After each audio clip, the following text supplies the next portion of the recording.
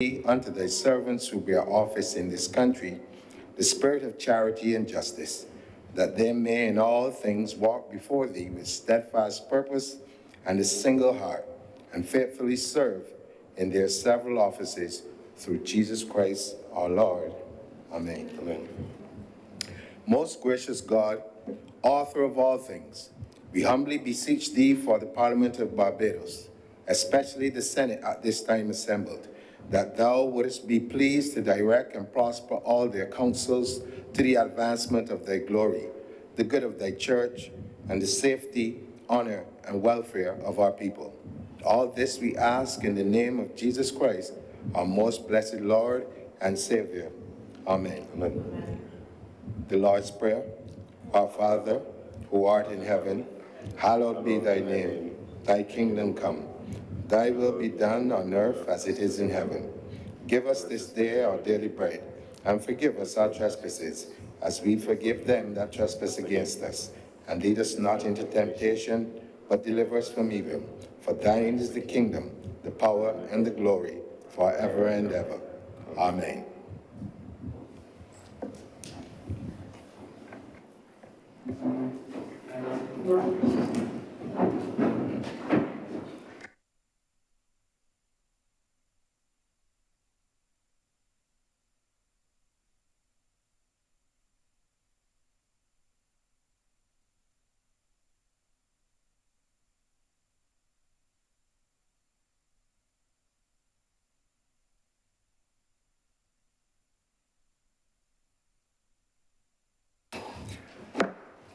The Senate is in session. Messages from Her Excellency the President. Announcements by Your Honor the President.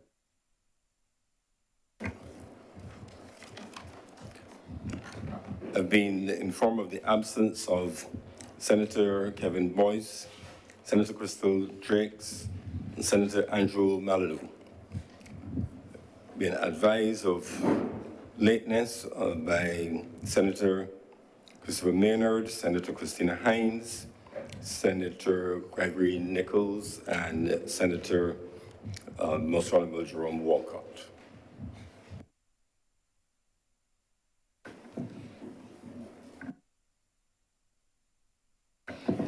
Presentation of petitions, presentation of papers, reports from select committees, questions to ministers, requests for leave to move the adjournment of the Senate on matters of urgent public importance, statements by ministers or parliamentary secretaries, personal explanations, motions relating to the business or sittings of the Senate, moved by minister, introduction of bills. Senator Cummins. Mr. President, I beg to move the following bills today to be read for a first time, to lay them for the first time. To give notice of the following. To give notice of the following bills. The Road Traffic Amendment Bill 2022, the Road Traffic Learners Permits and Driver's Licenses Validation Bill 2022, and the following resolution, Mr. President, a resolution to approve in accordance with Section 5 of the Land Acquisition Act, Cap 228, compulsory acquisition by the state of a parcel of land situate at Balls Plantation, Christchurch, for the public purpose, in particular, the erection of a water storage tank by the Barbados Water Authority.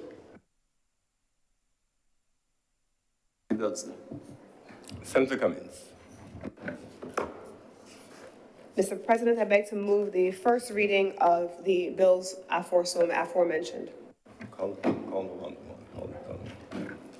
To call them one by one. First reading, Mr. President, of the Road Traffic Amendment Bill 2022, the Road Traffic Learners Permits and Driver's Licenses Validation Bill, also of 2022, and the resolution to approve the land in accordance with Section 5 under the provisions. Okay.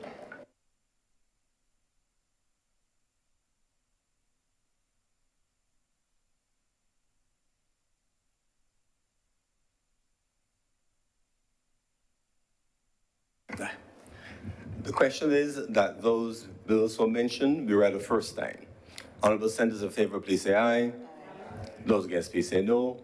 Methinks the ayes have it.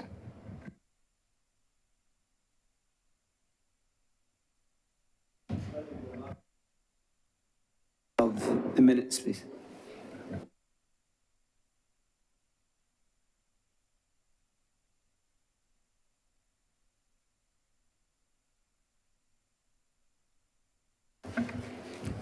I received for confirmation minutes of the meeting held on Wednesday, November 22nd, and minutes of the meeting, just on second, for confirmation. Senator Cummins.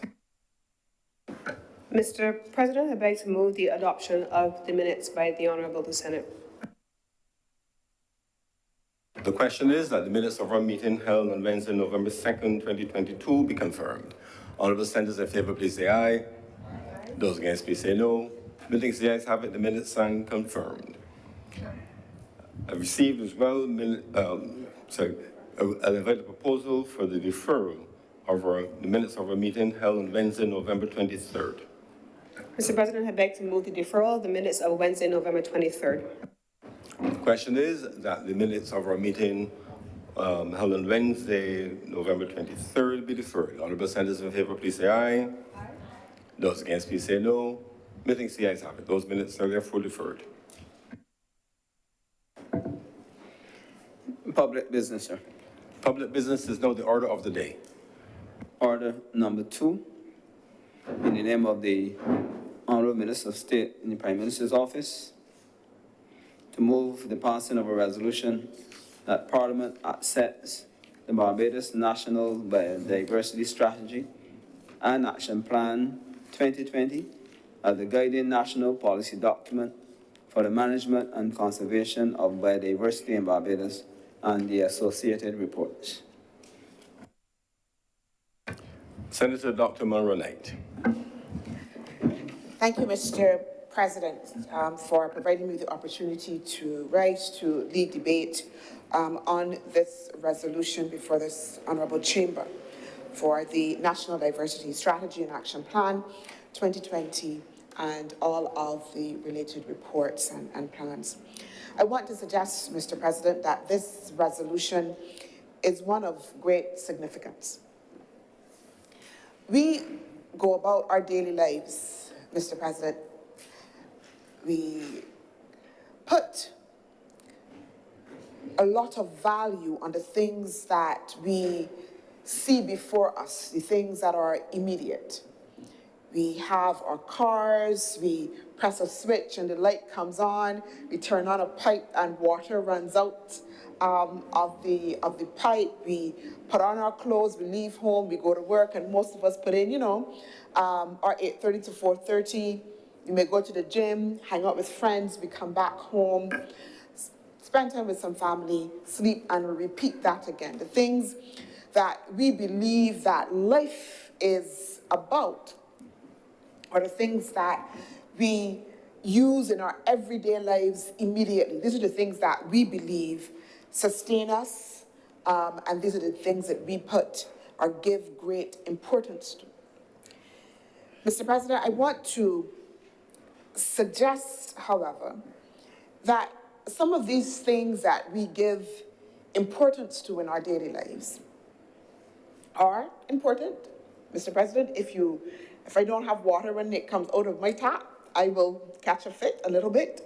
If the internet is not working, Mr. President, it's going to be problems. But I also want to suggest that some of these things are also conveniences. We know the old-time saying, if you don't have horses, ride cow. I hope we get that one right. And unless, Mr. President, you've been in a situation where your light has been turned off for non-payment, you may not know how to ride that cow. Unless, Mr. President, you grew up where you didn't always have cream and you always perhaps used to have a little bit of oil to, rub your feet, you may not understand about the fact that those things that we value are conveniences, that even if they're not there and they will be uncomfortable, we will not die. We will learn how to adapt. Even as the world is going so quickly, there are those of us in Barbados who still remember the old-time days when we used to have to cook outside and catch water. There are those of us who've been through storms and have had the light off for extended periods of time. Mr. President, we adapt. There are, however, some existential threats, and they're called that because they threaten our very existence. So it is not now a matter of convenience. It is not now a matter of how we will be able to adapt, but the fact that these threats will severely affect our actual existence, Mr. President. And in that context, we often, in the context of going about our daily lives and all of the things, like I said before, Mr. President, that we value, whether or not we have money in the bank, and all of those other things, we do not stop and give thought to the environment that actually sustains us. It is the biodiversity which underlies that environment that provides us with sustenance, Mr. President.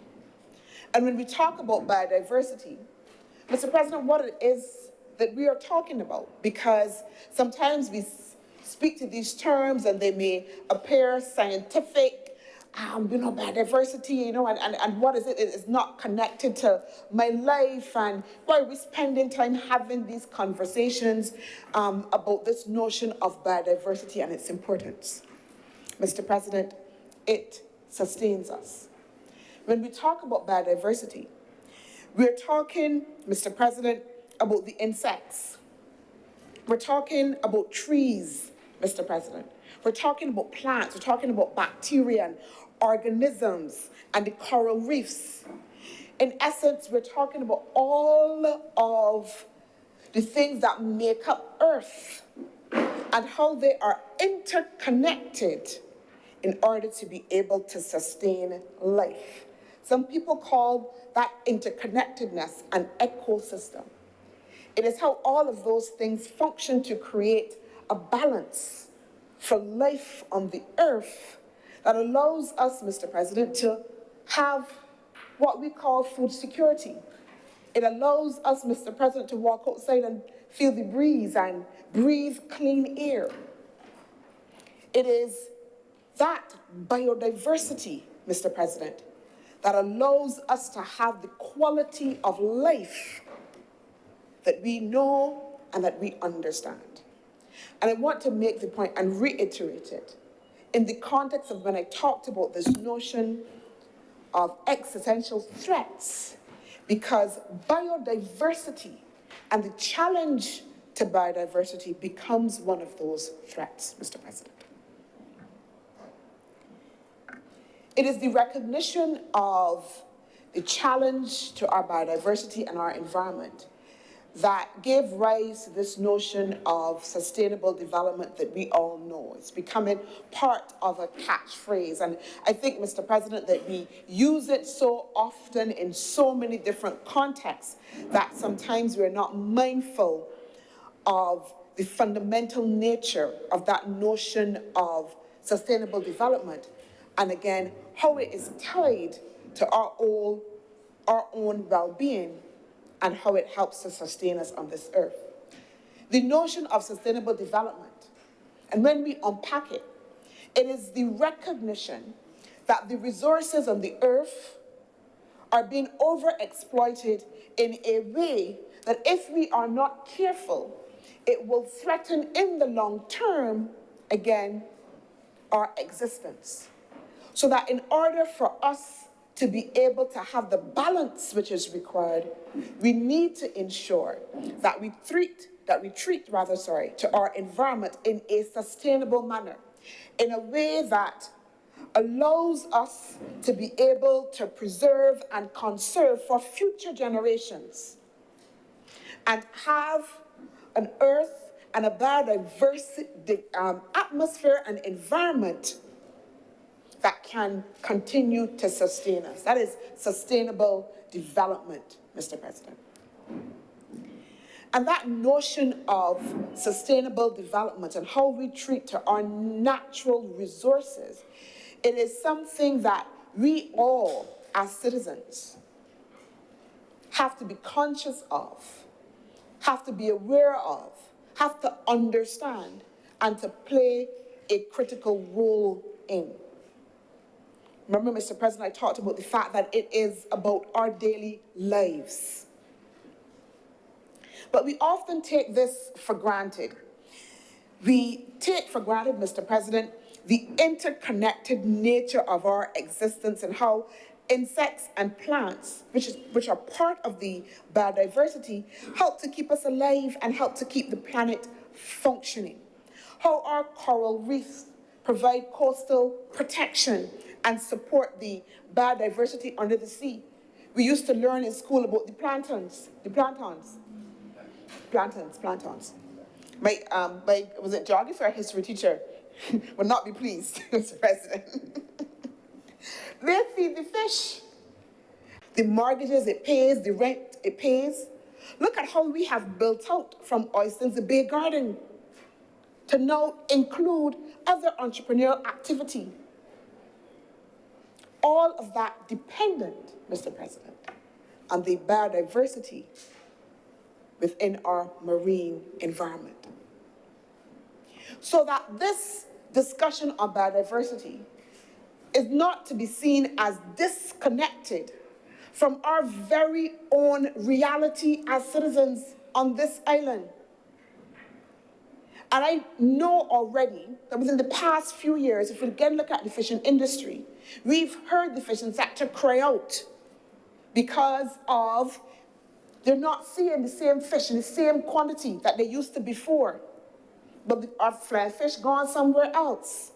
The seas have changed, the temperatures have changed, so the fish are not coming as they should. Imagine what that means for the fishing sector. Imagine what that means for the livelihoods. Imagine the tourism sector and the jobs, Mr. President.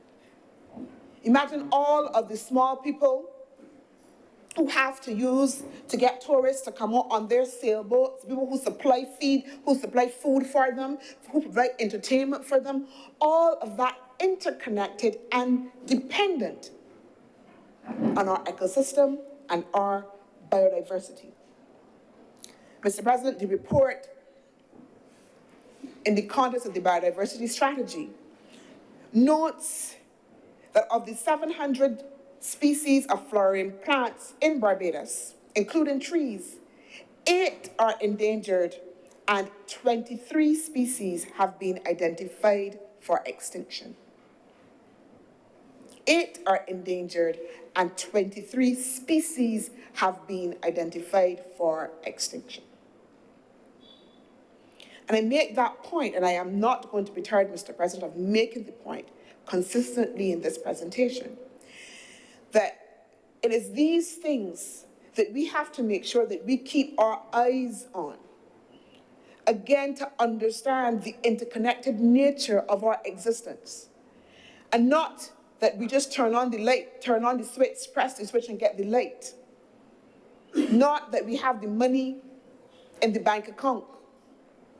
Not that we're jumping in the car. It is the fact that if we don't have the Circe bush and the blue vervain and all of those things that are important, and the birds, Mr. President, and the insects, remember the butterflies and the bees I talked about before, and the research that showed if we don't have the bees, how multiple layers of our ecosystem will disappear, just dependent on small insects. Mr. President, we also understand, and we've spoken quite a bit about the notion of climate change and the impact that climate change is having on all of us. That climate change as well is also having an impact on our biodiversity. The natural disasters, Mr. President, we are prone to have in the context of hurricanes, etc., floods, also damage our biodiversity.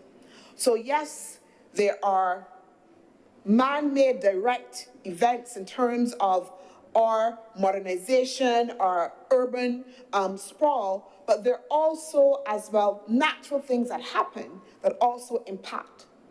So again, the question is, how do we ensure that we manage sustainably our natural resources? And then there's also a term, Mr. President, has arisen, this notion of sustainable consumption and production. How do we make sure that we are sustainably consuming from our environment? And as we produce goods, that we are also producing them in a way that is sustainable as well, that is not damaging the environment, that is not over-exploiting what we have been given, but that we're using it in a way that will allow us to have continued benefit for generations to come, Mr. President. Mr. President, it is in this context of all that I've said that we are debating this National Biodiversity Strategy and Action Plan 2020. The plan, Mr. President, was revised based on the previous 2002 plan, which was submitted in response to our commitment to the United Nations Convention for Biodiversity, for which we have been a signatory since 1994. We have submitted, Mr. President, 5 national reports to the convention in order to show the progress that we are making in the context of our biodiversity. But as we reflected and look at the state of that progress, we thought it was necessary to be able to ensure that we have a plan that was revised, that was one going to be able to allow us to meet and respond to national priorities, that was also going to allow us to have a process by which stakeholders could feel that they had ownership. So the National Strategy of 2020 was developed through a wide process of stakeholder engagement involving workshops and focus groups, at which, Mr. President, I want to suggest that there was an attempt to localize, Bajanize national priorities that were identified to ensure that they were realistic and implementable. Mr. President, I also want to show as a critical point that we don't just have a strategy, but we also have an action plan. Because very often, Mr. President, we are accused of having strategies and processes, but not necessarily having an action plan that is measurable, that allows us to be able to see where how implementation is going. So if you look at the action plan, it has targets, it identifies who will be responsible for implementation and the activities that are going to support, Mr. President, implementation. This is critical because, again, it demonstrates the extent to which we are attempting to have a framework that is supportive of prioritizing action on our biodiversity. Mr. President, it doesn't only as well come just with the strategy and the action plan, but as well we note that it also includes, Mr. President, a communications plan, a management plan, a resource management plan, and also as well a user-friendly version of the strategy and action plan.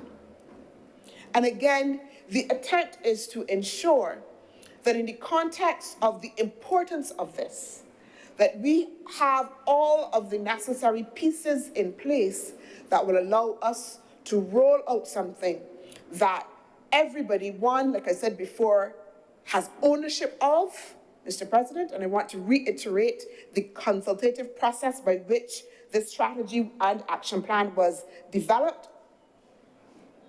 But again, that we have something by which the government can be accountable. We have something by which the government can be accountable. And that is important for itself and as well for the citizens. Because in the context of the action plan, we are saying these are the things that we will be committed to over a period of time. And Mr. President, I want to reiterate that the strategy is iterative, Mr. President. The issue of biodiversity is not static, so that we have to be able to adapt and be flexible as we move on in the context of the biodiversity plan as we move forward. And in that context, Mr. President, it is important as well to note that the strategy is intended to be for the period 2019 to 2025, a long-term process that we recognize has to as well be undergirded by other institutional mechanisms and ongoing engagement. And that is one of the reasons why the plan also includes a communication plan for the engagement of the population to ensure, again, that everybody is brought on board as we roll out this strategy and action plan. The plan, Mr. President, identifies 12 priority targets.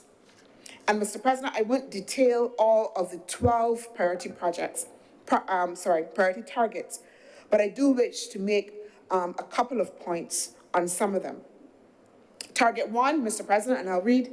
Target 1 says, by 2030 at the latest, Barbadians are aware of the values of biodiversity and the steps they can take to conserve and use it sustainably. That's target 1. Target 1 is about the extent to which we take the population along with us. The extent to which we are able to ensure that Barbadians understand the connection between our biodiversity and our lives. The extent to which Barbadians are able to understand and actually themselves implement strategies for conservation and preservation and sustainable use, in essence, Mr. President. And again, if we look at the action plan, we would see that one of the foremost actions to be undertaken is the rollout of a wide public engagement process. And again, that is why there's focus on having a communications plan.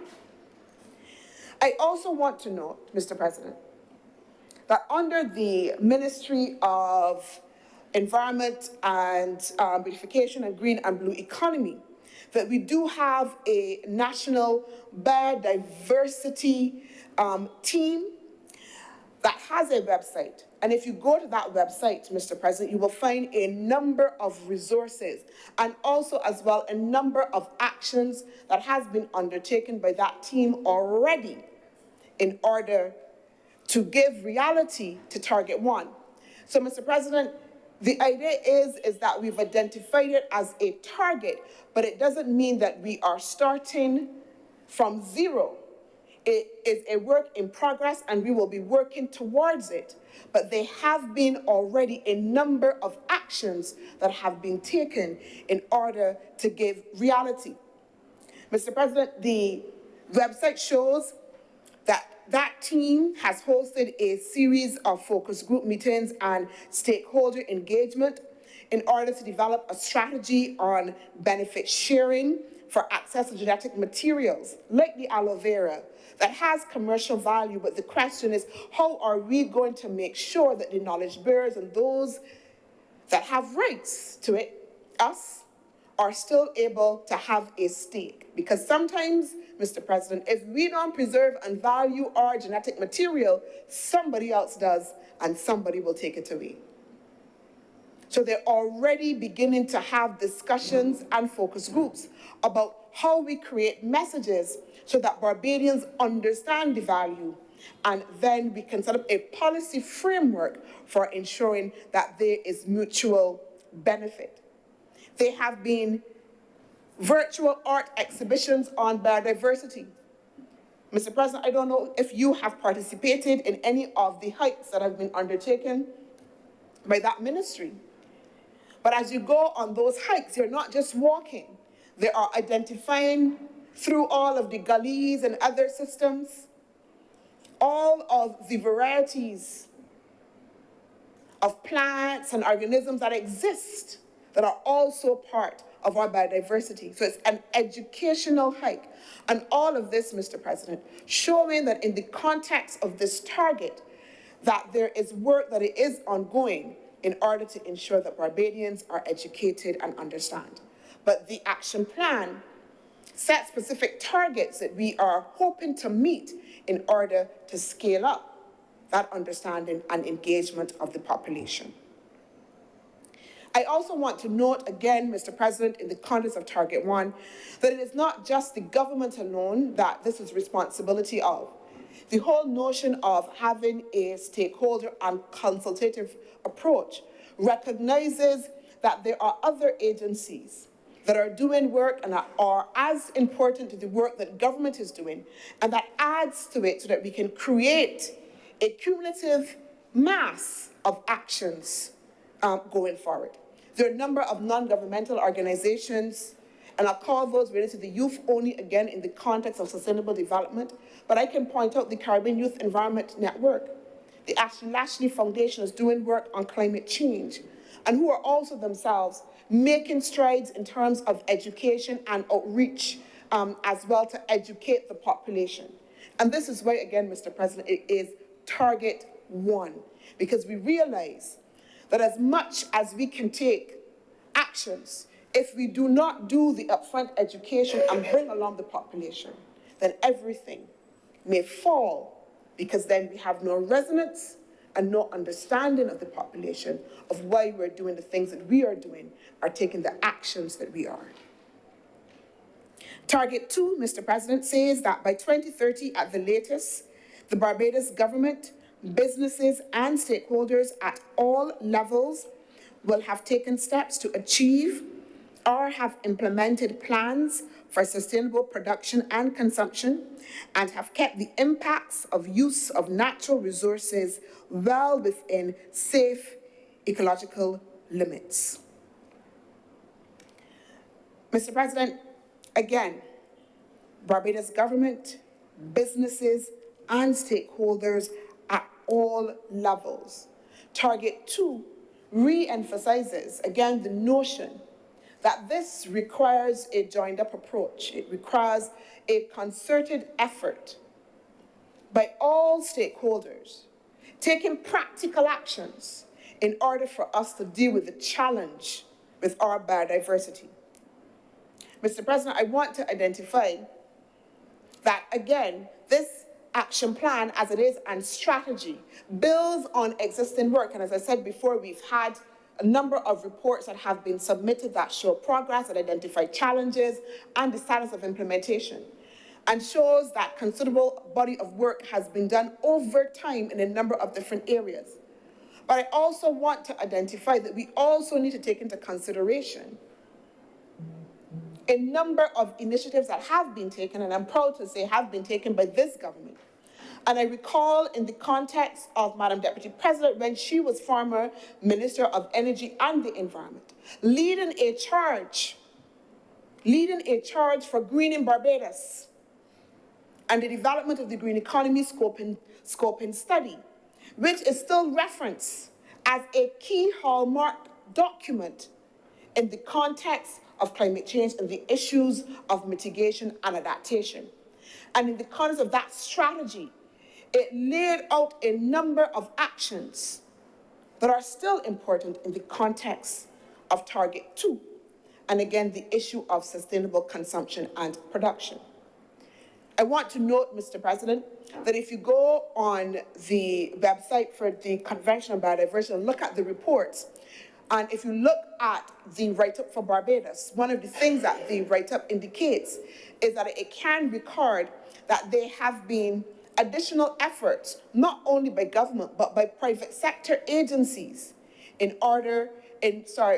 working along with government to address the issues related to the challenges of biodiversity. So the effort, Mr. President, is not one that government is claiming that it can do on its own. In fact, if we look at the strategy and the action plan and a lot of the previous reports, you would see that a lot of the actions there are dependent on other agencies in order to then to be able to move forward with implementation as well.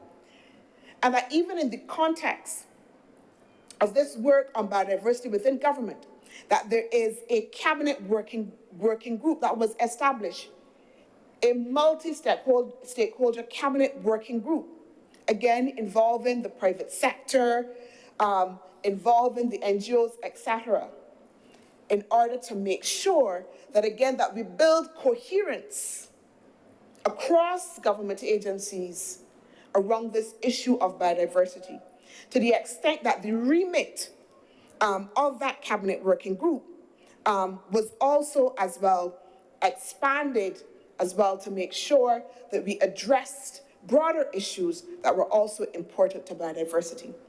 And Mr. President, there is a framework that actually shows how through this consultative process and the cabinet working group, that the issue of biodiversity has been able to be mainstreamed through several government departments.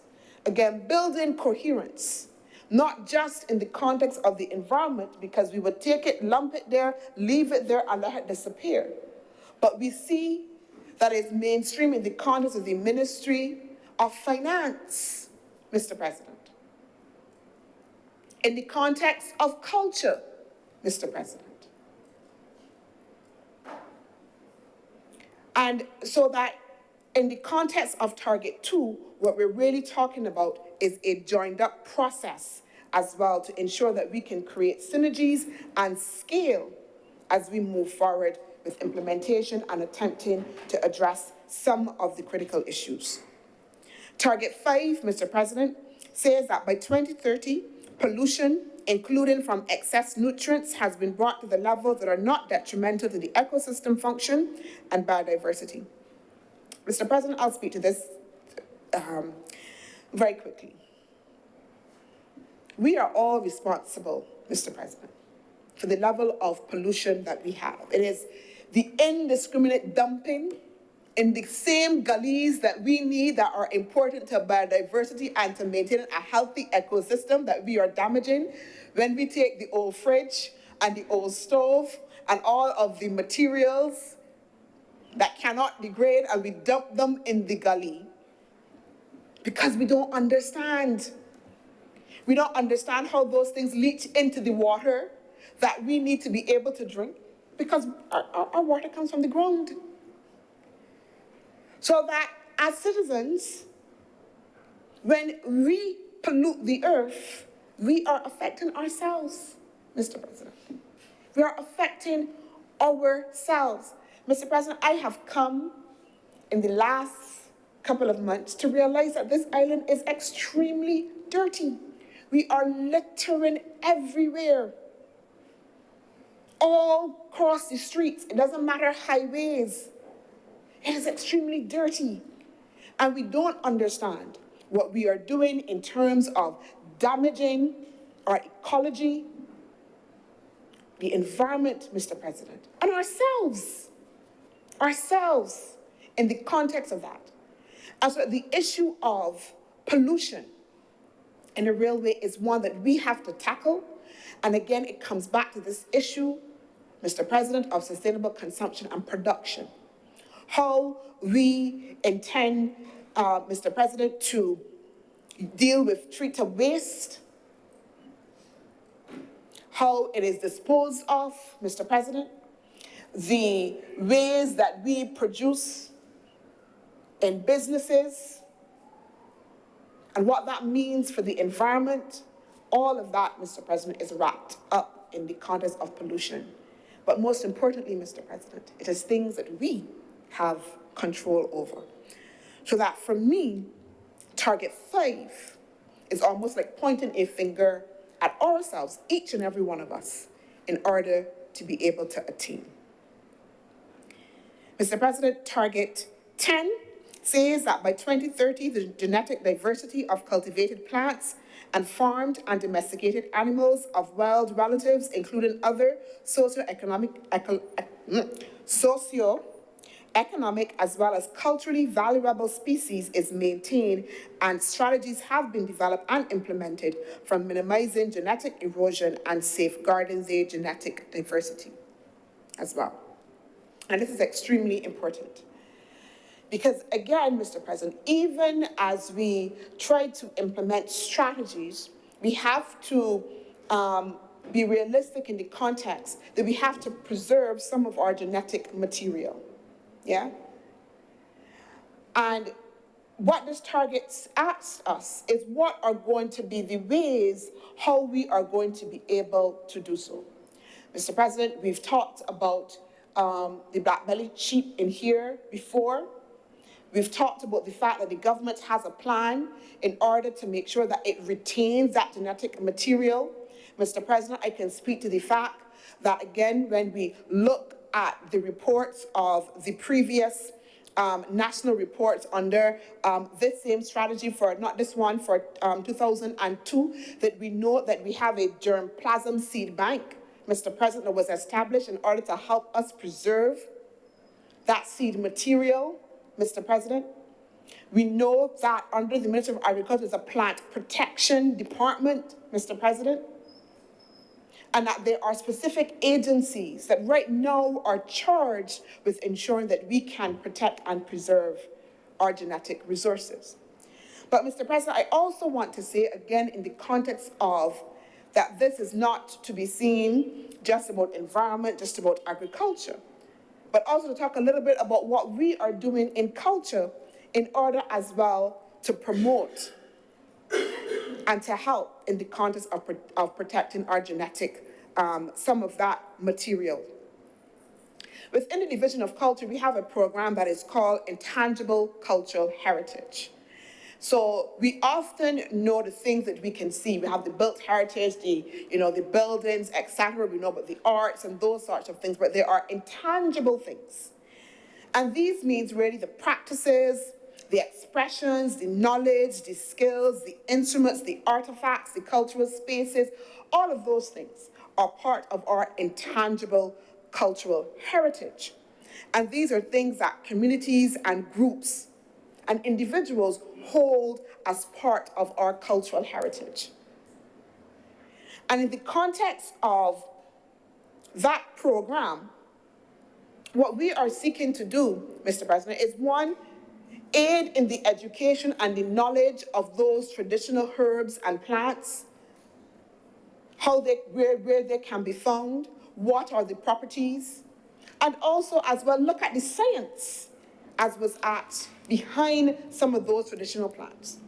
The National Cultural Foundation, Mr. President, also actually had a video program, a documentary series called Bushti documentary series, again, that was about documenting the traditional herbs and making sure that we have a repository of those. And in fact, in the context of the ICH program, we will make sure that we actually have a database of all of those elements of our intangible cultural heritage. And we've also, as well, in the context of the National Cultural Foundation, in collaboration with Dr. Sonia Peters, who has really been a champion in helping to educate young people, a children's coloring book project that will help as well educate young people in the context of preserving some of this natural and traditional heritage, Mr. President. So that there is significant work that is ongoing as well. I also want to note, Mr. President, that we had the opening very recently of there was a new garden that was opened in the context of Andromeda. And that garden was specifically, Mr. President, an ethnobotanical garden. And that garden, Mr. President, is specifically geared at helping us to retain some of those endemic plant species and also as well helping to deliver education. And the Andromeda Garden is one of those unused and untapped resources, again, that is important in the context of preserving our biodiversity. The last priority target I want to speak to, Mr. President, is number 12. And that target says that by 2025 at the latest, financial resources to conduct projects and research in the area of biodiversity should increase substantially. Mr. President, I want to recognize that in the context of the strategy and the reports that we've done, that we've identified that there are some gaps relative to implementation. We've identified that there is a need for significant technical, human, and financial resources in order for us to make advance and to achieve the actions and strategies and objectives of this National Biodiversity Strategy and Action Plan. This is an ongoing effort of the government. I've identified some of the initiatives already that are underway. But those resources, Mr. President, have to come from somewhere. Those resources have to be applied. And you would see, Mr. President, that one of the key recommendations that have come out is for the establishment of a national biodiversity unit that will specifically deal with the implementation of the strategy and the action plan. Because even though we have been working on it and that there is a team within the Ministry of Environment that has been given some leadership, we recognize that because of its importance, that we have to make sure that we have a strategic focus and a team that will be in place specifically, Mr. President, to advance implementation and to monitor as well progress and also as well to scale research. Mr. President, I want to point to the Prime Minister's advocacy on climate change and reform of the financial architecture as being critical to the achievement of Target 12. Again, we sometimes divorce what is happening at certain levels from our lives. So there are some who would criticize the Prime Minister. As we've noted, she's spending too much time outside. She's speaking to everybody and not speaking home. The Prime Minister's advocacy externally is calling attention to the challenges that we have home and intending to open up channels of resources so that we and other small island developing states like ours can be able to fundamentally address these concerns. We don't have the resources, technically, financially, and human resources. So we must have a strategy to be able to get them from somewhere, Mr. President.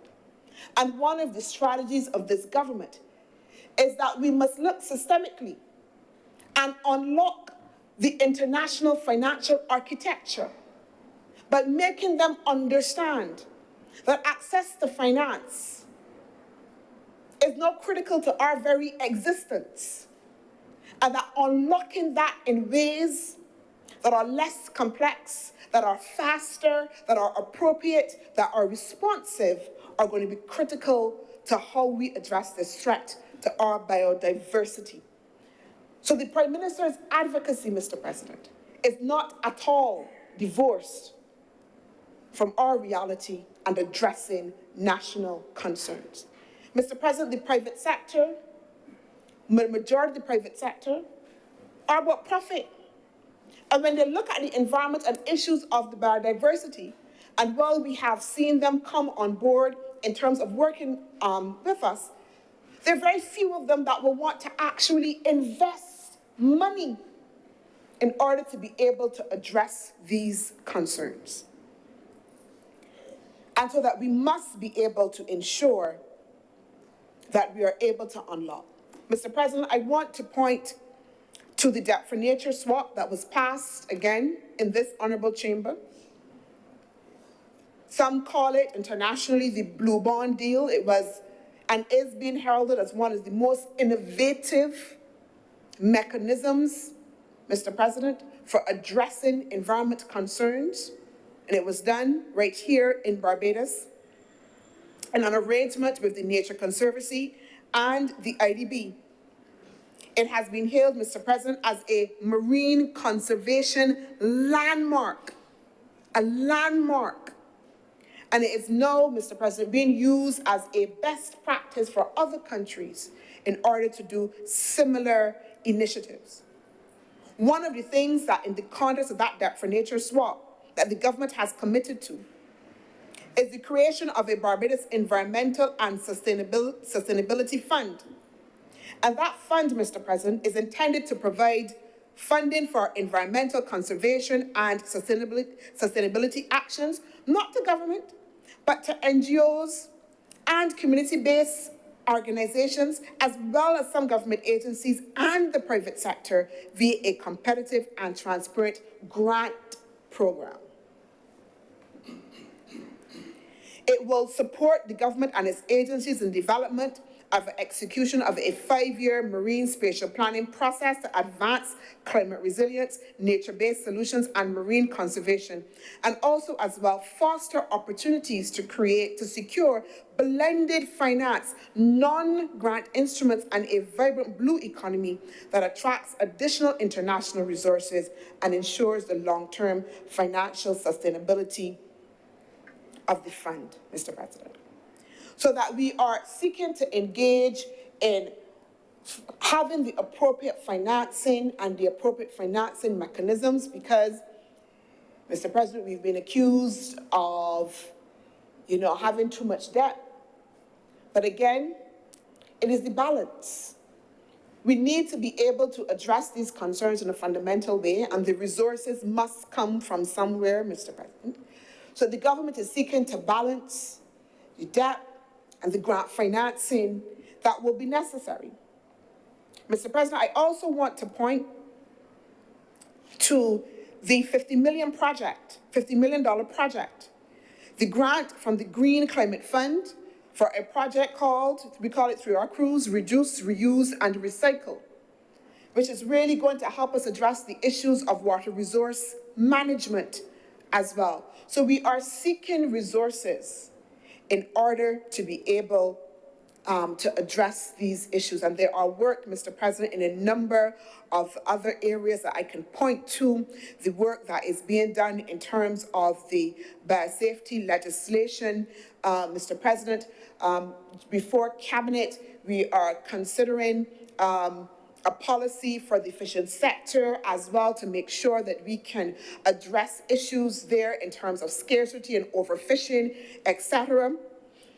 Work has been done on an assessment of the biodiversity values that are taking place in terms of our marine environment as well. So again, Mr. President, what the point that I'm making here is in the context of these targets that have been set, the government is making substantial effort to advance implementation on a number of fronts. And it is doing so in the context of a full and clear understanding that as a small island developing state, that if we do not frontally address this issue of our biodiversity as a priority, that this Barbados that we love, that we know, that we cherish, will be a fundamentally different Barbados, and not different in a good way. That the generations, my grandchildren, your grandchildren, the great-grands, will have a fundamental struggle on their hands in order to be able to exist in a world. And I go back to the quotation from the UNDP report in which there are no insects, Mr. President. There are no bugs, no butterflies, no bees, Mr. President. A world in which our biodiversity is not just challenged, it becomes extinct. Mr. President, I am obliged, and I do beg that this resolution be now passed.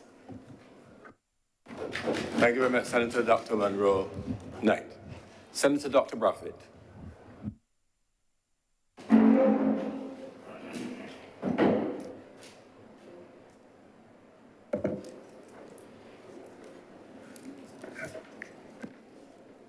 Thank you, Mr. President,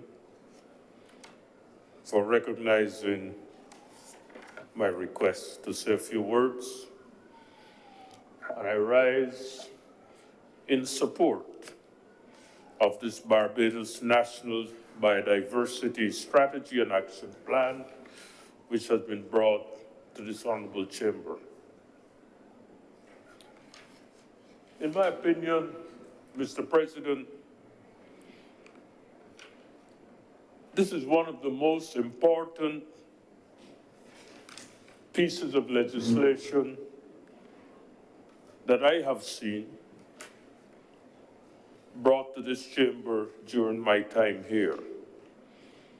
And I say this not because it is related to the field of study in which I was involved,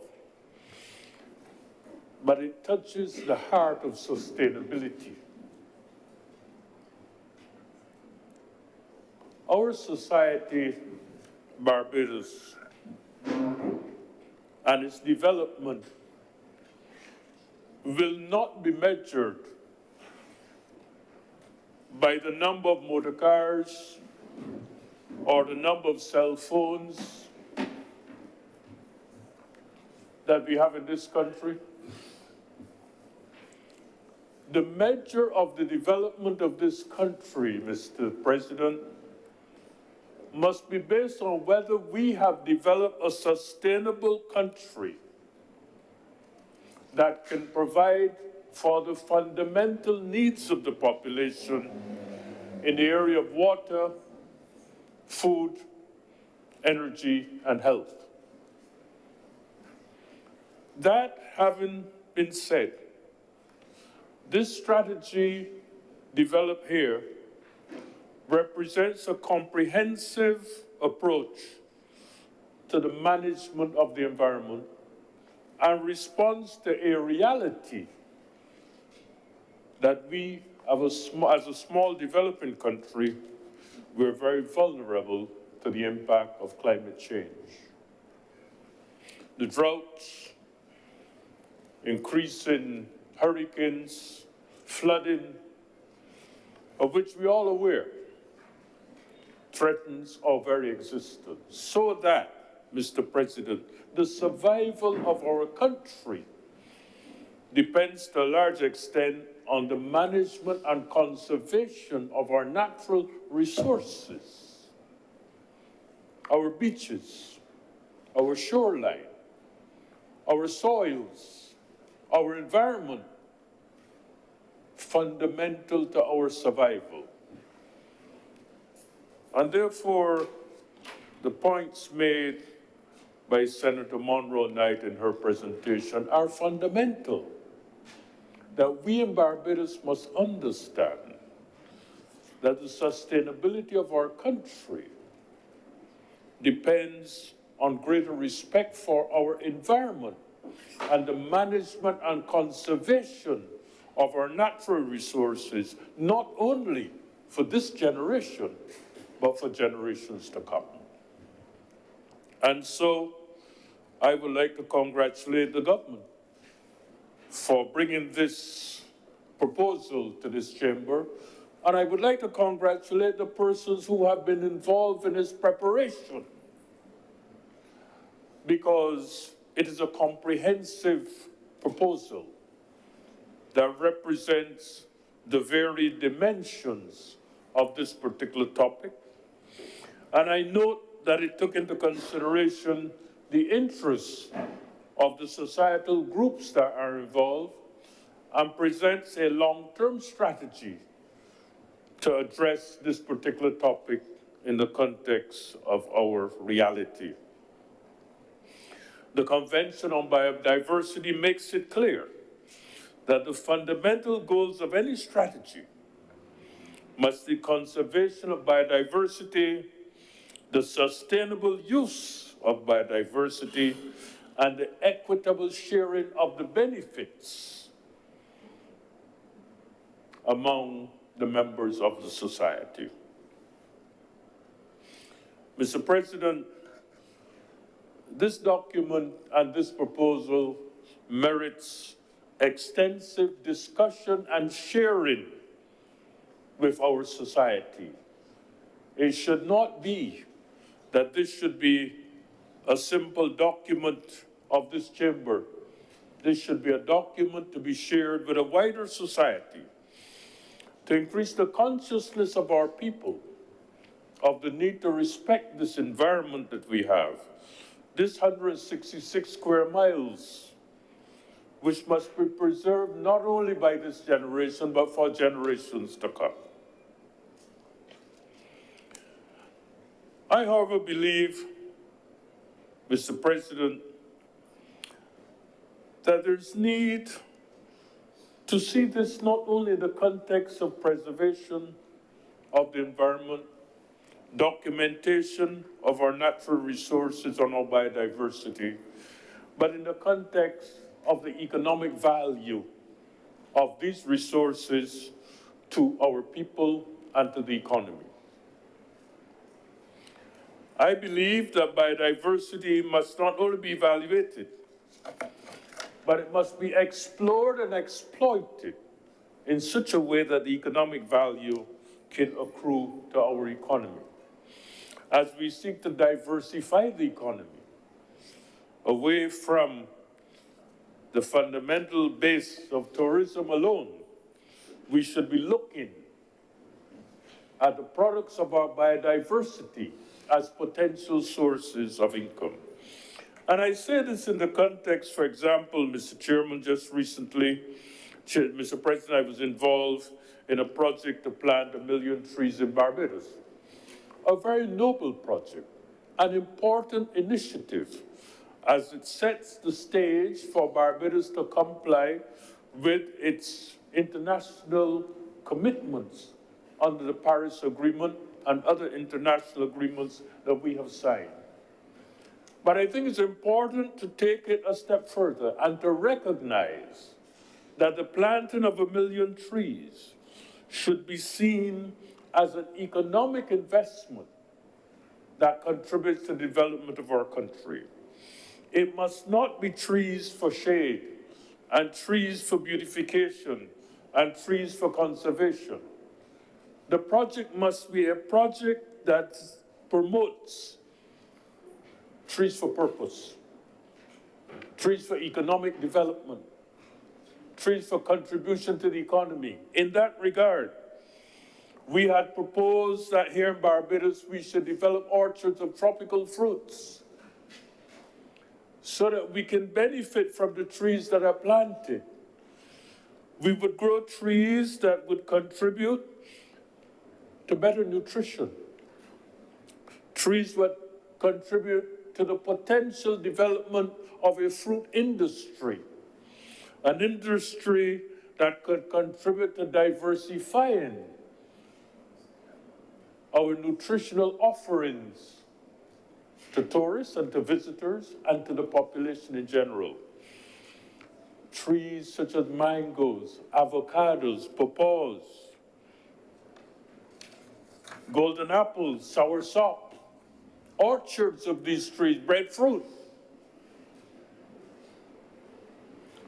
that could contribute to reducing our food import bill and provide the raw materials for an industry that could reduce the amount of concentrate that we currently import in producing fruit and fruit juices in our country. And so, as I have mentioned in this chamber before, things like the Barbados cherry, which contains 100 times more vitamin C than the average orange, should be promoted and grown.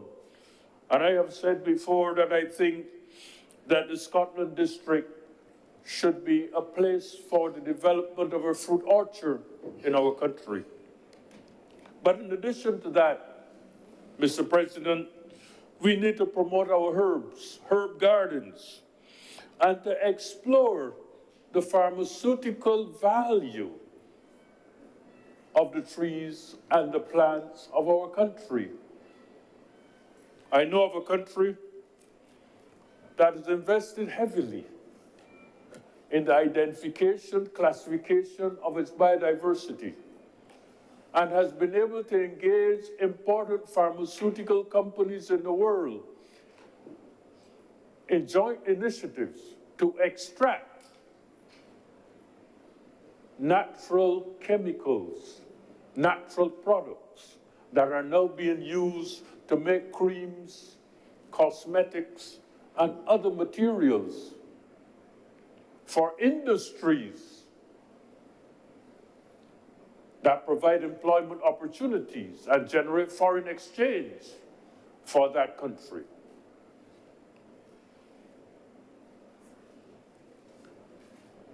I take note, Mr. President, that the strategy suggests the development of organic farming and the management and regulation of herbicides and pesticides, which can result, bad management can result in biodiversity loss.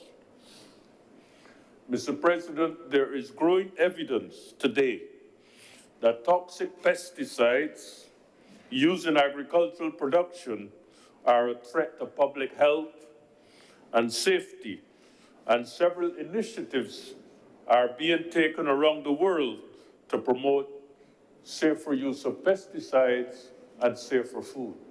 Food safety has now become an issue of global importance. For example, a widely used herbicide in agriculture is now reported to be a serious threat in causing increased risk of cancer, Parkinson's disease, and other medical problems. The chemical has been banned in over 40 countries of the world. Unfortunately, that chemical is available in garden shops in Barbados. It's a rare and ridiculous situation that the country that produces this chemical has banned it in their own country, but continue to produce it and sell it to the developing world. These are the kinds of realities we face. And this is why it is so important that a strategy such as the one that we're discussing today includes the development of appropriate human resources and infrastructure that can safeguard the safety of our country from situations such as these. The chemical is widely used in agriculture and, as I said, is available in Barbados. These situations suggest the need for vigilance, the need for commitment, the need for research, and the need to understand the complexity of the global environment in which we live and the threat to our own safety that such irresponsible behavior could imply. One of the goals that I believe should emanate from this policy, Mr. President, is a national land use policy to protect the agricultural lands and to ensure that a certain amount of our lands are preserved for agriculture in the future. In sober reflection, Mr. President, we only have 106,000 acres of land in this country. 53,000 acres have been designated or identified as agricultural land. Some time ago, there was a report indicating that about 1,000 acres of land is being taken out of agriculture annually for other purposes. And these purposes are noble purposes. Land for housing, land for recreation, land for water, land for the cannabis initiatives that are being proposed, land for panels to generate electricity, competing interests of land in the country.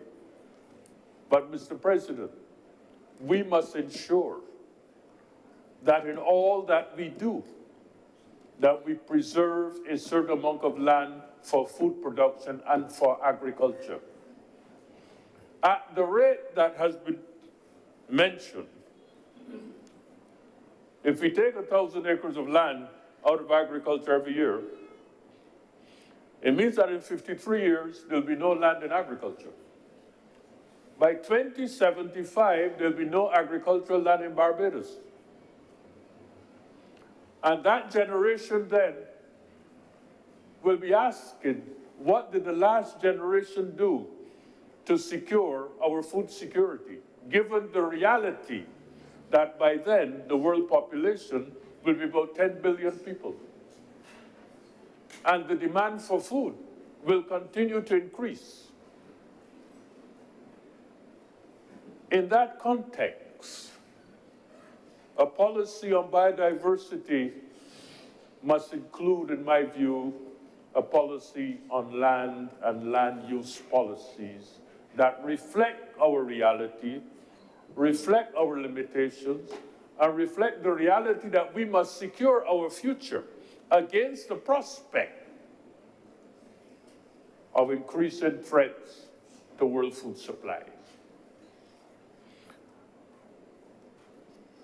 We are import dependent, and therefore we must be careful to ensure that we not depend on imports for everything. Our food should not be something that we gamble with. I believe, therefore, that as we seek to implement and roll out this policy, that land use policy be considered an important part.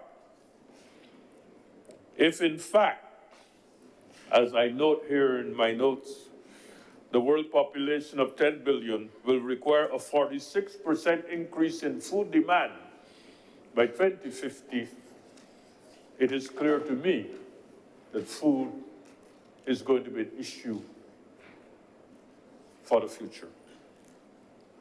And therefore, the development of land use policy, every effort should be made to ensure the compromise between competing interests for land in our country, and efforts must be made in developing the new physical development plans for land to be considered an important resource in a country as small as ours, and appropriate efforts should be made to ensure that an adequate part of our land resources are preserved for agriculture in the future.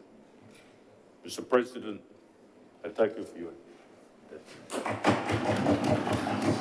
Thank you very much, Senator Dr. Bradford. Senator King. Thank you very much, Mr. President. I shan't be long, but I want to lend my support to all that I've heard so far, but there were a number of things that had me thinking whilst listening to Honorable Dr. Chantal Knight and Honorable Mr. Brathwaite. You know, Calypsonians have been for a very long time trying to get various persons to think about things, and where we are today, having to put all of these things in place, it brought to mind two songs in particular. One was called The Price of Progress, and the other one was called Mama Earth is Dying. These were sung in the 80s and 90s, respectively. And here we are today, discussing this plan and all of these things that take you right back to what these persons were singing about at that particular point in time.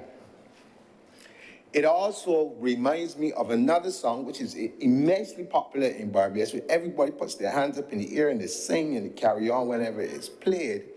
But sometimes I wonder if they fully get the message of it. And that song is culture. This 166 square miles has always been, and I believe, should always be, maintaining a culture of agriculture. It was built on it. And regardless of how we look at our history, some of it good, some of it bad as it pertains to agriculture, but that is what this island was founded on, and its ability to sustain itself.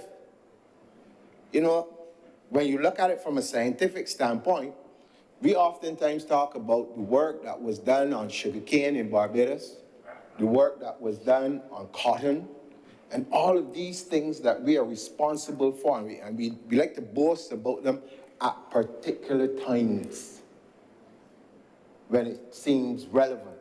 But then when it comes down to dealing with it and the nitty-gritty of it in your everyday life, we found ourselves in a situation where, as was mentioned earlier, we have extremely high import bills, buying things that previously we grew ourselves, but finding ourselves now buying these things and having these huge bills. We had legislation in place before to deal with land usage, because I remember coming back from a trip and going to the then minister myself to his office to ask about what were the parameters within which you could build. Because at the time, and this was in the mid-90s, because at the time, I was very concerned that it seemed to me then that there was such a huge building boom at that particular point in time that I felt that the agricultural side of us was being threatened by all of these lands that were being taken out of production and put into building homes. And just as was mentioned earlier, I understand you have to find that balance between how you do these things. But it also takes me back to my childhood, where I often get a little perturbed and a little annoyed when people on the outside of our region in particular tell me things that I already know and that I have been doing for eons. And then you put it in nice, fancy language and ask me or tell me I have to follow it when I've been doing it all the time. And unfortunately, sometimes it seems to me that, that as Caribbean territories, we are never in a position to say, but you're telling me what I already know or what I'm already doing. And if you're talking about climate change and all of the things that it can affect, well, it is well known, I don't have to state it, it is well known to everyone that we are insignificant contributors to this particular thing.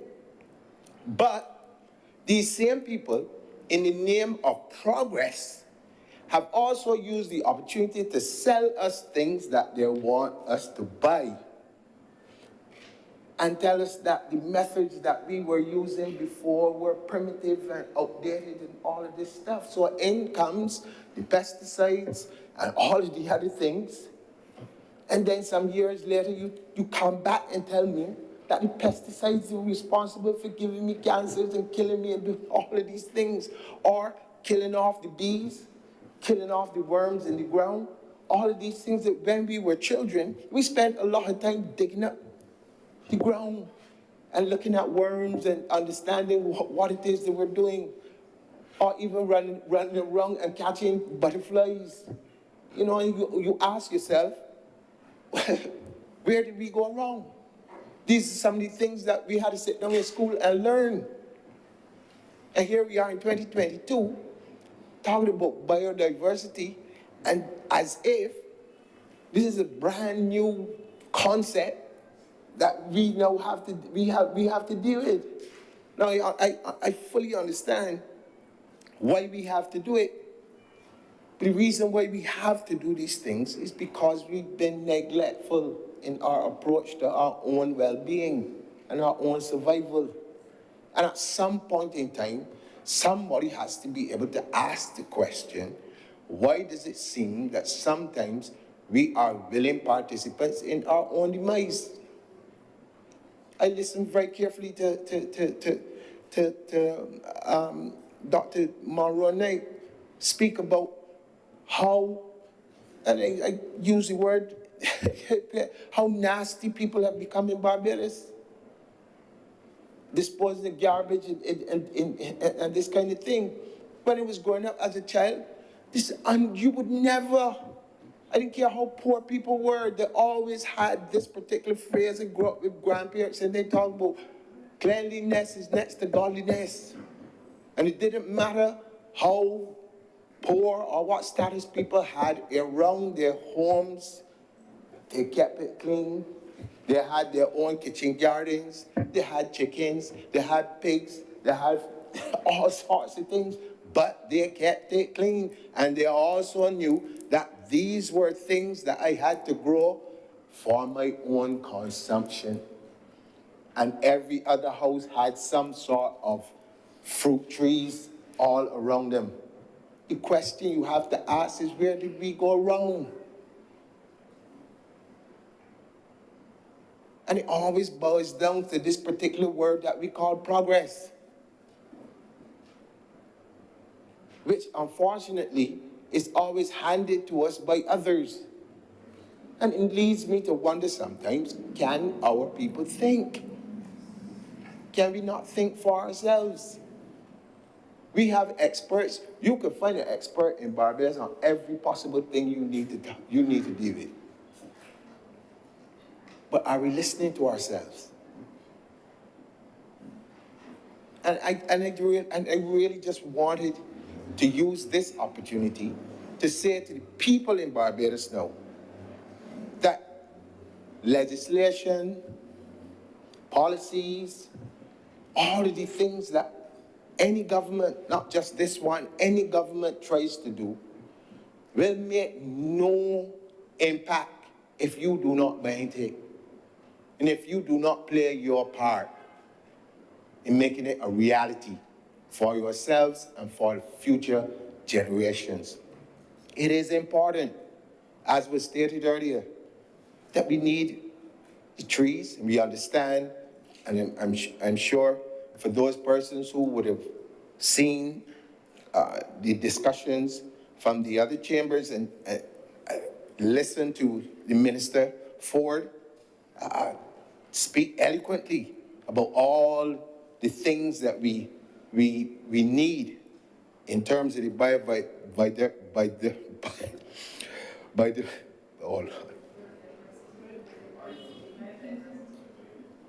biodiversity. Wow, talking too fast. But he spoke eloquently about a lot of it. And I'm sure that for those persons who would listen would be fascinated, just as I was, in terms of the passion that he brought to the discussion, the knowledge that he was able to share. And it's not that difficult. There are a lot of simple things that every single person can take upon themselves as part of their own contribution to ensuring that this country is a leader in this aspect. Oftentimes, one of the things I find difficult to comprehend when it comes to things like this in particular is that oftentimes a lot of the conversation on the road is all about tourism. People would say, we have to do this to make sure that when the tourists come here, there is good clean air and there's good organic food for them to eat. And they ask the question, what about us? What about ourselves? And this is where I want the general public to begin to think that the things that we're doing, it's not just about tourism, it's not just about trying to attract people to Barbados, but it's about ourselves. as to who we are. Imagine if you can cut down your import bills, especially for fruits and vegetables, which, by the way, you don't know what they're being sprayed with, you don't know where they come from, you don't. But you consume them based on the fact that you believe that it's all right. But if you produce your own, you have all the knowledge of how it is grown, what it is treated with. And again, if you have things that are in your environment growing, it means that that is the environment within which they grow, which means that the nutrients in them should be of a much higher value than if you have things coming from other parts of the world that, you know, basically you're enjoying, but not necessarily it will grow in your environment. And all I'm saying is that we have to take this particular issue a lot more serious than we have in the past. And as we continue to talk about the survival of the planet as a whole, the survival of the planet is also the survival of us as a species.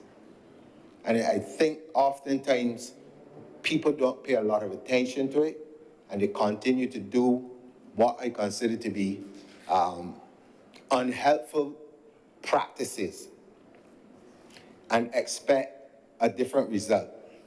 But I've always heard that if every day you get up and you do the same thing and expect a different result, that this is obviously a sign of madness.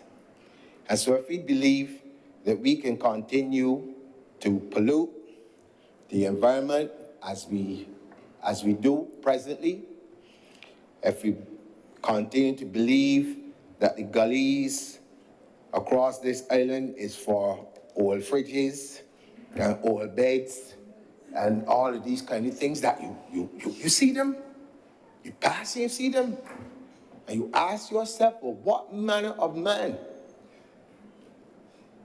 could do such a thing?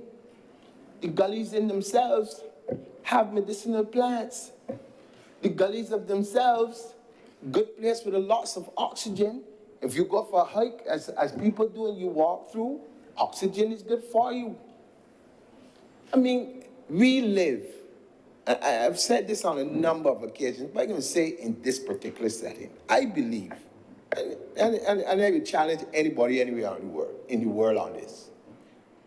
We live in a paradise. It's just that we are so accustomed to it that we take it for granted. And when we are supposed to be, as it says, strict guardians of our heritage, we have some people who are hell-bent on being the destructors of that heritage, natural or otherwise. And I believe that, as was mentioned earlier again, the conversation with the public on this particular issue has to be consistent. The messaging has to be consistent. We have to break it down in its smallest terms so that from the 3-year-old could understand what we are talking about and what the ramifications are for us as people if we don't get this right. And unfortunately, we live in a world today that somehow tells people that you can buy your way out of every problem. But this is one that you cannot buy your way out of it. You have to contribute to it. And I just wanted to take this opportunity to say to my fellow Barbadians, this issue is very serious. It is also very important to our own survival. It has ramifications for food security. It has, again, to go back to tourism, it has ramifications for tourism and money earning. And when you really start to look at it we have, in my mind, a number of persons on island. When we talk about, and I listen again very carefully when we talk about natural therapies and different things like that, and oftentimes we as, I don't say it plain, we as Black people often think that the things that we create sometimes have no value, based on the fact that somebody else, somewhere else in the world has developed something else that they want to sell us. And we believe, therefore, that the things that we know and the things that we do have no value. I dare say to tell you today, Mr. President, that natural medicines might not be able to cure every possible thing, because as man delves more into various things, he learns more, he creates more. But they do have a place, and have always had a place, with our ancestors, others who didn't have the capacity at the time to use other things. So if you're going to tell me that the things that they used and cured themselves in that time has no value because time has passed, then I have to ask the question, then where do these things come from? Because as far as I know, all the materials that people use to make medicines and whatever else come from the planet. Unless there's something that I don't know, that people actually go out of space and get things and bring back, then somebody will have to enlighten me on that. But all these things are here on the planet that you use. However you use them in whatever amounts or whatever, that's another story. But all the things are here. And I'm saying that we must put ourselves in a position where we are confident about the things that we have in Barbados, and that we can make the best use of them using the skills and the expertise of the people who reside on this island. And so, again, I just want to lend my support to this. I see this as being very, very important. As has been said in here on a number of occasions, some of the things that we're doing are not as sexy as some of the other things that people like to get on call-in programs and talk about and whatever else. But sometimes you have to stop and think, okay, but this is nothing that I could quarrel about today. So this didn't really make much sense, but it does.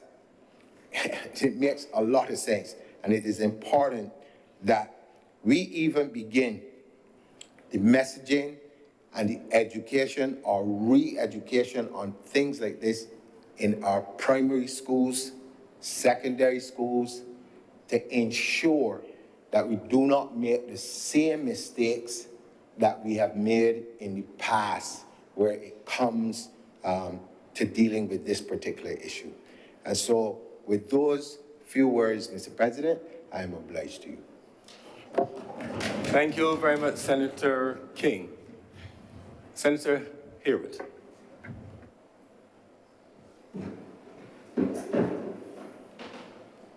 Thank you, Mr. President, for recognizing me and giving me the opportunity to contribute after these few other contributions by fellow senators. And I must say that I stand motivated in a special way, given the contributions from all of the senators that went before me, to make my contribution against the backdrop of what is undoubtedly perhaps the most serious debate that we've had in this honorable chamber, at least in my opinion and my estimation, based on all that is happening all across the world.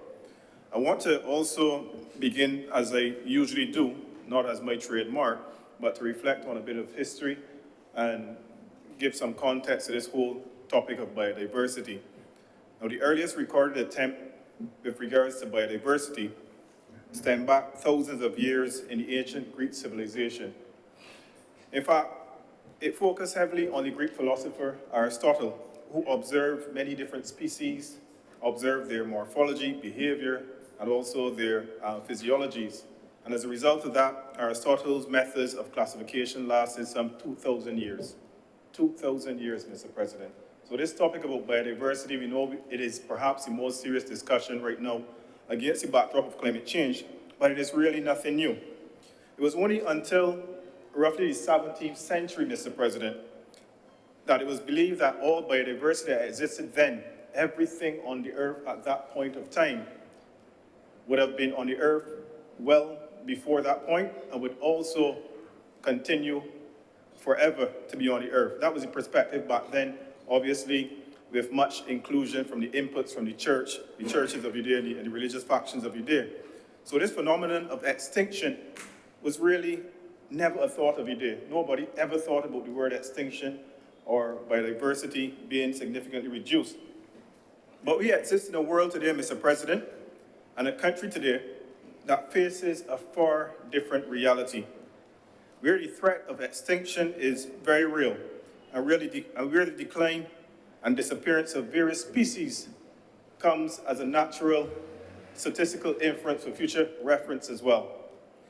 Whether it be the disappearance, and I have a few things here to mention, a few examples, the disappearance of the paradise parrot, once famous in Australia, the passenger pigeon, known to North America, the Tasmanian tiger, the Sicilian wolf, the Japanese sea lion, known to Japan and the Korean peninsula, or the golden toad, much closer to home in Costa Rica.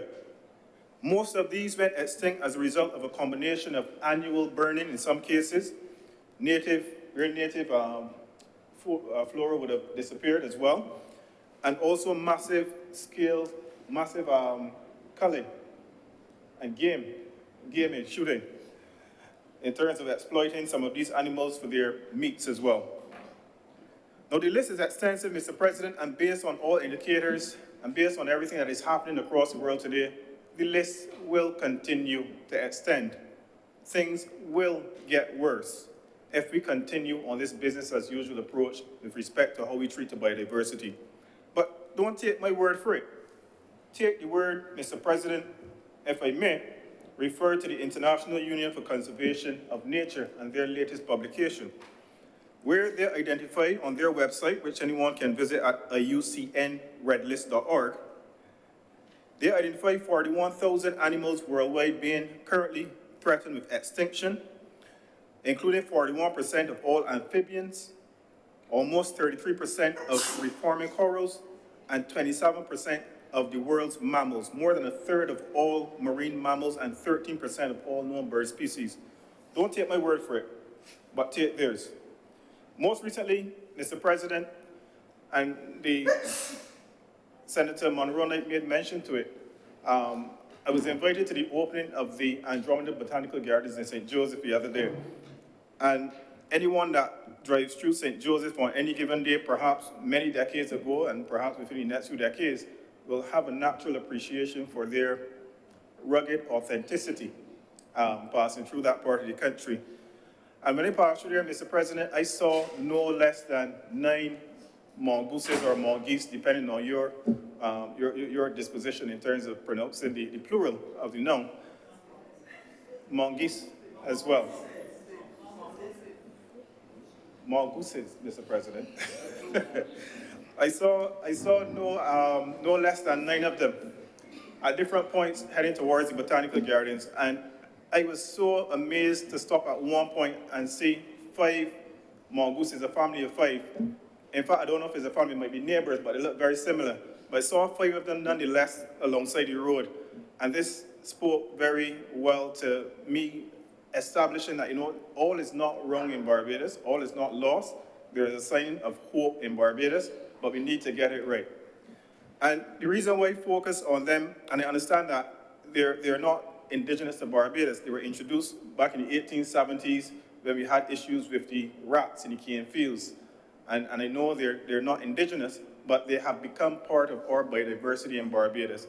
And in most instances where you see these mongooses, you are likely not to see an influx of rats. You're likely not to see a significant influx of the African snail. You're likely not to see an influx of centipedes near to the mongooses. You might still see centipedes nonetheless. But you can be rest assured that this has become a part of the biodiversity of Barbados. That is the animal species But biodiversity also speaks to the plant species, and they're also invasive plant species. And in particular tribute to the Minister of Environment, I would recognize that we have an invasive species here that is well placed at many residences and commercial properties across Barbados, but it's controlled. It's called the MacArthur palm. And a tribute to the Minister of Environment because he loves the Latin term for these. It is also referred to as the Trichosperma macathuri as well. And I'm saying that, Mr. President, to say that invasive species, yes, they are a threat to other indigenous or local species, but they can be integrated within the ecosystem to perform specific roles. There are not many plants, that have the roots similar to the MacArthur palm that can hold the soil together. I mean, we could talk about the blade grass or the cane grass and stuff, but they don't do as good a job as keeping the soil together as that invasive species. But they must be controlled.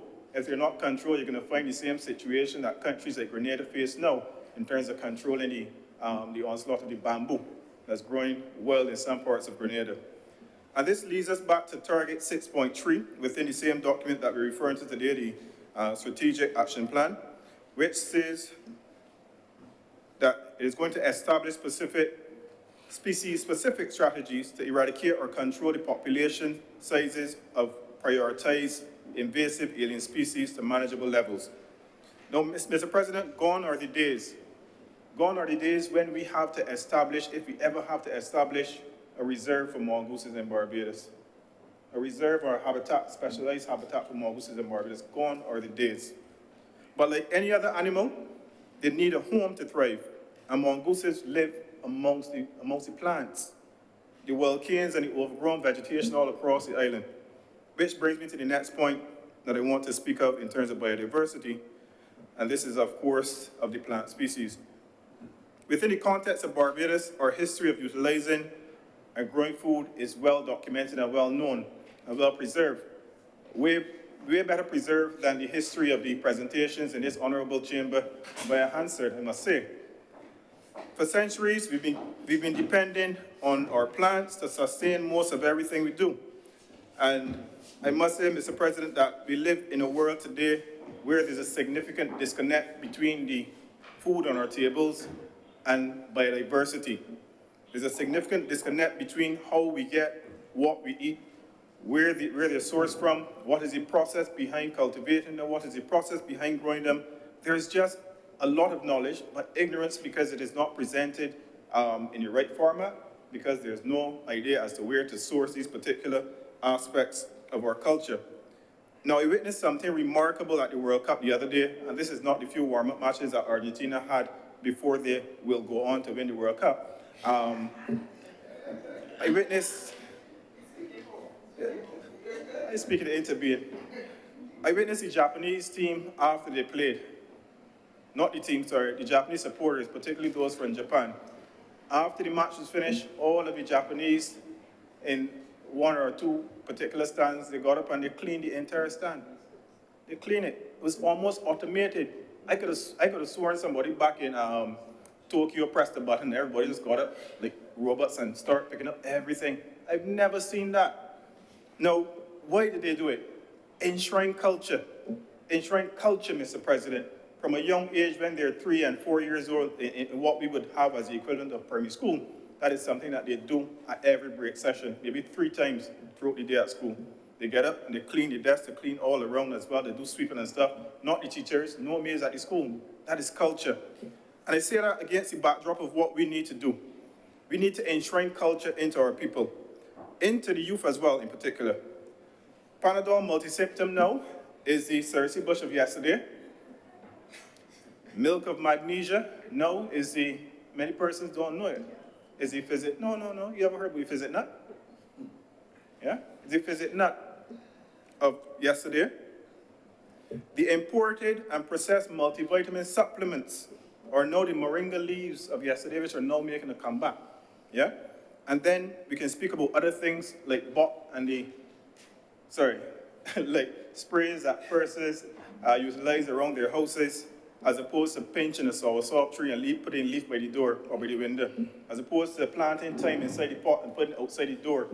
And everyone knows, well, many people know that mosquitoes, they totally dislike the scent of these particular plants. And we can go on marjoram, there's marigold, the citronella grass as well, many different things.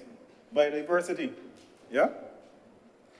Now, Mr. President, I said all that to say that we have to have a sense of enshrined culture and have a knowledge management framework that speaks to us, not only capturing the information, not only putting it out there on YouTube and wherever other the forums are, but it has to be a citizen science approach where we take the young people and the older persons, because not all the older persons know about it. Some of the older persons spray buck 24/7, 24/7, like it's nobody's land. But we need to take our people on a citizen science approach where they have a full understanding as to how to utilize the things that are around the household and things that are not around the household. See if you can acquire them and utilize them. See if you can acquire them and utilize them. And it takes me now, Mr. President, to why I stand in support of this resolution, and I stand in support of the National Strategy Action Plan that we're discussing. As Senator Monroe Knight would have established, it has 12 specific attainment targets to conserving biodiversity. I won't go through all of them in particular, but I want to kind of focus on targets 1 and 2. Target 1 focus, as Senator Monroe Knight quite eloquently discussed, awareness and educational programs. It speaks about conducting knowledge surveys. And whereas it did not go into much specifics, I suspect that the knowledge survey is really a knowledge, awareness, and perspective survey, because we just don't want a knowledge survey. We want to have a comparative analysis as to what you know today relative to what you know after the awareness interventions have been made as well. It spoke also to the formalization of training programs involving the private sector, the CSOs and NGOs, and of course the government and academia, and developing specific messaging to different target groups across Barbados to ensure that what works for Peter may not work for Paul, but we have a specific forum for them, so that when Senator Hines is on Brass Stocks, that we can slip in an advertisement for those many listeners that want to learn a bit more about biodiversity, and she will support it, of course.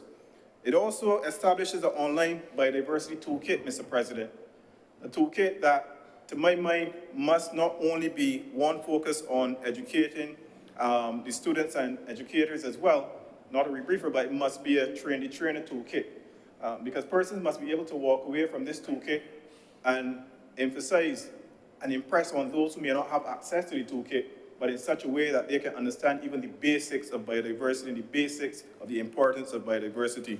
We have something quite similar in terms of the Commonwealth Parliamentary Association and their online toolkits that focus on climate change, on things like procurement as well. And I envision something like that coming for those who have access to the internet as well. Target 2 focuses, and this is a wonderful target. It focuses on sustainable production and consumption, but I kind of snuck in a word there to put the word responsible in front of consumption. Sustainable production and responsible consumption. Now, arguably the most direct way that we can be a part of what needs to become a mass movement to protect biodiversity is for us to aggregate our interests in terms of consumption. We are all consumers. Businesses and private sector exist to basically sell us things. And if we recognize that they exist to sell things to generate profit, then we can recognize, as many have said way before me, that the power should really be at the consumer. And if we as the consumers can tell these businesses that we want more sustainable products, who knows, maybe they will have an inkling of change within them. But think about the things that we consume. We consume food, we consume, obviously, clothes, and we utilize many things in the energy sector. And I've been saying for many years that it hurts to think about the embrace of renewable energy on one end, and then it hurts to think about the level of degradation happening in places like the Democratic Republic of Congo to exploit the very core materials that are needed to utilize, that are needed to put inside of the solar panels as well. And where do we strike the balance in telling the entities that create these end products, hey, you need to utilize a framework of reducing, reusing, and recycling these particular aspects of your products to ensure that we don't need to exploit those resources at the rate that you're exploiting them at right now. that is something that is a double-edged sword for me, Mr. President, but I hope that we can have a voice through maybe the OSIS, which is the Alliance of Small Island States, which is very closely aligned to the African Union as well, to generate a framework to which they can preserve their resources. And where their resources are being exploited was once an ecosystem as well, a thriving ecosystem for many plants and many animals. So we have to ask ourselves these two questions as consumers when we go to the supermarkets or when we try to order something from Amazon or online. Where does it come from? And how does its production affect biodiversity and sustainability of resources from which the same product is derived? Let's think about that for a minute. Where does it come from? Well, Mr. President, we really cannot afford anymore to see our consumption patterns as expenditure. We have to see our consumption patterns as investments in sustainability. It means, therefore, that when any Christmas season is coming, some of us could consider, rather than using the disposable cloths to clean the windows, use an old rag, use an old shirt, wash it and reuse it again, so that we don't have to necessarily add to the litter within the dump, but at the same time, it does not put the pressure on the producers of those end products to recognize the demand based on everything you're throwing out, to go back through the production cycle and exploit some resource far off or nearby and destroy ecosystems as well. That is the connection that we have to make, Mr. President. Now, the other piece of the puzzle is that it is helpful to start to reuse things, as I just mentioned with the shirt. And reusing comes prior to recycling, not even recycling, but reusing things, Mr. President, a number of things that we can reuse around the house. But we live in what I refer to, and many have referred to it before, as a throwaway society.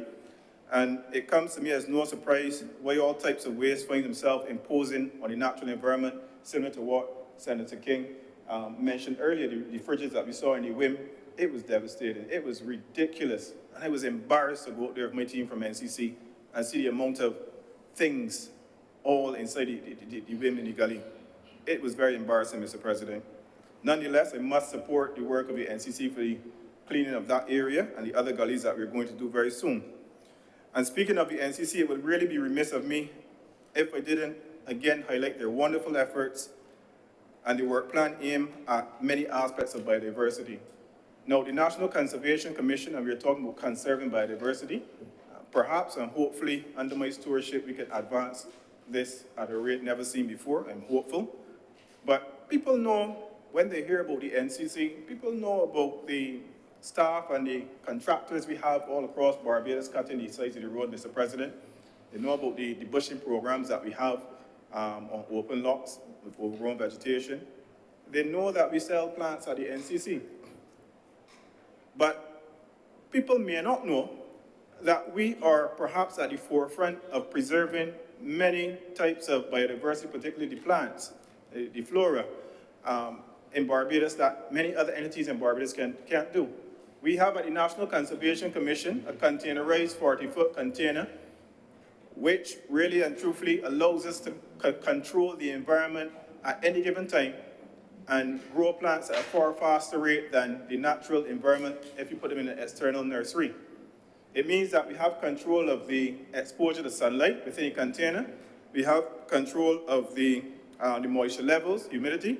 We have control, Mr. President, of many various aspects within that environment in that container. Many persons don't know as well that the National Conservation Commission also has plans to further develop a germplasm center as well, and a germplasm lab.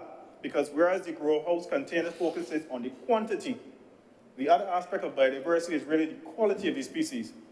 So you can produce an abundance of one species, but if the climate is changing, there's nothing that species can do to combat the rising sea level, to combat the rising temperatures, and all of them would die. What it means now is that you have to look at the genetic function, the genetic structure of those species, and this is where the germplasm center comes in. It allows us to fine-tune, assess, tweak, and refine the different plants to ensure that as the climate variability occurs, whether it be too high or too low in terms of the temperatures, that the plants can survive what is to come. And it is against that backdrop, Mr. President, that I find it quite interesting quite interesting that we face a scenario where entities in Barbados are importing thousands of poinsettia for the Christmas season. Poinsettia is a plant that's really very, very closely related to the cassava as well.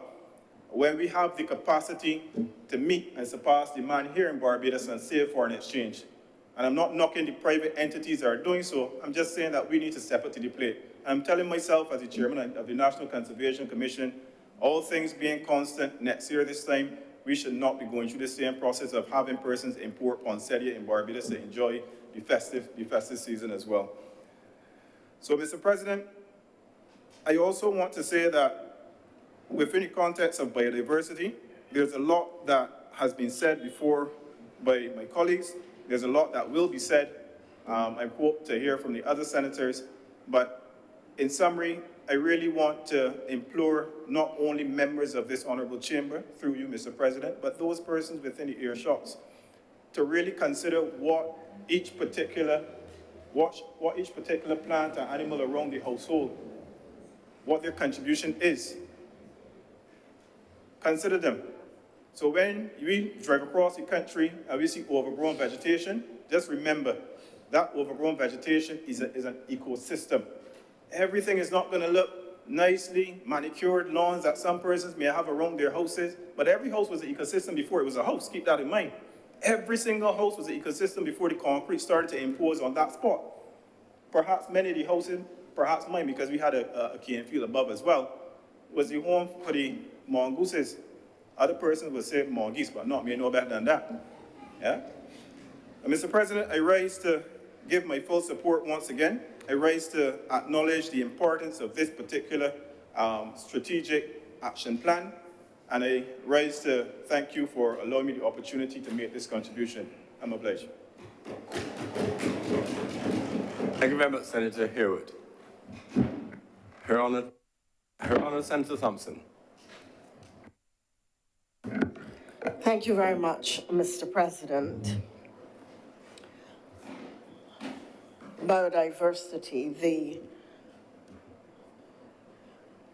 animals, plants, and organisms, some micro, that make up the many species that coexist on Mother Earth. We use the term biodiversity, and in the last week or so, it kept striking me how often we are using these terms that we think people understand: biodiversity, loss and damage, and we just use them. They roll off our tongues, but really, I don't know that they necessarily connect with the average person.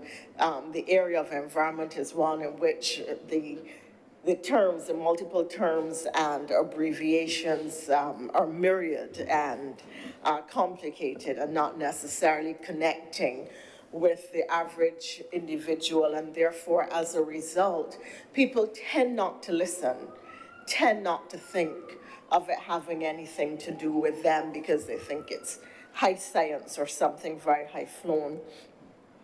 I remember growing up in the city. I grew up on Baxter's Road, and it was commonplace to hear vendors frequently pass shouting, "Sea eggs, call for the hot sea eggs."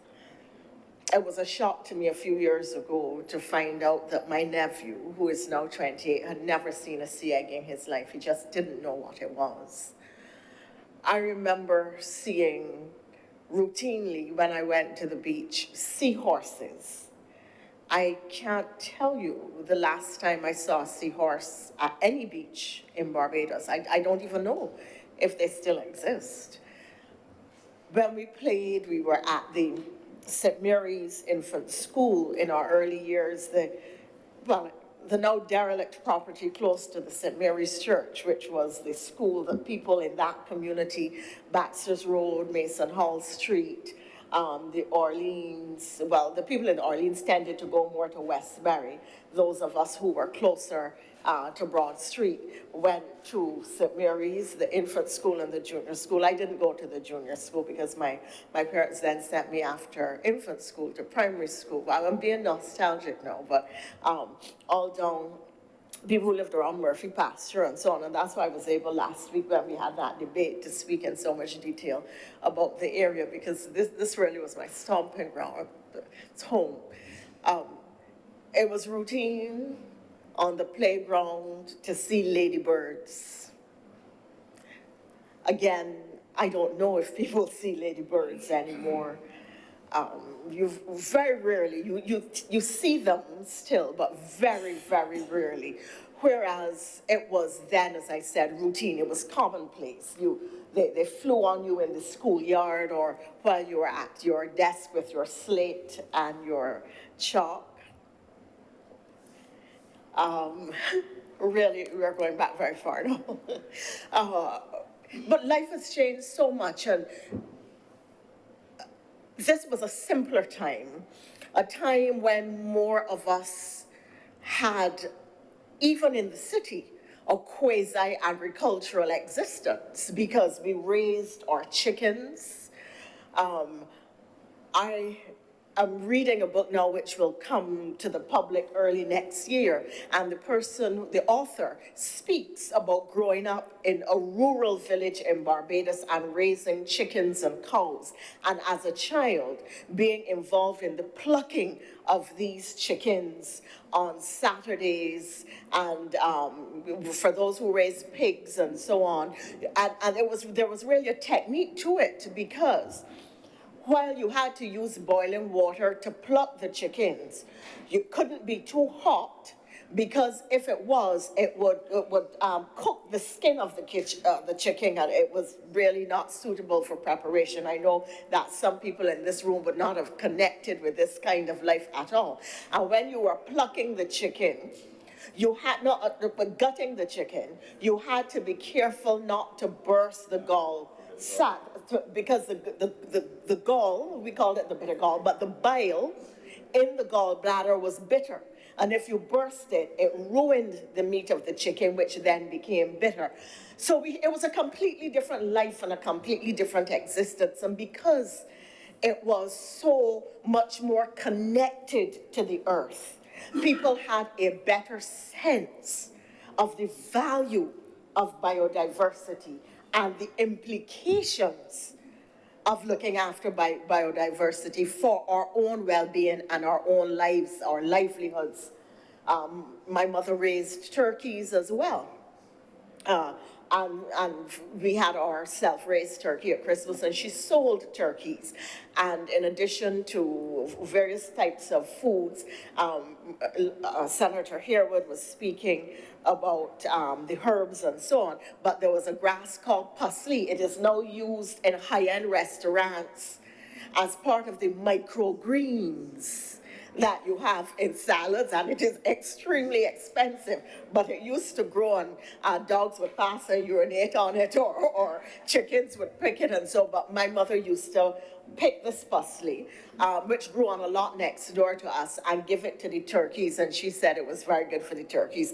Now they're giving it to human beings in high-end restaurants and asking you to pay figures with a lot of knots behind it for it.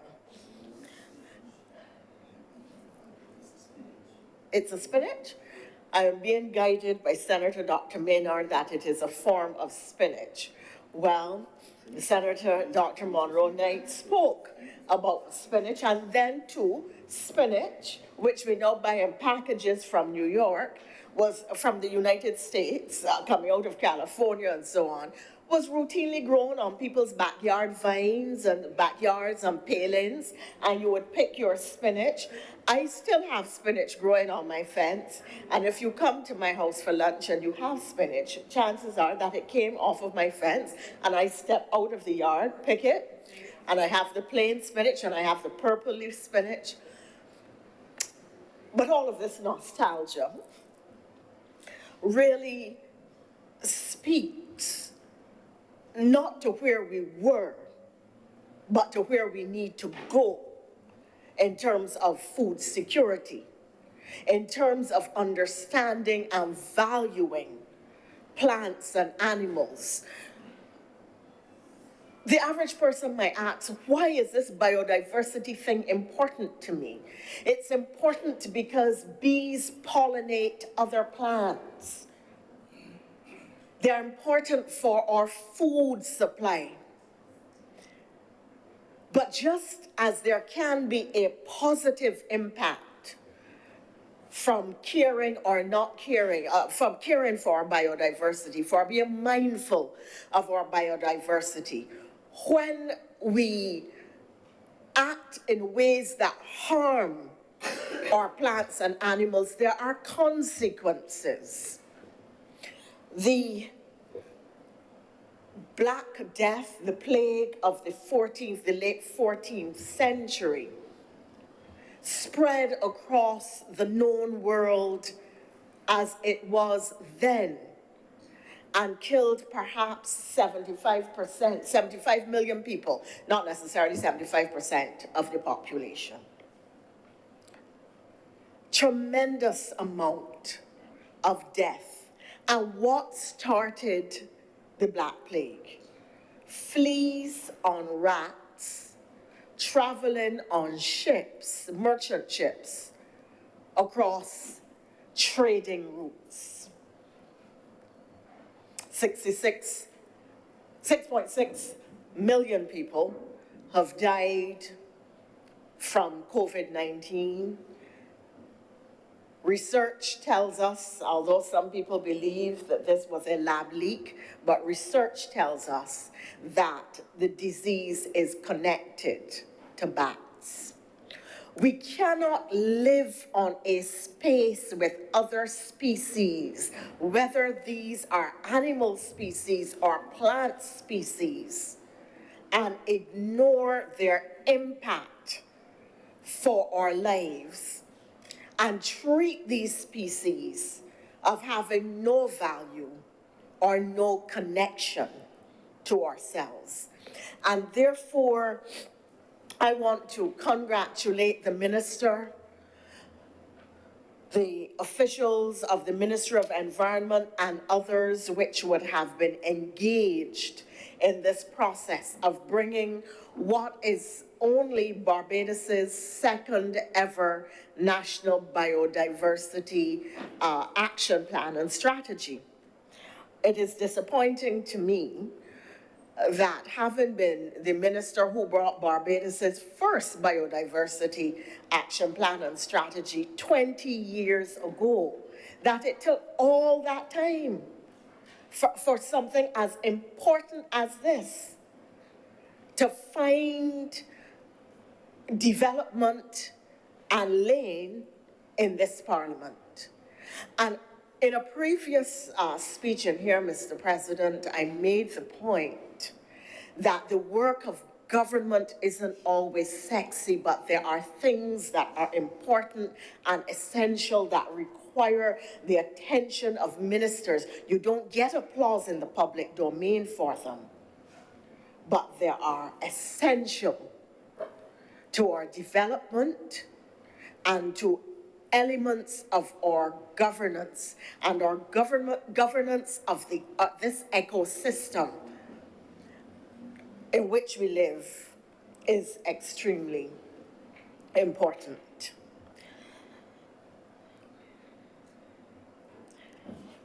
We have to consider the issue of sustainability of our biodiversity. I started to look at, and I want to share with the House how severe this problem of biodiversity loss is. I spoke about it in the context of seahorses and ladybirds and other species here in Barbados, but it is now estimated, and this is, I'm trying to find the report, the 2019 Global Assessment Report on Biodiversity and Ecosystem Services, which was developed by 145 experts over a 3-year process, estimates that since 1900, 20% of global biodiversity has been lost. 20%. That's 680 vertebrate species, 9% of domesticated mammals, which were bred for food, are now extinct. And since 2016, a further 1,000 other species have been threatened. And on the red list of threatened species are 4,100 animals, 33% of corals, a third of marine mammals, 13% of birds, and 41% of amphibians. This has implications not just for nature lovers, but when you hear that 33% of corals are threatened, this has serious implications for island states, because coral beds are important spaces for the habitat of many species of fish, which we eat as part of our diet, which fishermen catch to sell to us. If we can't get these species, and we already know, in my youth, flying fish used to cost maybe, I don't know, $5 a hundred. You used to get so many flying fish, you could go with a wash pan or a wash basin, and it would be filled with flying fish. And often, the flying fish vendors and the sea egg vendors came up the road shouting at the same time or soon after one another, and you could take your pick of whether you wanted the sea eggs or whether you wanted the flying fish. And the flying fish were big. They were what we call now Guineaman, big flying fish. And you would get so many of them that you would roast them. The way people roasted breadfruits. You cannot now afford to roast a flying fish because a flying fish got served to people. It is so expensive. And they are expensive because they are scarce. And any commodity that is scarce, the market demands a higher price. Imagine that now happening. Same thing with sea eggs. Sea eggs have become very expensive. Imagine that happening now when you can get them legally. Imagine that now happening with snappers. Imagine it happening with pot fish.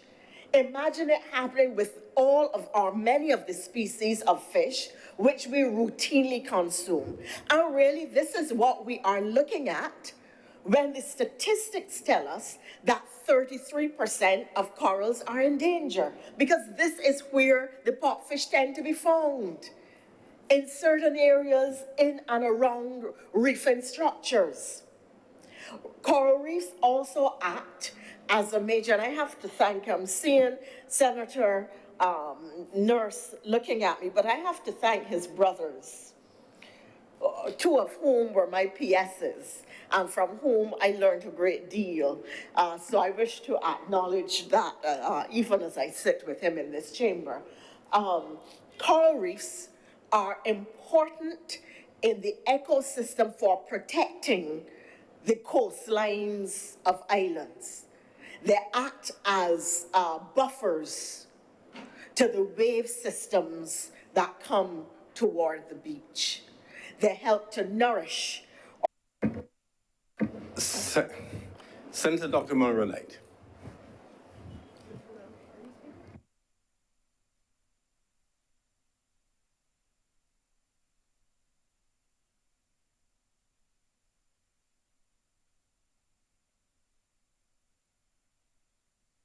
Thank you, Mr. President. Senator Mary. Mr. President, I too broadly support this resolution. It has been a long time in coming. Mr. President, it's interesting that we are today debating a resolution that specifically deals with national biodiversity when COP15 is happening in Montreal. And COP15 is a biodiversity conference. And I wondered whether, with the extent of this document, if we truly have enough time to digest all that is written in it. Because, as several senators have said already today, it is probably one of the most important pieces or one of the most important resolutions that has come to us in this Senate for a long, long time and will have long-lasting consequences.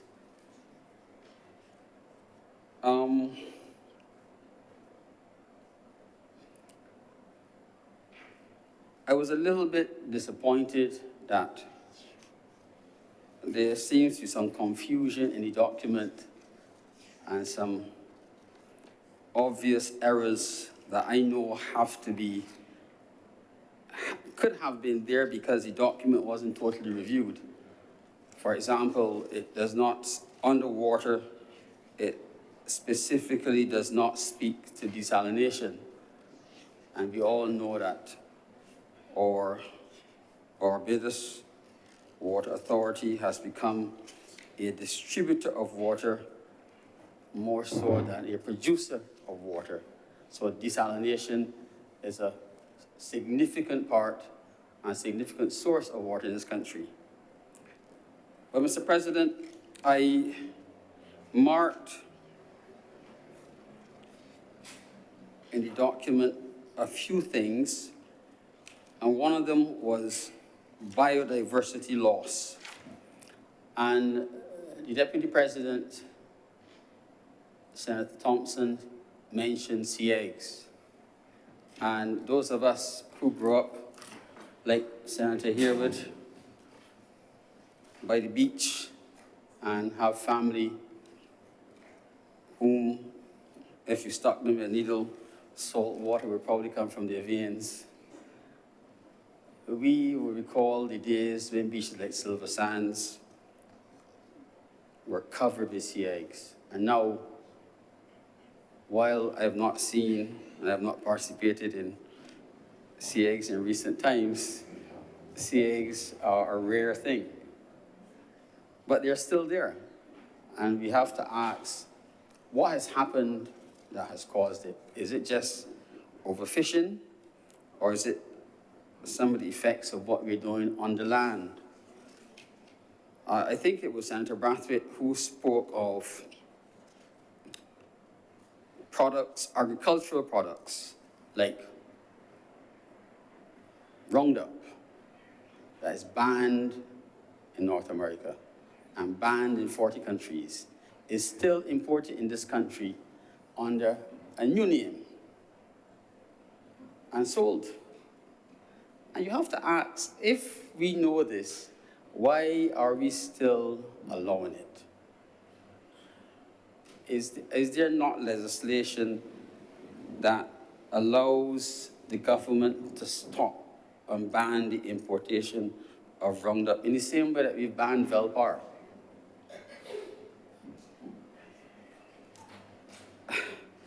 There has to be accountability. So we can't have a name ban, we have to ban the product. Now, invasive species, Mr. President, is a clear and present danger to our biodiversity. You've seen the giant African snail and how it's spread all over Barbados. I'm sure it provides food for some animals like the mongooses and the rats, and it probably plays its part and has found its own niche in the ecosystem. But the red lionfish, Mr. President, that we so greatly feared, Bajans have found a new use for. We eat it. And we eat it in a way that the lionfish, it frightens the lionfish, because essentially what used to be very plentiful 10 years ago is now hardly seen. Still there, but not as much as before. And it just says that one animal will come in, and we declare that it is going to take over, and another animal declares, no, you are just food. And it provides another source of food for a different animal. And eventually all settles back down. That's how nature is, Mr. President. Now, Mr. President, there is a section of the document that deals with fisheries. And it details a quite sad story. And it's probably the first time I've seen so well laid out a document that speaks to what's happened to our fishing industry from 2010. And in this document, it lays out the tonnage of fish landed at the fishing facilities. And it shows that indeed, flying fish has dropped from 2,424 tons to 4,069. And we know the fish are much smaller. What used to fit into one salt bread now can fit, you have to put 4 into the same salt bread because they're so small. 4 fish, they're so small. They're tiny. But interestingly, tuna has gone from 117. Senator Mary, you may just want to repeat those flying fish numbers. I think the very minutes. Yes, it says in the document 2,424 in 2010 and 2016, 469. Right. No, you said 4,000, so I know you meant 400. Sorry, apologies. But just for the record. 469. Great, thanks. My apologies, Mr. President. And tuna has gone from 117 to 307. Now, that's a very interesting economic upturn. And that is because, Mr. President, and you will note that the number of boats, longliners, has increased. And it probably means, Mr. President, that we're fishing tuna, which is very profitable. But we don't eat the tuna. The tuna is exported. So it earns foreign exchange. So what we have to then do, Mr. President, for all the fish that Barbadians consume is import fish. So this very, very interesting and detailed document, this excellent document, shows what has been happening to our fishing fleet and what's been happening to possibly our fish stocks. Now, I mentioned that to come to something that I would like to see happen, Mr. President. I grew up close to a fishing village and spent lots of time and have lots of family who still fish. And I go to the fish markets. I've never seen encountered any of my colleagues in the fish markets, but I go to fish markets at least once a week. Mr. President, I am amazed that what we've been doing to the dolphin stocks, where you can find a dolphin that cannot measure 2 feet being sold, it is a travesty. And the nonsense being peddled that it's a different species of dolphin is rubbish. There are young dolphins that are being sold. And if we eat the young fish stocks, we will just destroy what we have. There needs to be regulation, Mr. President, that regulates the size of the fish you can land. And there needs to be fines for landing undersized fish. You can't speak of that biodiversity and preservation and allow people to destroy the fish stock.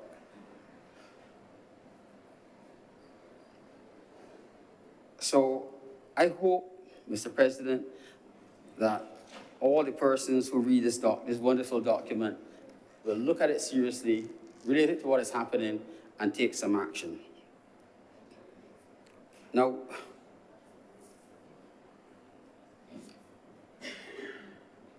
our water resource, Mr. President, contrary to what the document says, is not all groundwater. Significant part is desal water. And if you're going to have sustainability, we still have to protect it. And we therefore have to regulate what goes into the fields in terms of agricultural products for fertilizers and what pesticides we use. Otherwise, we'll find ourselves in a situation where we cannot drink what is being pumped from the groundwater source, and we'll all be paying more for desal water. Now, Mr. President, I participated on my own in something called No Cut, No Spray Month. So in May, I did not cut any grass or spray any chemicals on a small plot of land that I play around with. And I am currently paying the price for it, Mr. President, because everything has grown. Everything has grown. But what is interesting is that the trees that used to have 5 fruit now have 8. And it probably means that I have not been killing the insects like it used to be. But it comes at a price. And I listened to Senator Thompson speak of not seeing ladybirds. I would have her know that in some parishes, there are ladybirds aplenty. And there are fireflies. But in the urban corridor, where everybody cuts the grass and sprays the lawns, you will not find them. You have to go in the countryside to see them. And we must bear in mind that with everything that we do, because we human beings want things to be manicured. We want to see that lot in front of us that is vacant with 2 inches of grass on it, no retirement. But we need such things. We need to let the grass grow and let it flower and do all the things and have the insects grow and have the ecosystems. They are important. We can't have all lawns and naked concrete. The country wasn't made like that. Mr. President, with your permission, I would like to digress a little bit. We all attended the independence celebrations, and I would like to first of all congratulate all the people who received national honors. But I was particularly pleased, Mr. President, that Mr. Alombe Motley was honored. That was long in coming. But what really moved me, Mr. President, was when I listened to a tuck band integrated with the police band. It said that culturally, that we had become bold enough and brave enough to accept tuck as ours.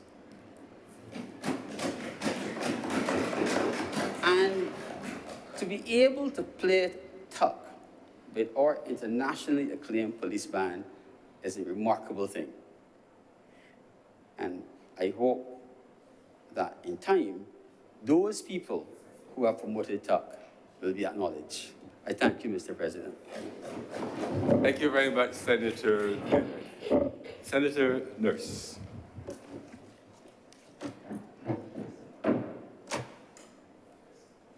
Thank you, Mr. President. This has been a really interesting debate so far, and I've learned some things from it as well. We've learned about the difficulties with some of our marine species, the problems now being experienced, as mentioned just now by Senator Maynard, the catch of under age dolphins and so on. We've heard a little bit about the birds and the bees from Senator from Senator Thompson, but it's been a rich debate, and so I don't think that we've covered a lot. It don't necessarily have to be long, but I thought I needed to speak on it because this is something that is very near and dear to me, and which I think is absolutely necessary. And therefore, I rise to be able to just lend my voice to it and to support, of course, the resolution. I say it's near and dear to me because I have encountered certain aspects relating to the whole question of the biodiversity that has caused me to think much more and to research more into the issues in the area. I, for example,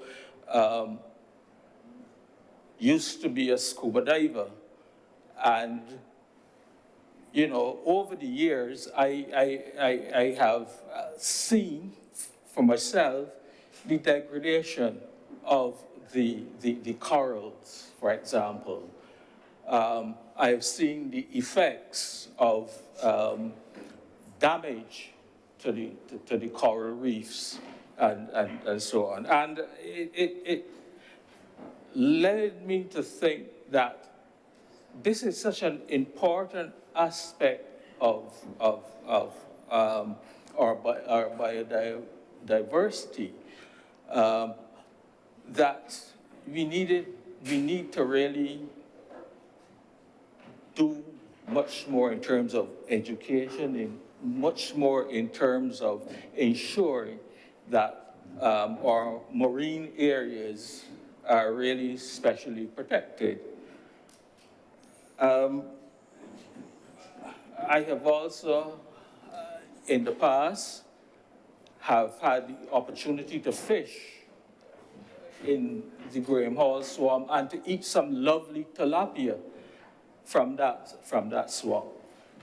And of course, I wouldn't do it now. I don't think I would wish to eat any fish from that swamp for a long time, seeing as what has transpired within recent times. But it just reinforces to me the need to have a really solid, strategic biodiversity plan, as this plan certainly seems to be pretty sound and on solid ground. And so I just want to, as I said, I've heard lots of the aspects relating to biodiversity, so I don't need to repeat or rehash them really. But I wanted to just look briefly at point 4 in the resolution, which speaks to be it resolved that Parliament of Barbados reminds Barbadians of the importance of the conservation, management, and responsible and sustainable utilization of Barbados's biological, genetic, and land resources. I just want to spend a few minutes really on more specifically on the land resources, and to speak to an issue which I trust government will take near and dear to their hearts, and give it the kind of leadership that I have seen given to projects like the Botanic Gardens, for example, the development of the Corinage waterway right up, I think it's right up now to the Globe roundabout. And one of the things that I've been saying for a long time, for years, I would really like to see that extended right up to the prisons, really, at Station Hill. Because remember, that's all the water course really comes, which used to end up as part of into the Corinage, was water coming from all of those areas in Station Hill and further up. And, you know, that, to my mind, would be something which demonstrates, for example, how we can develop and protect our biodiversity, while at the same time being an economic generator. Because I can see the opportunities for kayaking and you know, rowing and other water sports right up along that waterway.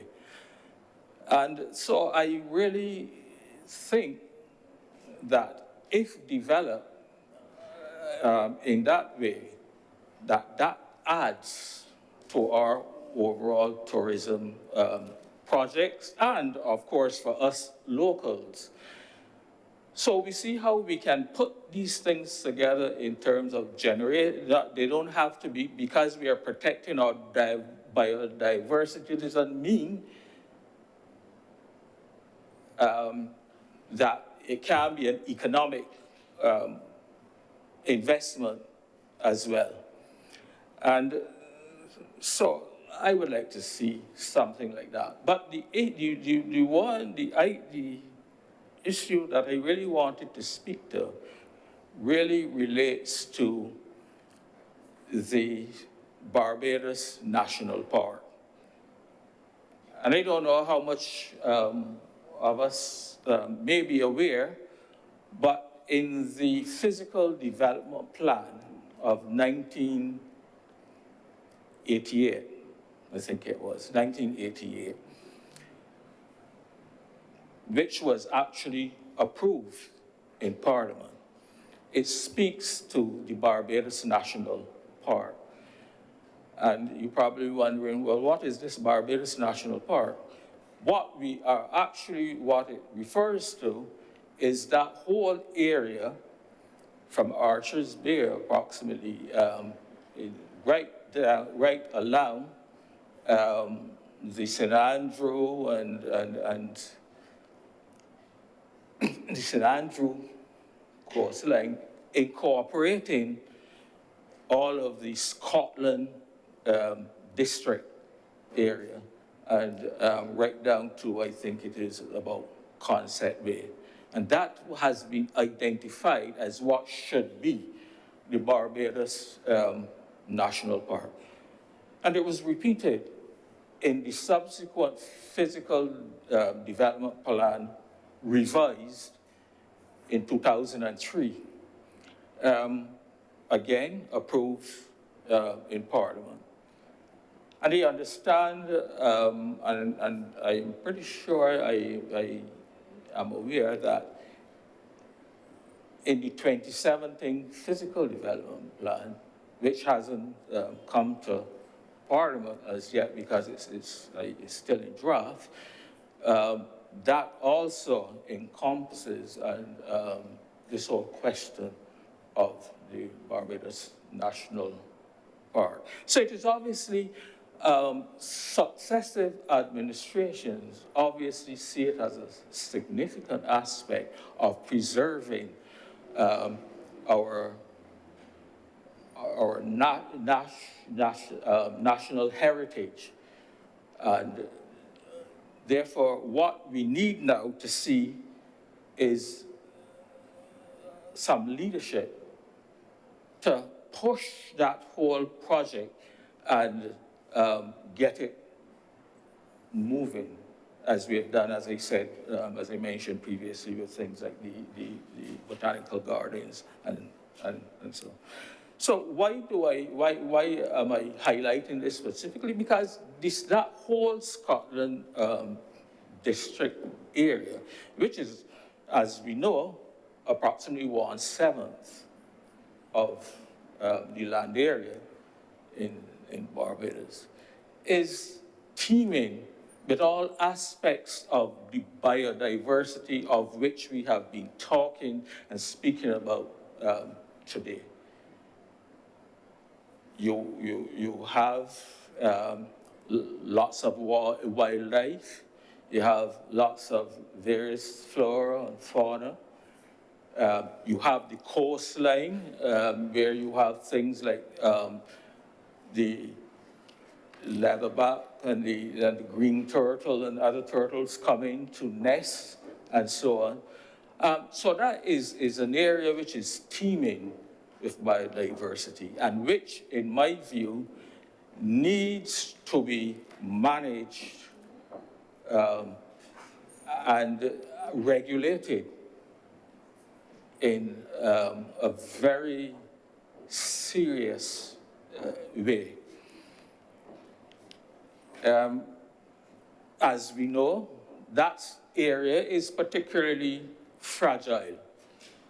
The land, for example, is consisted of clays and shale and limestone and so on, but which makes that area pretty unstable. And we know the problems when there's every year, when there's heavy rainfall. And only, I believe it was last week or this week, I was reading about an area in St. Andrew, for example, which is because of the situation with the road. It's almost, people are complaining that, look, if this thing gets any worse, this community is going to be cut off from the rest of this. So our plan, our strategy needs to also take into consideration, along with all the issues relating to marine life and relating to the flora and fauna, needs to be able to make sure that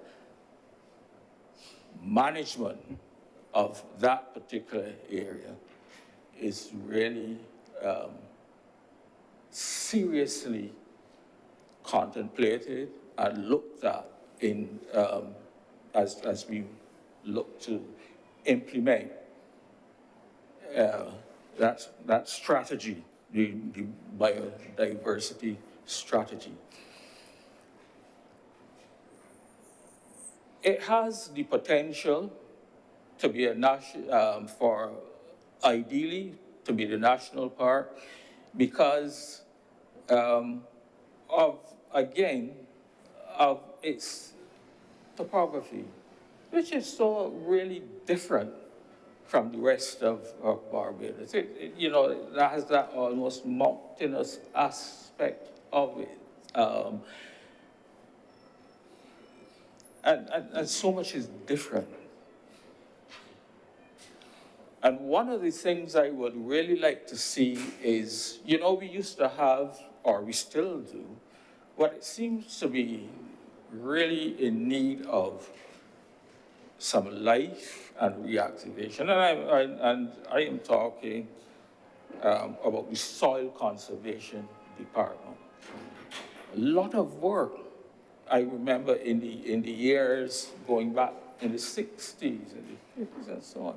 This was a department which did a lot of really outstanding work in that area. But it seems within recent times that not much is happening there at all. But again, that has to be part of that department and the services and the work that has been done has to be revised in order to develop the national park and the whole area of which we speak. I believe Senator Thompson also mentioned in her debate about Haggett's again, for example.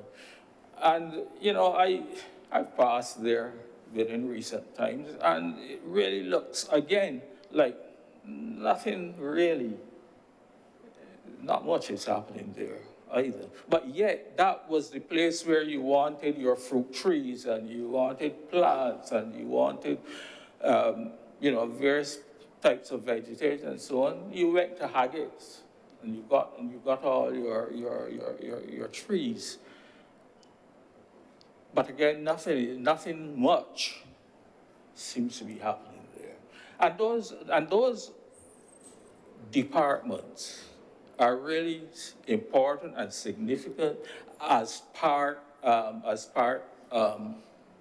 will play an important part in this whole strategy of which we speak. I think that there's a lot of potential for developing that national park and creating, again, some other added tourism excuse me, tourism projects in the area.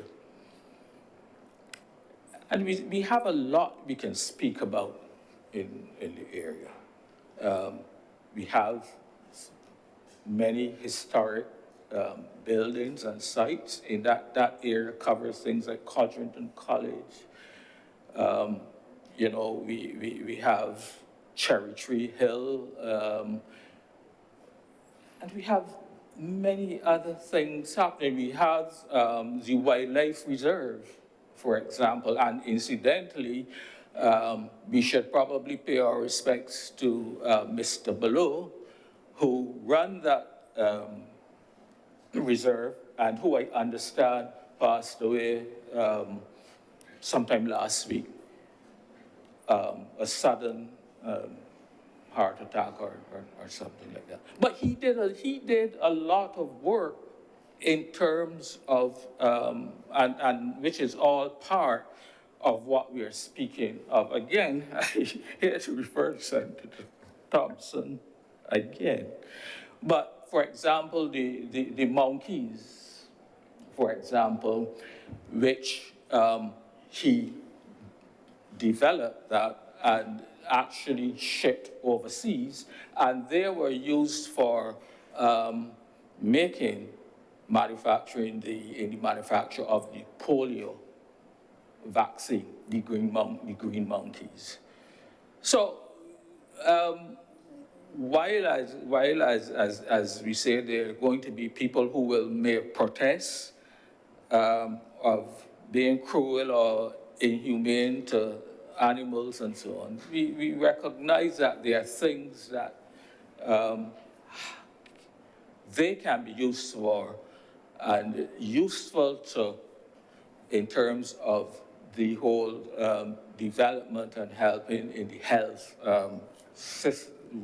systems for us as human beings.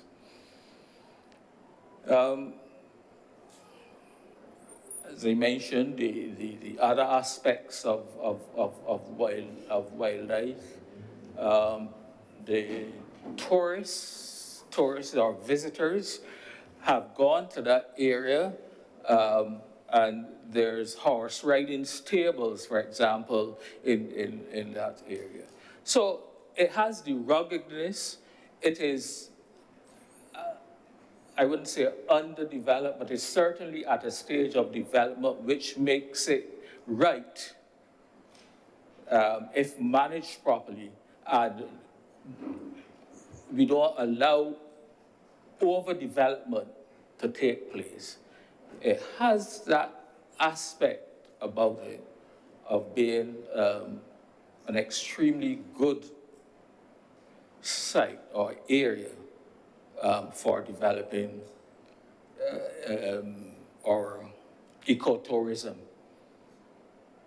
And they also, in that area as well, and I am told by experts, we have the Greenland site, which I understand from the experts can now be used as maybe a lake or used for maybe sport fishing or, but the point is, the point is, Mr. President, that is right now an idle asset. And again, it can be resuscitated. There can be fish farming, which I understand is also a possibility. So they're all aspects that we can look at as we contemplate how we move ahead with our biodiversity strategy. One of the problems, though, Mr. President, is that several different aspects of this strategy will be located in various ministries. You have aspects which will pertain to the Ministry of Agriculture, the Ministry of the Environment, the Coastal Zone Management Unit, and I'm not so sure which ministry that, I don't recall which ministry that falls under, the Ministry of the Blue Economy, I believe. Right. But the point is that unless we have some level of coordination, somebody to be able to drive these strategies and be able to coordinate among all the departments. And we know how ministries of government operate. They tend to be, not at all seeing the big picture, but seeing it from the perspective of my ministry. And rather than looking to create solutions, you find the problem. There's a problem, but let us try to work together.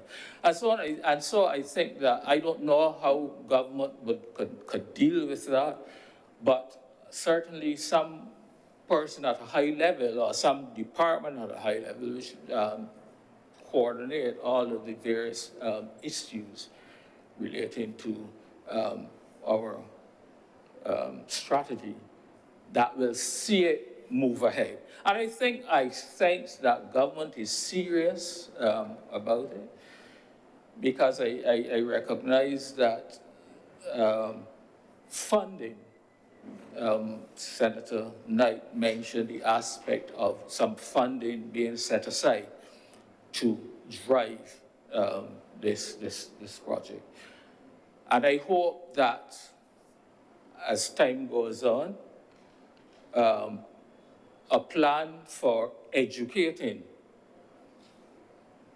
the general population and making them to understand the importance of the whole issue will form a significant part of the strategy as well. Because I think that is a big part of our problem that many of our folks, sad to say, do not appreciate issues like, of which we are currently discussing. And I think that maybe even in terms of our school system, maybe the time maybe is right for a subject which deals, specifically with issues relating to our biodiversity, so that our students from a very early age come to appreciate the various issues, the problems that can evolve if we do not speak to these issues, and if we continue to treat our environment in the manner in which we have been going for some time now. And so, Mr. President, I think this is a good strategy, well laid out, and I can only hope that we now have the energy and the leadership, as I said earlier, to put behind this entire strategy and to see it redound to the benefit of all Barbadians. With those few words, Mr. President, I am obliged to. Thank you very much, Senator Nurse. Senator Dr. Hines.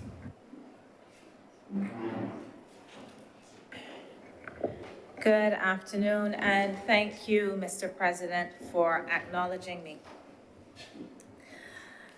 This afternoon, as we are discussing the resolution that addresses the Barbados National Biodiversity Strategy and Action Plan 2020 and seeks to implement this as the guiding national policy document for the management and conservation of biodiversity in Barbados, I would like to focus specifically on that action plan, the Barbados National Biodiversity Strategy and Action Plan 2020. It contains 12 targets, a number of actions and activities, and we expect that the timelines as laid out in the document are between 2025 and 2035. So 2025, 2030, and 2035 are the target years for achieving these 12. The document is broad, and I learned a lot from it, including about the leaf-toed gecko, which was previously thought to be extinct, but rediscovered on Culpeper Island in 2011. That was quite interesting to me. I like the fact that since I have been here, we have spoken a lot about the environment, and that is a very positive sign. It shows that there is significant emphasis on environmental issues, and that this is a priority of the current government, and that is certainly laudable. There is a focus in this document on ecosystem services, and ecosystem services, according to the document, speaks of the benefits people can derive from ecosystems. So while we focus on biodiversity, which is good, which is useful, there was something that came out of the document to me, and I think that also came out of some of the presentations today that spoke about the way in which we seem to value biological diversity for what it offers us.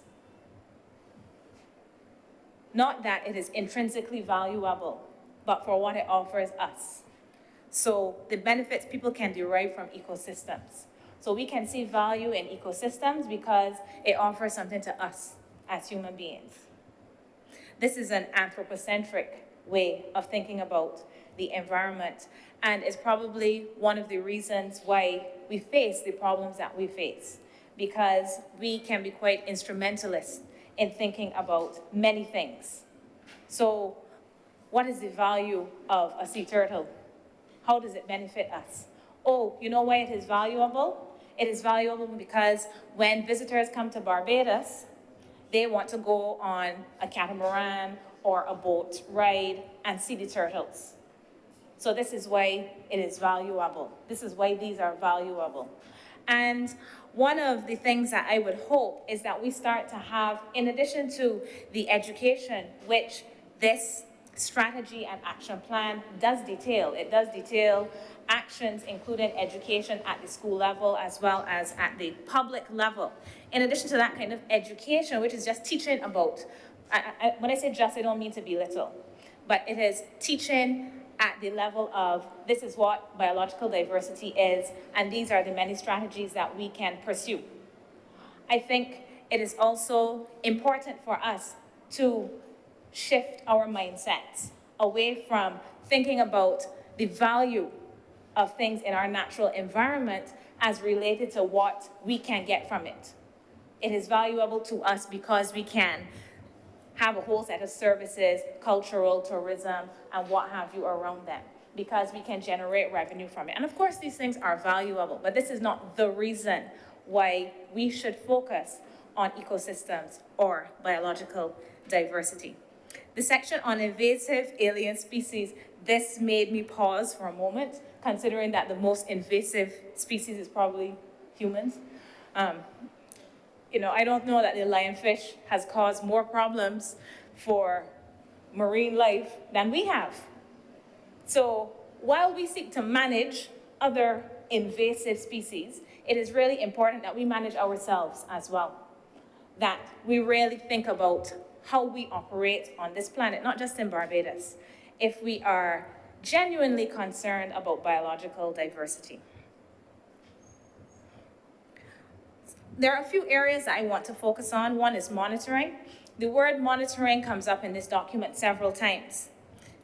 More than 35 times I counted, and it means different things. So we have data collection for the monitoring of shooting of birds. That is one area that Senator Maynard seemed to have been interested in during a previous debate. So we have that monitoring. We have the monitoring relating to coral reefs. We have the monitoring and management of this plan in its entirety. And if we go through the document, there are so many things, so many of the actions that require monitoring from different entities, that it raises the question about how we coordinate all of this monitoring in order to understand if this plan, if this strategy and action plan will actually be successful. And I say this because this plan also lays out what happened with the previous one, 2002. And one of the things that I noticed is that there are several gaps. The document itself notes implementation gaps. And some of these gaps have to do with funding, financing, of course, human resources and skills, legislative hurdles. But I think taking stock of what we are doing along the way, the monitoring and the verification of what is actually happening will be critical to making sure that we move beyond having lovely documents, which we are very good at putting together, towards actually dealing with the problem or the issue that we face. So when I looked at, I mentioned that already, finances, human resources, right, legislative hurdles, also the SWOT analysis of the plan notes financial circumstances again, insufficient resources to establish a national biodiversity unit, and limited resources for it. This is under the threats. Competition from other sources seeking to execute projects. So it is quite useful that I think this strategy really assesses not only what is possible, but what can threaten that which is possible.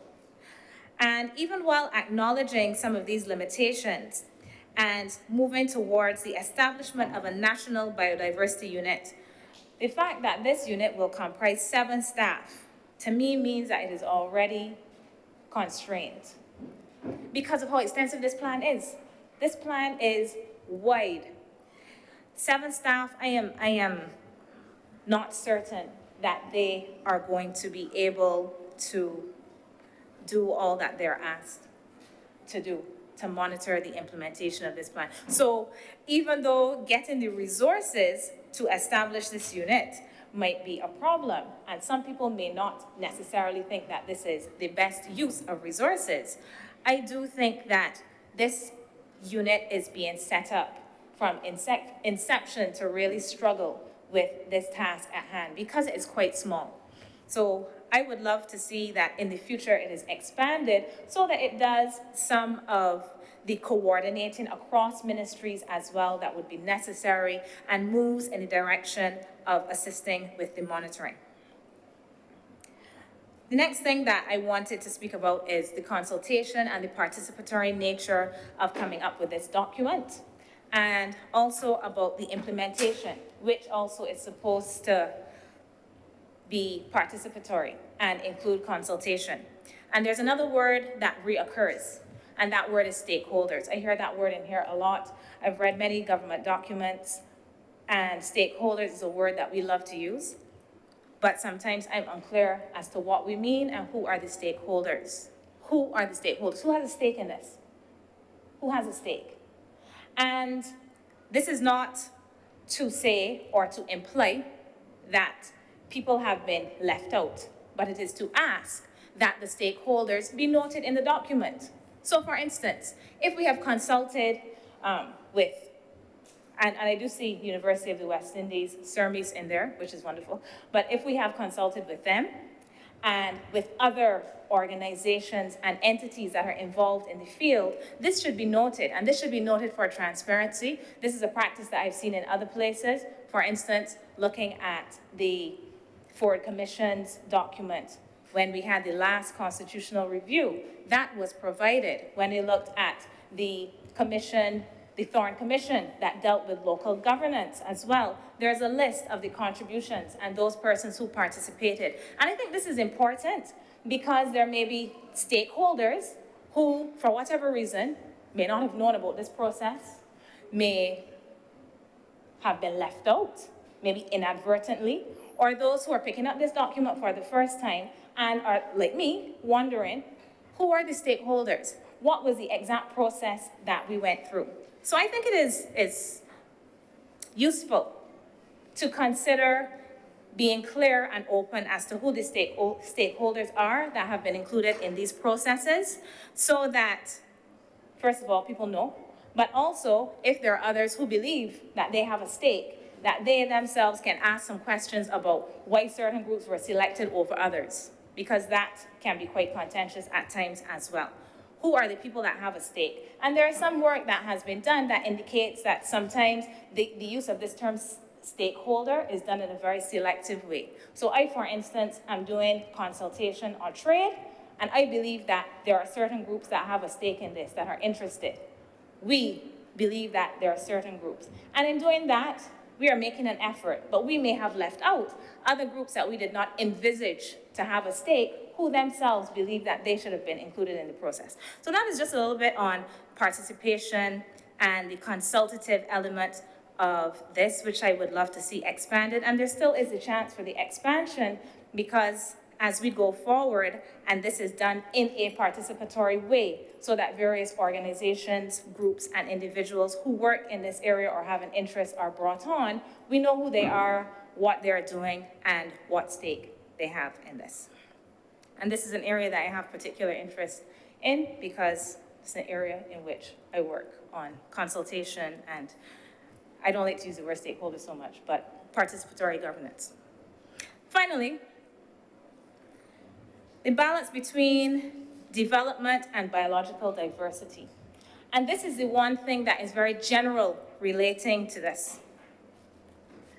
We know that tourism is significant. When we think about our economy, construction is important, commerce is important as well. When we read our newspapers and we follow our news, we hear about how our business is doing for independence. How was the Black Friday sale? Christmas is coming. What are the Christmas sales like? Back to school sales. We are very much involved in the selling of stuff, consumption, consumerism. These are some of the things that are driving our economies. Even when we think about tourism, we think about the tourist spend.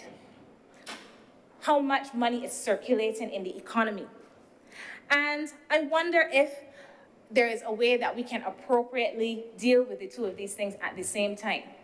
On the one hand, this emphasis on consumption, consumerism, and these kinds of commercial activities driving the economy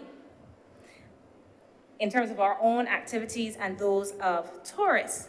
But what are the resultant effects of this in terms of the generation of waste through all of this consumption? When we go and buy all this Christmas stuff now, everybody can be in town looking for some decorations and lights and all of these different things, trees, plastic trees, the real trees, all kinds of things.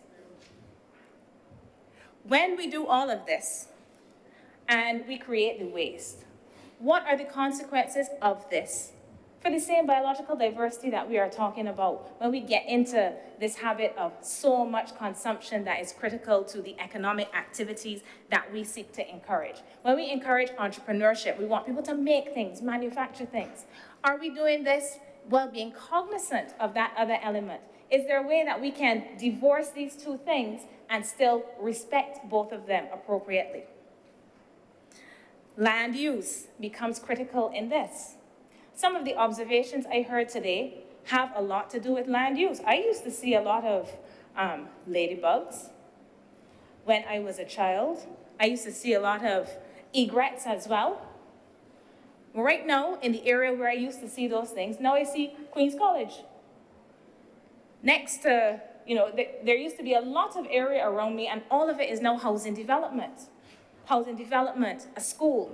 So there is the loss of this biological diversity, and it has to do with the fact that we are doing things for ourselves which are important to us, that also are connected to, yes, we need to house people, we need to educate people, these things are obvious, but these are also connected to commercial activities, because those persons who are the developers who have established these residential areas, they weren't doing it for charity. They're doing it to earn. So how do we balance these things in ways that seriously take into consideration biological diversity? And there's still a dunks tree out there that is in Senator Thompson's former constituency as well. It's right around the corner from me. So if you need some dunks, just let me know. We have a very big one. And it is a source of a lot of gathering of children and dogs and all kinds of things. But back to my point. Our activities, the activities that we encourage for economic development, seem to sometimes contradict the activities that we want to encourage when we focus on the environment. And if we're thinking about sustainable development, we have to think about ways to combine the two of these things, to create a happy marriage out of the two. Can this be accomplished? I am not certain. But before I get to the reasons why I'm not certain, I want to highlight something very important that we've spoken about today, the coral reefs, and how important the coral reefs are for biological diversity. And thinking about these two things. On the one hand, we are looking at economic development, and on the other hand, we have to think about our environment. Remember, in 2020, we had a report from CERMES, the Center for Resource Management and Environmental Studies at the UWI, that estimated that around 3.8 million square meters of our coral reefs were damaged between March and September 2020. This is an instance of not getting that balance correct. Here, this report assessing anchoring impacts of cruise ships in Barbados during the COVID-19 pandemic 2022 revealed that 28 cruise ships anchored in Barbados between March 1st and September 1st, 2020 led to 132 anchor drops taking place. And the report goes on to note that despite the financial gains, there were financial gains from this, that the environmental impact far surpasses this. So when we go through our economic activities, when we think about how we are going to manage our financial situation, the fiscal situation, when we listen to these reports that tell us about 10% growth and we fetishize the growth rates, we may also need to temper this. Yes, fetishize. We're extremely obsessed with the growth rates. People are, 10%, it can't be 10%. I don't feel the 10%. I think sometimes we need to move away from that and think about the other things. You might have a 10% growth rate, but what are some of the consequences of some of the activities that have led to this in terms of the environmental impact?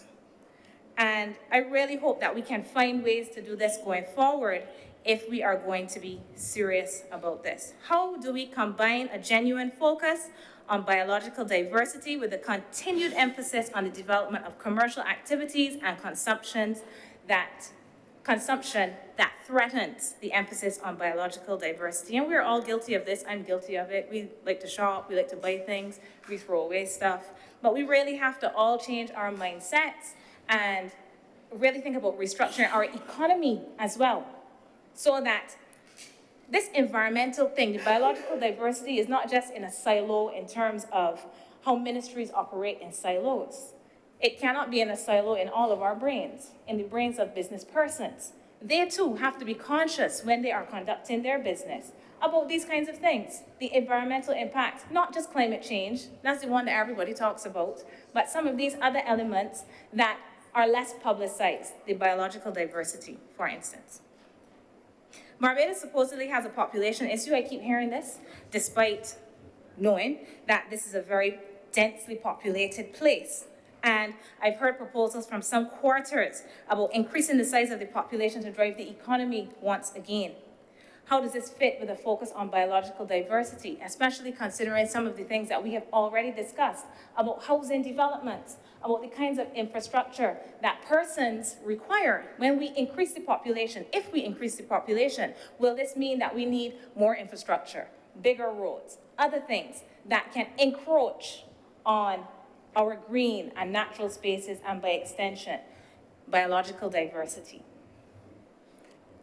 How do we manage these two things? How do we balance these two things? Even thinking about our tourism sector, we have around 500,000 people that come to the island annually. They require resources, well, that is what I read. Senator Cummins obviously can correct me if I'm wrong. I don't know, there might be more, maybe less. But the point is, we have people coming in to the country who increase the population size on an annual basis, and our aim is to get more of them, not less. And we may also be seeking to bring other people on to the island. How does this fit with an emphasis on biological diversity? Will this frustrate those who have been tasked with ensuring that these actions and strategies take place by the established timelines? So there may be ways to balance these things, but are other activities that we pursue in our economy making it more difficult for those people who are going to be tasked with the monitoring and implementation of this strategy? In essence, I'm saying that in this highly capitalist-driven society in which we live, there are some significant contradictions of prioritizing things such as biological diversity. We can take this back to other conversations we've been having about climate change and marine protection and all of these things, and ask how we can have a fulsome treatment of these things considering the world in which we live. So this is a wider concern. I concede that this is the world in which we live, and since it is the world in which we live, I guess we have to find ways to do the best that we can. And this strategy seeks to do this. We are in the middle of a global capitalist environment, and we are forging a way to do our very best. But I encourage those responsible for the implementation of this plan to really take seriously the concern about monitoring so that we can do the little that we can to ensure that these actions don't come back to us in another 20 years as incomplete, as we saw from those in 2002, many of which are incomplete and have suffered from things, the usual things, the resource, human and financial resource limitations.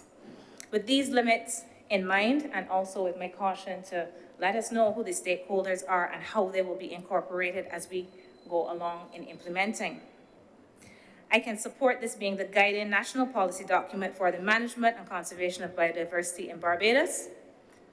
Once again, emphasizing the significance of transparency in reporting of stakeholder involvement, monitoring its implementation and progress. And I thank you, Mr. President, for hearing me. Thank you very much, Senator Dr. Hines. Senator Dr. Moronite. Thank you, Mr. President. Let me also thank all of the honorable members who have risen to their feet today to speak to this resolution. I think that what we've heard is a clear recognition of the importance of the issue, this issue of biodiversity. I believe that there has been a resounding call for making sure that in the context of the rollout of this plan, the strategy and action plan, that we ensure that education and that we bring citizens along very critically. And as been acknowledged, the plan speaks to that very solidly. I want, Mr. President, to also, as has been done from the floor by a number of members who spoke, to also acknowledge the work, of course, of the Minister responsible for the Environment and National Beautification and Green and Blue Economy, Minister Adrian Ford, and his team for putting together the strategy and action plan. We've acknowledged that perhaps in the context of the first one being in 2002, that it's been quite a long time in terms of having the strategy updated, but we've also recognized that there have been a number of developments that have happened along the way to move us closer towards implementation, so that we have not necessarily been in stasis, but that we've been moving, and that the reports that have been submitted in the context of the UN Convention have really showed the effort that has been made, as has been indicated by successive governments, in order to treat this issue. I think that we're all recognizing is one that is complex there. Mr. President, I want to just highlight a couple of the concerns that were raised and to be able to speak to them.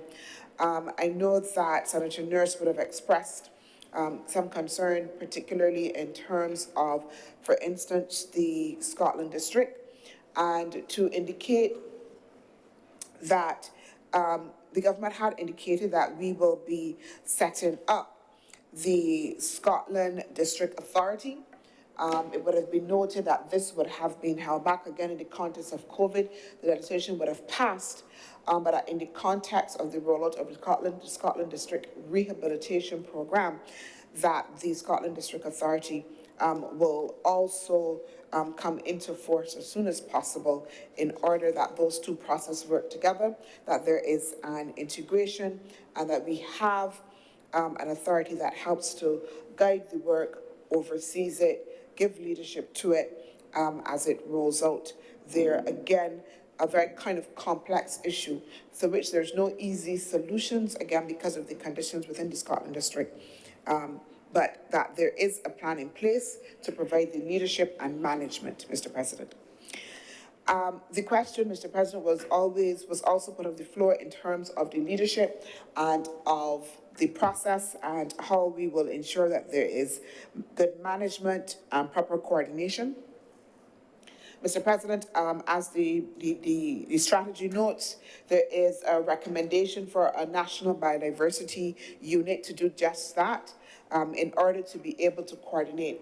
The strategy recognizes that currently within the Ministry of Environment, that there is a team that is working on this issue of biodiversity and conservation, but that is insufficient in order to give the necessary priority that is needed to this issue. And therefore, the strategy is making a call for a dedicated unit that will then be able to monitor the course of implementation, build coherence, be able to ensure that what has been articulated actually comes about, and be able to then also bring others to the table in order to advance implementation.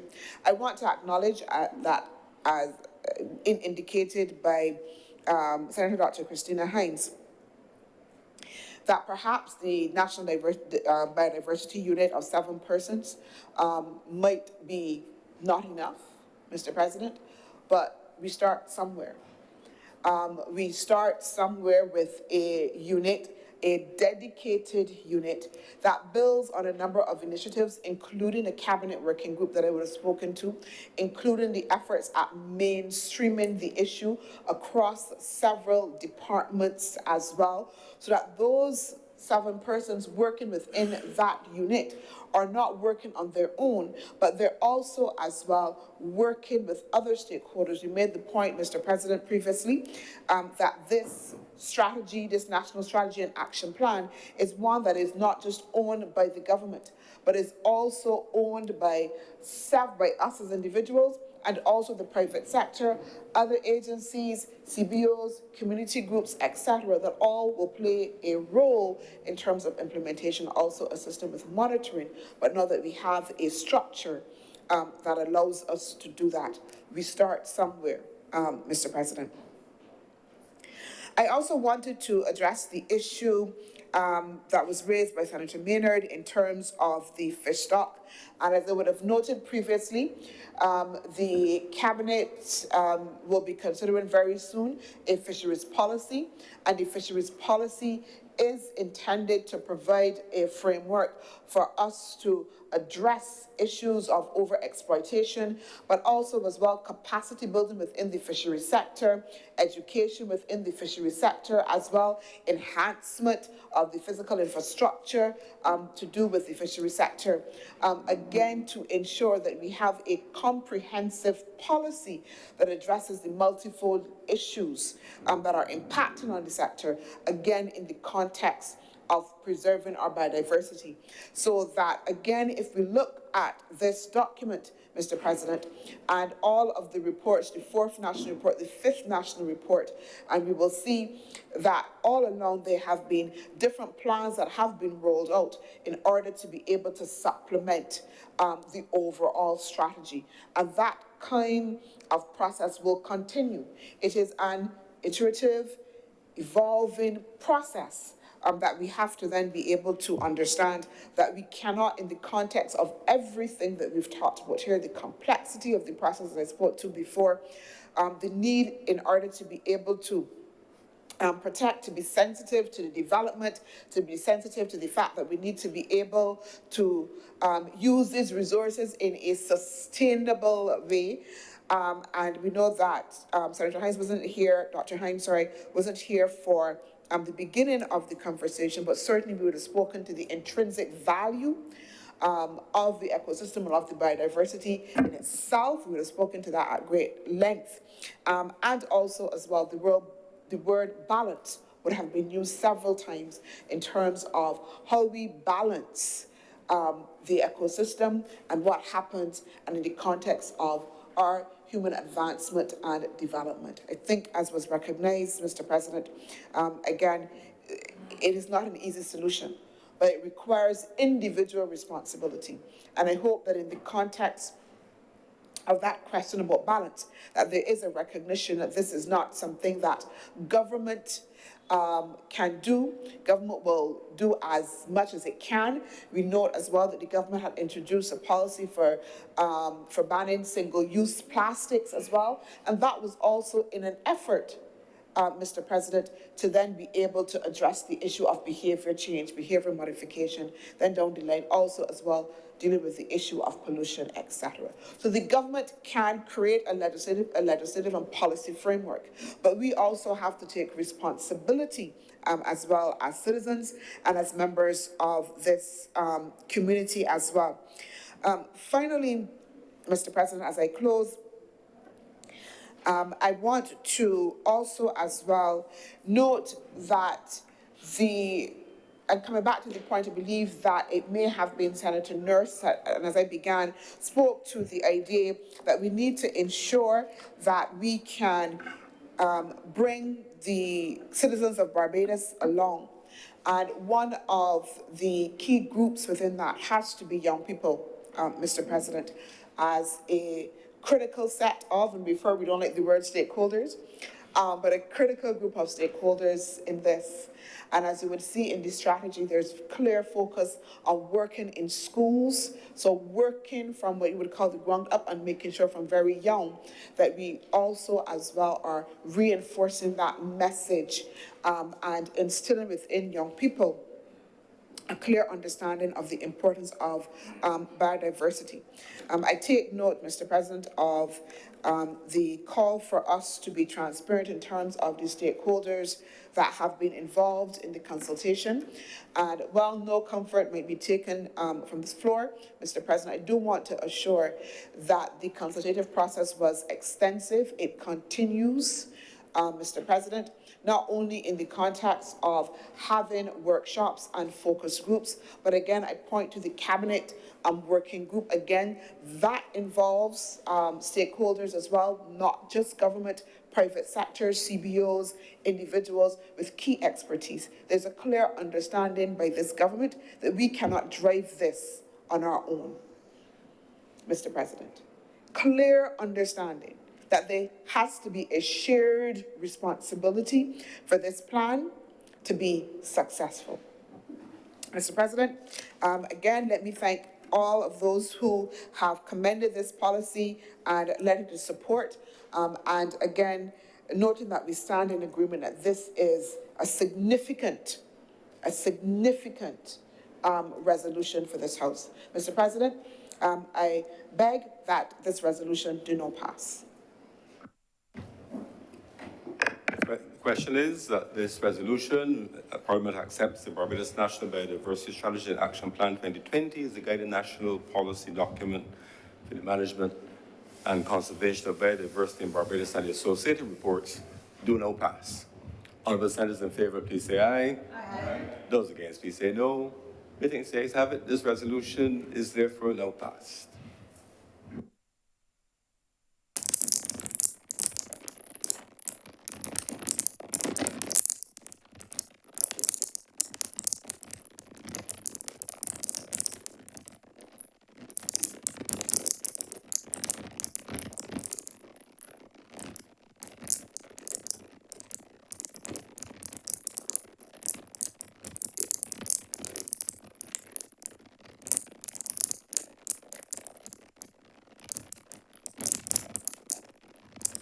Day of July 2015, and was published in the Official Gazette as Resolution Number 20, 2015, on the 3rd day of August 2015, approving the lease to Rotary Club of Barbados South of a parcel of land, the property of the Crown, situate at Garfield Sawbridge Sports Complex, Upton in the parish of Christchurch in this island, for the construction and development of a recreational facility for children with disabilities. Senator Cummings. Thank you, Mr. President. I beg your permission to treat two items on the order paper at 3 and 4 as a cognate debate. The question is that items 3 and 4 on the order paper, which relate to the rescission of a resolution previously passed and the approval of a new resolution on the same parcel of land to the same entity, essentially, be treated as a cognate debate. Of course, just to be clear, they will naturally be voted on separately as resolution item number 3 and item number 4. The question is that these items 3 and 4 be treated as a cognate debate. Honourable senators in favour, please say aye. Those against, please say no. The things the ayes have it. Proceed, Senator Cummings. Thank you very much, Mr. President. I rise today to go through a bit of background on this particular resolution. This resolution, in its principal form, dates back to 2010. At the time, the Rotary Club of Barbados South indicated its interest in leasing approximately 25,000 square feet of land in the area of the Garfield Sobers Sports Complex at Wildy. Mr. President, that lease was subsequently approved by the then cabinet. It was approved by the then Parliament. It was passed through the Senate, and it was proclaimed thereafter. That process, as I have just outlined, between the initial arrangements in 2010 and thereafter the proclamation in 2015, then came to culmination in 2017, where it was proposed then to actually finalize the lease. At that time, the then administration of the Ministry of Housing discovered that there was not an entity so-called the Rotary Club of Barbados South. And I wish to treat to that not just as a policymaker in government, but as a Rotarian myself. And I say this because the Rotary Club internationally and the Rotary Club locally is not permitted by any of its regulations to own assets. It is required to create dedicated trusts managed by trustees that then take responsibility for any assets and their administration. And it is on that basis, therefore, that you will never anywhere hear of a Rotary Club owning the asset. And I will speak during the course of my presentation on some of the assets in which Rotary has invested resources raised through its philanthropic activities, but it does not own those assets. And so on that basis, in 2017, the then Ministry of Housing discovered that it could not lease the land to an entity called the ministry, the Rotary Club of Barbados South, and that the correct name, as had been registered by Rotary at the time, was the Rotary Inclusive Play Trust. And that trust was therefore established for the purpose of taking responsibility for this 25,000 square feet of land. In 2017, thereafter, by the time this process was completed, the election of 2018 was called, and a process that started in 2010 ought to have culminated long before, then found itself in 2018 incomplete.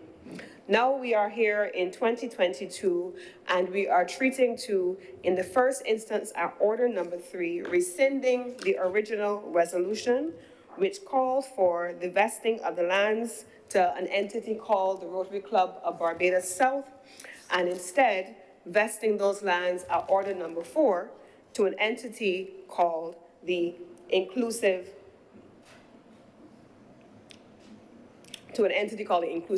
Inclusive Play Trust. And that is the same tract of land, it is for the same purpose, and it is for the same group, but just structured very differently. Now, Mr. President, I was president of the Rotary Club in 2015, 2016, not this club, a different Rotary Club. And when I first joined the club, I heard of this particular project. When I became president of my club, the Rotary Club of Barbados, not the Rotary Club of Barbados South, I heard of this project. There were 2 clubs originally who partnered. There are 3 Rotary clubs in Barbados. My club is the parent club. Rotary Club South is the smallest and the youngest club. And Rotary Club of Barbados West is the 3rd club. Rotary Club of Barbados South and Rotary Club of Barbados West partnered and raised funds for the purpose of developing this particular project. And over the course of this life cycle, between 2010 and today, 2022, the commitment of the Rotary Clubs of Barbados to supporting inclusive play for children with disabilities, and not just disabilities, but I want to make it clear that it is children with disabilities and children with special needs, in Barbados remains a constant. All of the things that needed to be changed, all of the things that may have been done incorrectly because people simply were anxious to have a project that was important being brought to fruition, did not make any changes, Mr. President, to the commitment of the Rotary Club of Barbados to support and capitalize this project. And it is there, Mr. President, that I want to anchor my comments, because among us here today we have honorable senators who are Lions, others who are associated with Optimists, others who are associated with Kiwanis, and myself, a Rotarian.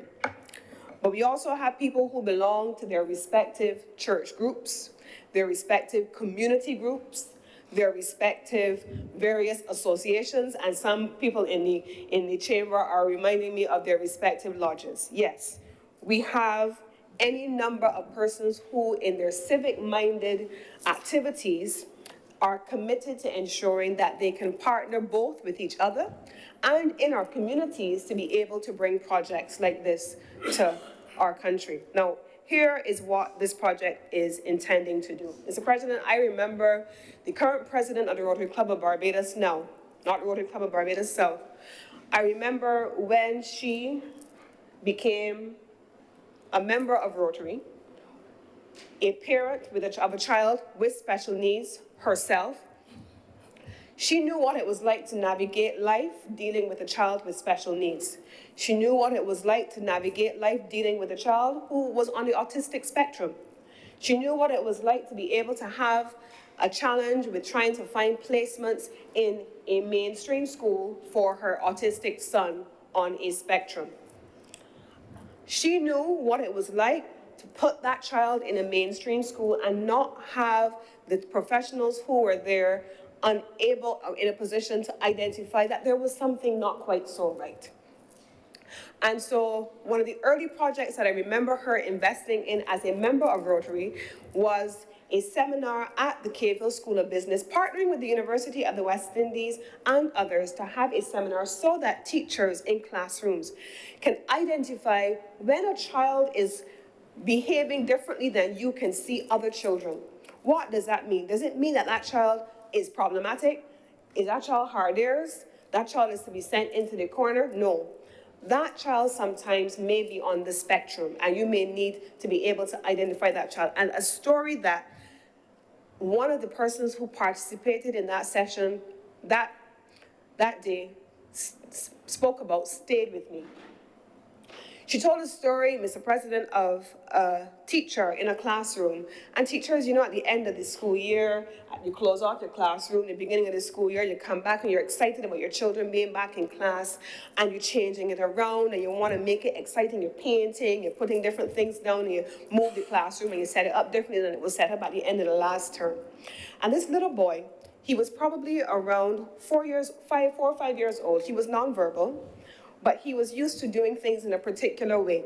He was used to coming in, he put down his bag, he moved, he knew where his desk was, he sat down, he had a routine, he had structure, and everything was in place. And the teacher changed around the classroom to begin the new school year. And this child came in, and day after day after day, he did exactly what he did last term. He put his bag exactly where he put it the term before. He tried to sit down exactly where he sat the term before. And the teacher did not know, because she had not been trained and had not been exposed as to what that could have meant. And in the wrong circumstances, it may simply have put the teacher in a compromised position, because she doesn't know how to deal with this child and how to get the child to do what is, in principle, the right thing, the thing that he is being told to do. In the wrong circumstances, that child may seem as though he hard ears. They're floating authority. I purpose in my heart, this is what I'm doing, and that's exactly what I'm doing. But that child turned out to be on the spectrum. And routine and structure becomes so important to a child on that autistic spectrum. And so the president of the Rotary Club of Barbados, Ms. Tracy Knight Lloyd, and her son Ade have then led the charge in ensuring that people all across Barbados know what it is like for her and the other parents all across this country who navigate life with children on the spectrum, and ensuring that not only are they a part of normal day-to-day activity, but that they have been able to have the life live life as fully as they can. And that is a child with special needs. That is not a child with a physical disability. That is not a child who sometimes we go out into a play park and we may see a child who doesn't walk like us, who may not be audible, who may not be able to hear what we are hearing. And you find people staring because it looks different to what they're accustomed to. You may find a child on the floor having a complete fit, a complete meltdown. We see it as a tantrum, but that child may be on the spectrum, and they're responding to changes in their routine that they were not familiar with. And Rotary felt, and still feels, that it is important for children with special needs, with disabilities, to be integrated alongside those who don't have those special needs, so that there is the principle of inclusion, so that they are included, but also there is an opportunity for persons living without disabilities, living without special needs, living without any of those challenges, to begin to see others who are as normal, to minimize the incidences of staring, to minimize the incidences of bullying, to normalize the way in which we interact with people, and so to create a more just and a more inclusive society by starting first and foremost with children practicing and living inclusive play. This is what this resolution is about. Now, I happen to also serve as a trustee on a different project where we do have another trust. And there's a project that some of you may know. It's called the Schoolhouse for Special Needs.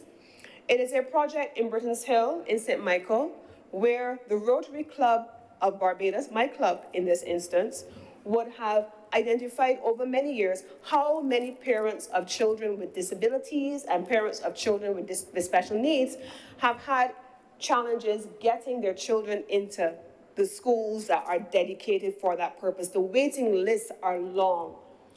The time to be able to get, I know one parent who says that when their child was first diagnosed as having a difficulty, when they were a toddler, that child was 10 years old before they got a call from an institution to say, there is a place available for you.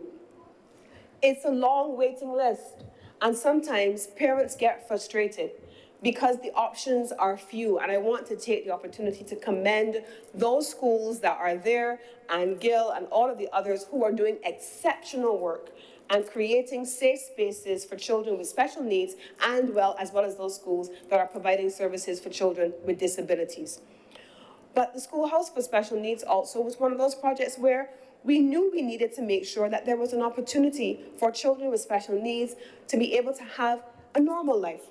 And so the Rotary Club of Barbados, we purchased the land, we built the infrastructure. We've just actually completed a few months ago, maybe a few years ago now, the donation of a $25,000 solar paneling for the building. There are now cooperatives where you have these kids who are doing beautiful pieces of art, and they have now been able to have their own cooperative. And those things have gone all across the world as part of Rotary International's conventions, because these children are being encouraged and enabled and empowered with their parents to live normal lives. So this particular project at the Garfield Sobers complex is envisioned to include a couple of things. One, a recreational center. Two, a specialized swimming area. There's a playground with specialized equipment to be used by children with disabilities. And we also will have an indoor area that allows for specialized activities to take place, including sensory stimulation for children who need that. That is so critical, Mr. President. When you live, I have watched, I think, was it Independence Day? And one of my colleagues spoke about Independence Day earlier. Independence Day, when we had the parade and it came down into Bridgetown, Mr. President, at one point I went across the street over by the bridge, and I went to see my friend. I called her name earlier. She's living with a son who is in his teenage years, and he is autistic. But he came out to view the parade, and he was like, "Hi, Auntie Lisa," and he's talking to me. And he's there, and he's enjoying the activity and the socialization. But there's so many children for whom parents don't know how to manage a child with special needs or children with disabilities, and they stay in their homes. They're not socialized, they're not active, they're not integrated into society.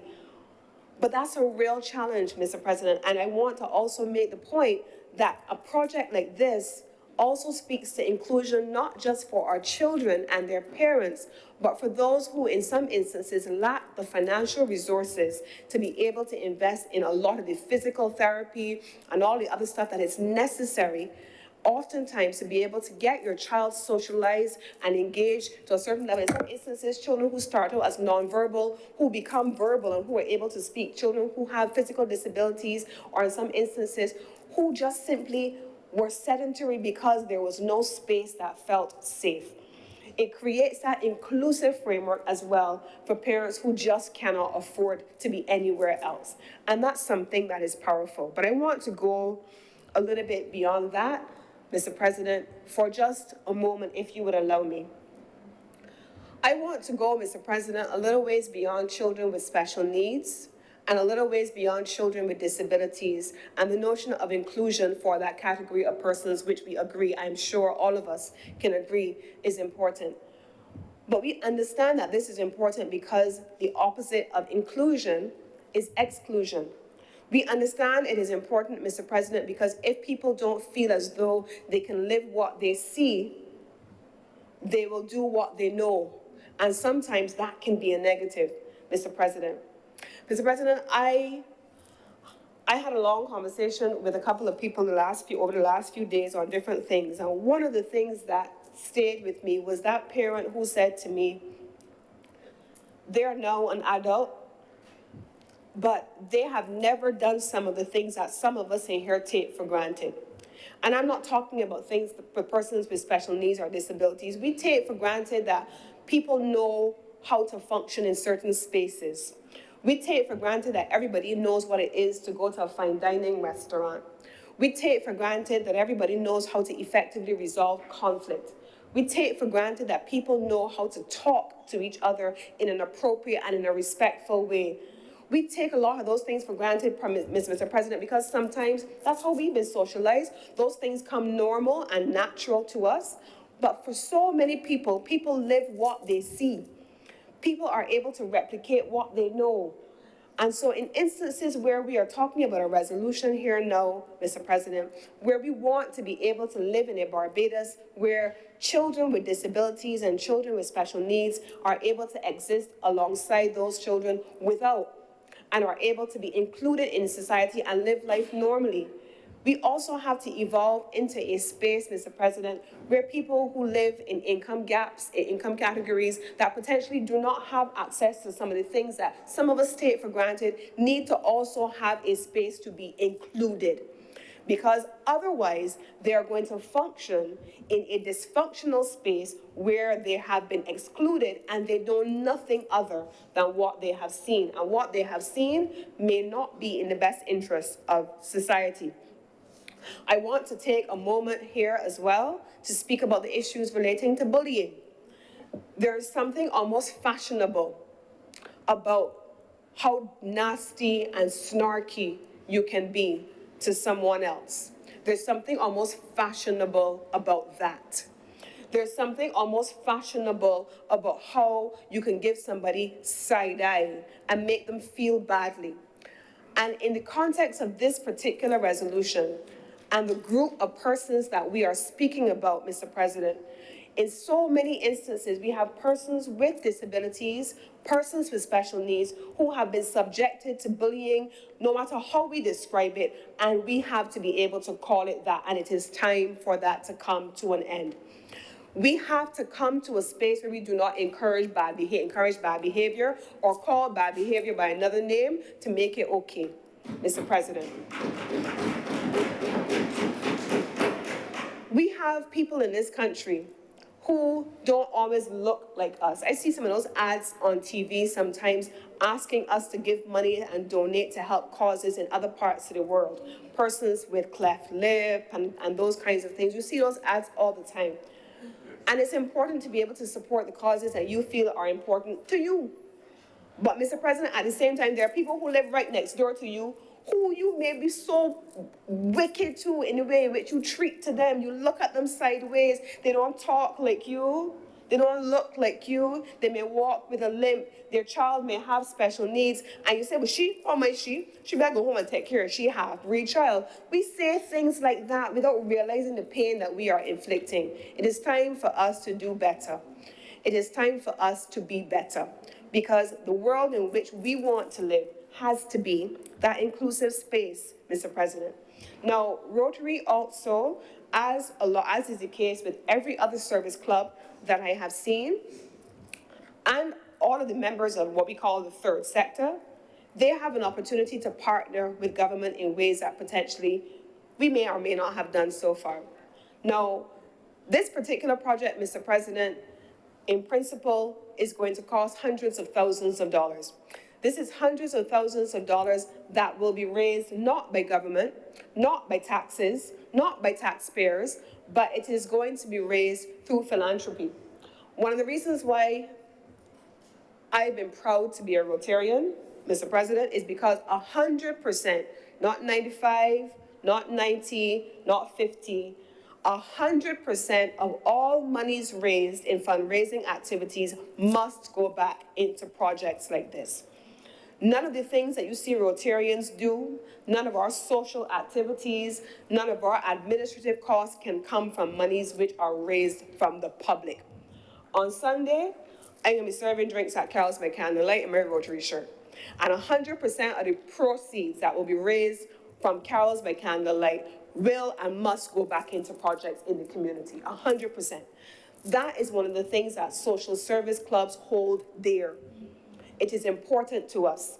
And so when we come to say we want to lease land to do a project at the Garfield Sobers around the gymnasium, the money, hundreds of thousands of dollars raised by whomever, is going into this project. It is 100% of the project, of the money going into that project, and it is something with which the government can partner, the private sector can partner, and allow us to take a small project or a medium project and make it into something grand that serves the public purpose. and helps to be beneficial to our communities and to our people. This is what I am hoping that more projects can do. The Kiwanis, for example, the Kiwanis do amazing work with children. You have the Seroptimists. I grew up with my great aunt as both a Seroptimist and a lion. I know what it was to go to, especially at this time of year. Oh my goodness, every single lunch, every single activity, everything at this time of the year, I used to go with my great aunt to, as a Seroptimist and a lion. And you had to go as a child. It turned out, I suppose, probably because of her influence, that I became a Rotarian. But there is also an opportunity, Mr. President, for more Barbadians to sign up for social service activities. How many of us go to work, go home, practice in our disciplines, hang out with our friends, but don't participate in anything that gives back to our societies and to our communities? There is a space for more Barbadians to do that. I was one of the most proud people when the government of Barbados, as part of its support to the University of the West Indies, instituted a Give Back program. Because we have to begin to socialize Barbadians into giving back. We grew up going to church on a Sunday morning and then going back to church on a Sunday evening, participating in harvest, being part of the outreach into communities. Some of us would have been in clubs. I was in Interact. I was in Rotaract. When I was at St. Michael's, I was in Rotaract when I was at BCC, and I became a Rotarian when I was an adult. There are so many of us who live lives that are centered around just us, just what suits us. And if I were to hearken back to the debate that was just concluded, where we said we only see things that are beneficial if it is beneficial to us, as opposed to what it is on its own merit, that is who we must also be as people, not just in terms of our substantive work, our approach to our work. If it is that we can only see what somebody next to you, somebody down the road is having a hard time, you don't need to join a club. You don't need to be a part of a group. Sometimes you can do it all on your own. When we go to the supermarket, when a month comes, pick up a few extra things for some people. There have been times, Mr. President, where we have run programs in supermarkets where we have encouraged people, when you buy your supermarket goods, put a couple of things, excuse me, in a can that is there, in a container that is there, to go for a family who is in need. The Salvation Army is another entity that is out there right now with their kettle initiative. How many of us are walking past them every single day, day in and day out, without giving $1, $2, when their target is $750,000? I heard it this morning on the news.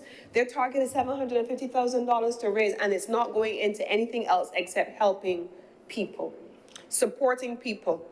You have the Rotary Club of Barbados South on any given evening. There are several evenings during the week. You will see them right here in the square feeding the homeless. And you know, one of the things that I love about Rotary and certain service clubs, you will never, this is important to me, you will never see the beneficiaries of Rotary support in the press.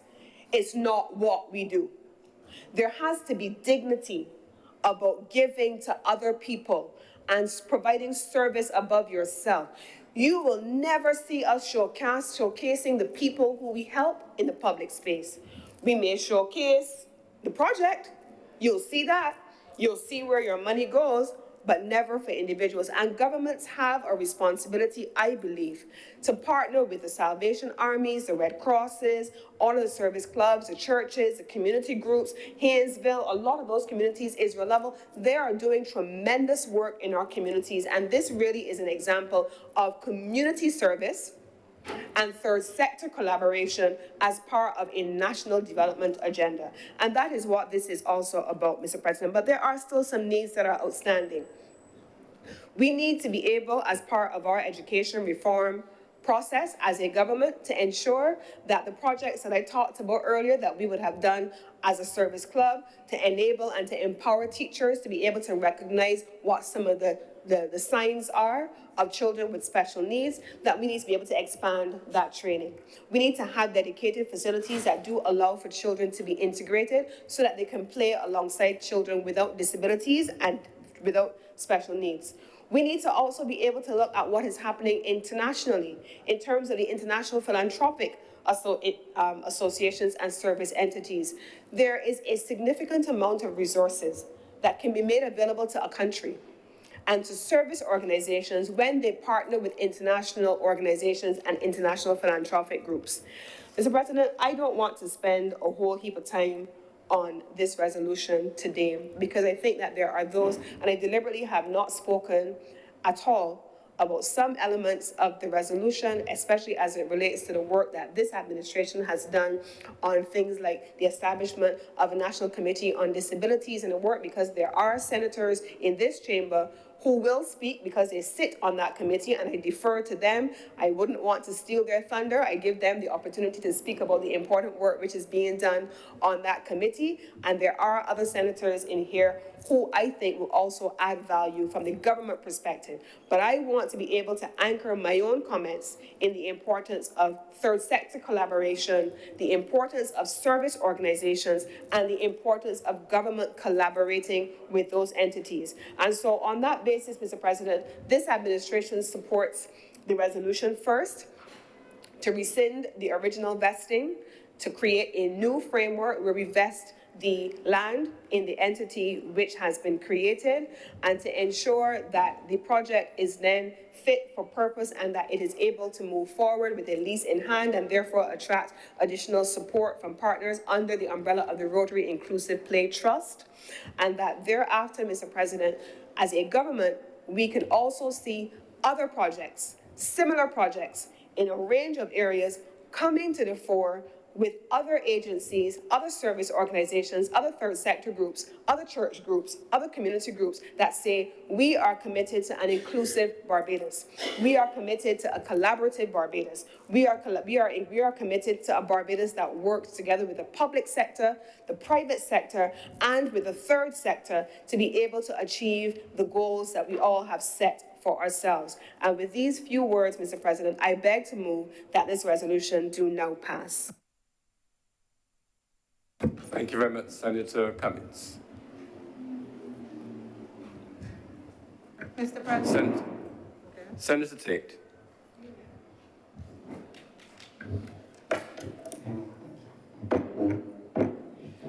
Thank you, Mr. President. Mr. President, as I understand it, what we're doing this afternoon is regularizing an error. So it's more like a legal matter as far as I'm concerned. The assent was given to an entity that, as I understand it, did not exist. And we needed to get it from the Rotary Cover Barbados South to the Rotary Inclusive Play Trust. Simple matter, but it has to be done properly because you really can't be vesting in an entity that doesn't exist. So in keeping with the purpose of this resolution, let me be clear, I have no issue with what is being envisioned for children with disabilities. I think that is an area, I actually have a sister who was very passionate about that type of thing. But for me, Mr. President, in this resolution, there is a reference to Her Excellency, the Governor General. On the 28th day of July 2015, there was no such creature on the 28th day of July 2015. We had a male Governor General on the 28th day of July 2015, and my position is if we are fixing and we are correcting, let us do it holistically and properly. It means, therefore, sir, that the resolution that runs from our website, that's presented here, the addendum that was presented, I believe, on the Parliament website, all of them need to be amended to properly reflect that on the 28th day of July 2015, we would have had a male Governor General. And there are some people might think this is not a big thing. I am of the view that we really do need to be careful what we're doing in the upper chamber so that situations exactly like what we're doing now do not have to exist. We can stop having to make these amendments, stop having to make these changes so that we don't end up with a situation where we don't know what we have because we've made so many changes. That's the first thing that stood out to me, but that might be because of my training. And yes, there's provision in certain places that you use his and her interchangeably. Funny thing is though, for the most part, you usually see the male being used interchangeably with the female. You don't usually see her.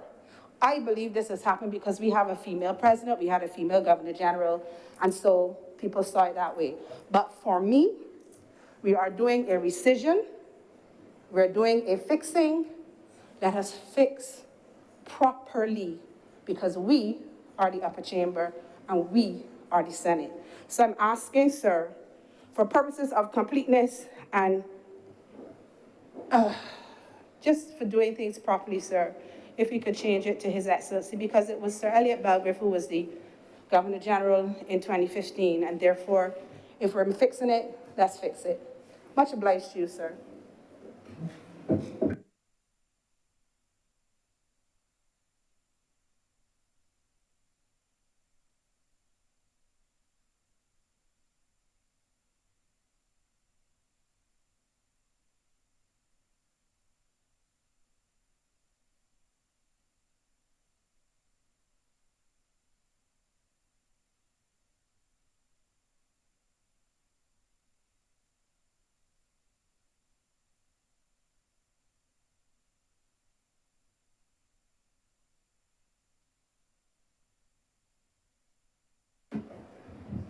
Thank you very much, Senator Tate. Senator Boyce. Monique?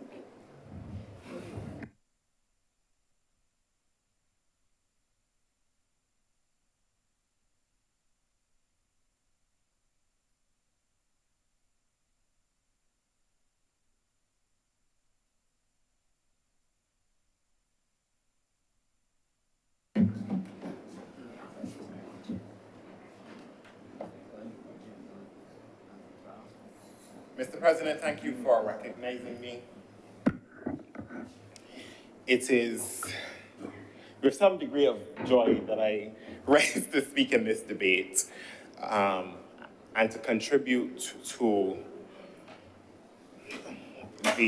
what is hopefully the passing of this resolution. Mr. President, the project which the resolution concerns, in my view, represents what is possible for this country as we move to not only include persons with disabilities, but to transform the country in their name and in their interest. Let me start by thanking the Rotary Club of Barbados South for its vision of inclusion and equity, a vision that includes children with disabilities, and one that importantly, Mr. President, fosters interaction between children with disabilities, children with special needs, and able-bodied children, and creating a space in which they can all play, recreate, and develop. Similarly, Mr. President, I must thank the Rotary Club of Barbados for keeping the dream alive. The Honourable Leader of Government Business indicated the perhaps long road that it has taken to get here. That notwithstanding, Mr. President, I think thousands of Barbadian children, disabled and non-disabled, and their parents will come to be grateful for the Rotary Club of Barbados' perseverance in this matter.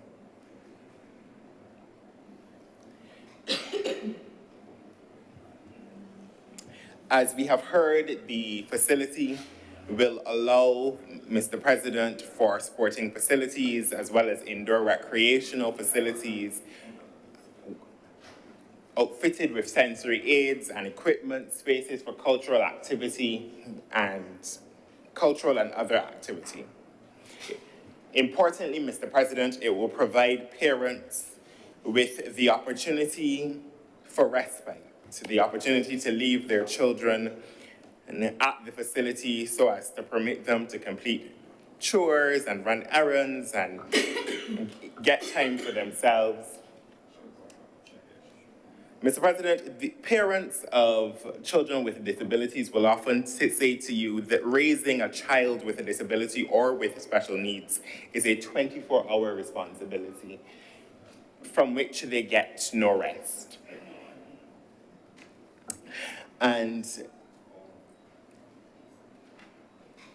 it is initiatives like these that provide the opportunity for them to get some degree of rest in the context of a society that is largely intolerant, Mr. President. A society where parents of children with special needs and disabilities have a legitimate fear because they see and experience firsthand the intolerance of the society in which we live. And so they prefer, driven by that parental instinct, to keep their children close and to protect them from the vagaries of intolerance and discrimination.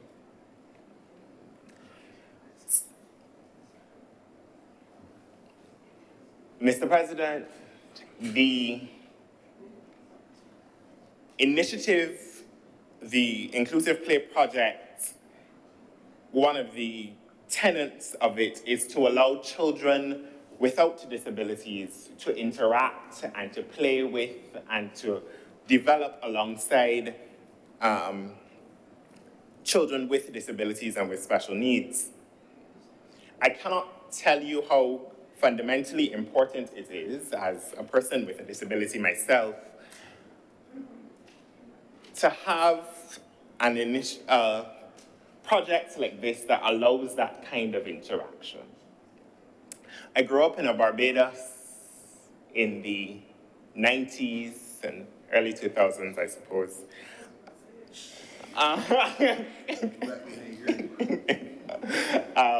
Yes, Senegal. You are.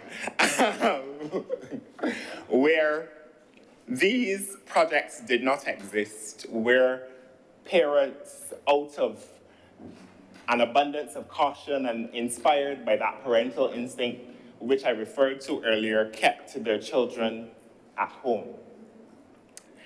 And there was no place for them to recreate and to interact with people sometimes outside of their immediate families, Mr. President. And so this initiative changes that in many ways. On the other hand, it provides an opportunity for able-bodied members of our society to get an appreciation for and understanding of children with disabilities and special needs. I'll tell you a story. I'm not very good at stories, but I'll try.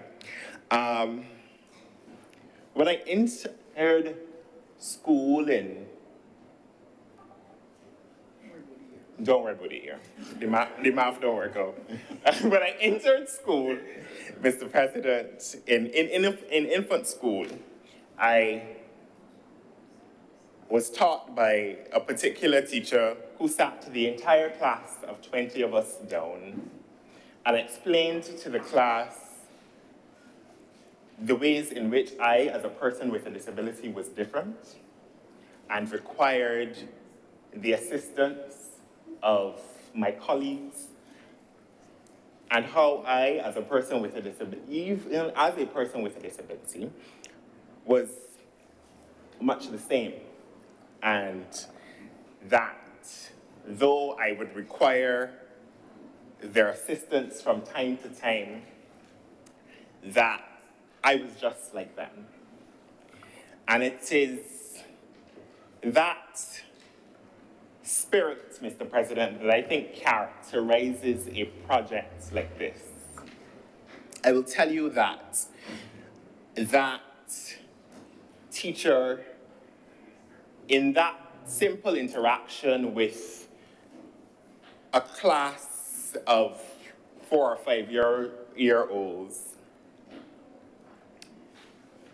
created an environment in which I always felt safe, an environment in which I always felt protected, and an environment in which I knew that I was loved, Mr. President. That conversation has spawned a 30-year friendship with the person who is my best friend in all the world. And so, Mr. President, this kind of interaction is not an esoteric thing. It is not a theoretical thing. It has real life and practical implications for children with disabilities and special needs and those without.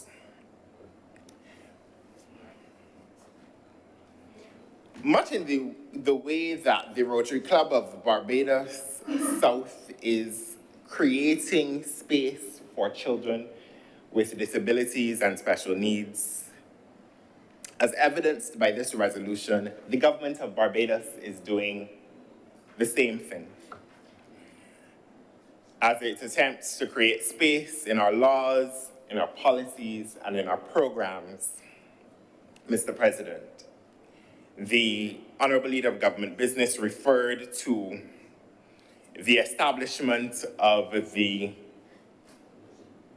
Committee on Improving the Lives of Persons with Disabilities in June of this year. A committee tasked with a couple of things. One, the drafting of a comprehensive disability act that responded to many of the realities, but if we are to be honest, the vagaries and untenable realities of persons with disabilities. And also to draft, and also, Mr. President, to propose policy to the government of Barbados in that same vein. The government, in deciding to do that, Mr. President, has set about to build an infrastructure of inclusion that I hope goes on to transform this country and to not only respond to the particular harsh realities of disability and special needs across our society, but goes on to inculcate in all of us a culture of inclusion.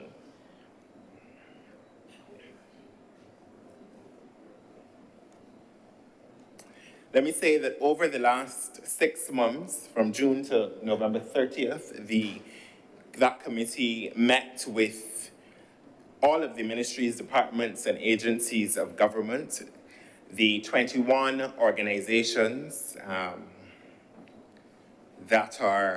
that exist under the auspices of the Barbados Council for the Disabled. We also met with the Bankers Association, the labor movement, the faith-based organizations, to name a few, Mr. President, and in dedicated town hall meetings with the general public of Barbados to get an understanding of what they thought should be included in a comprehensive disability act and policy.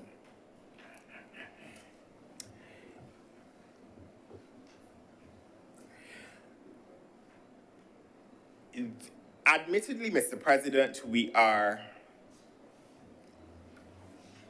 a little bit behind the curve on this issue. Barbados ratified the Convention on the Rights of Persons with Disabilities, which of course is the international treaty that treats to the treatment of persons with disabilities in 2013. And between then and now, has only had a spattering of legal protection for persons with disabilities.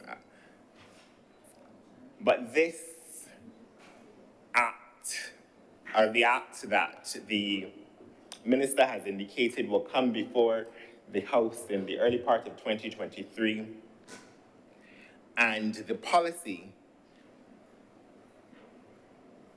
will not only, Mr. President, treat to our international obligations, but it will hopefully mechanize change in this country in a way that we have never seen, so that some of the things that the community of persons with disabilities told us about in those meetings will come to an end, and some of the things that the leader of government business spoke to as well. Because there are real issues, Mr. President. When a parent of a child with a disability tells you that they have moved their child in its young life to between 7 and 9 schools, hoping, Mr. President, that they can get the accommodations and the quality of education that we all deserve, Mr. President, it is an issue that needs to be fixed. When, as a person with a disability, there are things that are not accessible to you, the thing that immediately comes to mind is the extent to which some persons with disabilities can't, for instance, use the automated telling machines at banks and credit unions and the like, for various reasons, because some of them move too quickly, because some of them do not allow for the plugging of devices that permit the blind to hear the instructions. Some of them are simply set too high. And we all know, Mr. President, the profound inconvenience of that. But think about not only that, but think about that inconvenience multiplied by, or what you may take to be an inconvenience, because it is more than an inconvenience in my view, multiplied by tenfold as a person with a disability goes through their day and deals with one set of exclusion after another, after another, after another. And it is hard not to get to the point where you think that your society, the country of your birth, doesn't care for you. You're not valuable enough for it to respond to cater to accommodate, Mr. President. And that is the work of shifting that, of changing that, is the work that this government has committed to doing through the committee, through the establishment, through the crafting of comprehensive disability protections and policy. Mr. President, but I also want to say, setting the law aside, if I may, that some of this will require a cultural shift. There are ways in which the force of law will be enough to compel a different set of behavior, a better set of behavior, to quote Senator Cummings. But there are ways in which all of us, as part of a society, need to be kinder, need to think about the ways, the spaces that we occupy, and the ways in which they are inaccessible to persons with disabilities for various reasons, Mr. President. And to commit to making those spaces more inclusive, commit to making them more accessible to persons with disabilities and the people who may care for them, Mr. President.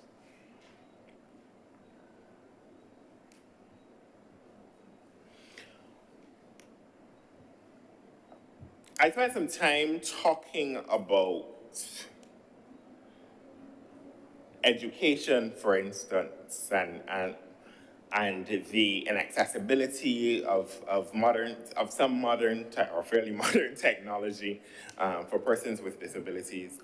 But I also wish to spend some time, Mr. President, on some of the other things that we often don't speak about or think about enough when we think about the lives of persons with disabilities. Things like sports, culture, entertainment, and recreation, which are really at the center of the resolution that we debate today.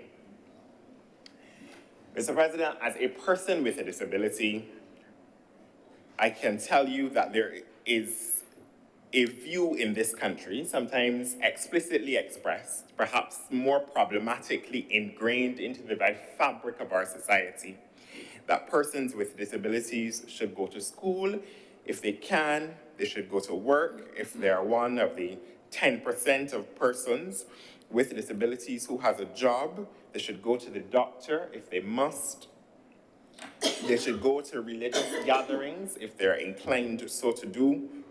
However, the fun and the frolic, the festivities are not for them, to put it politely.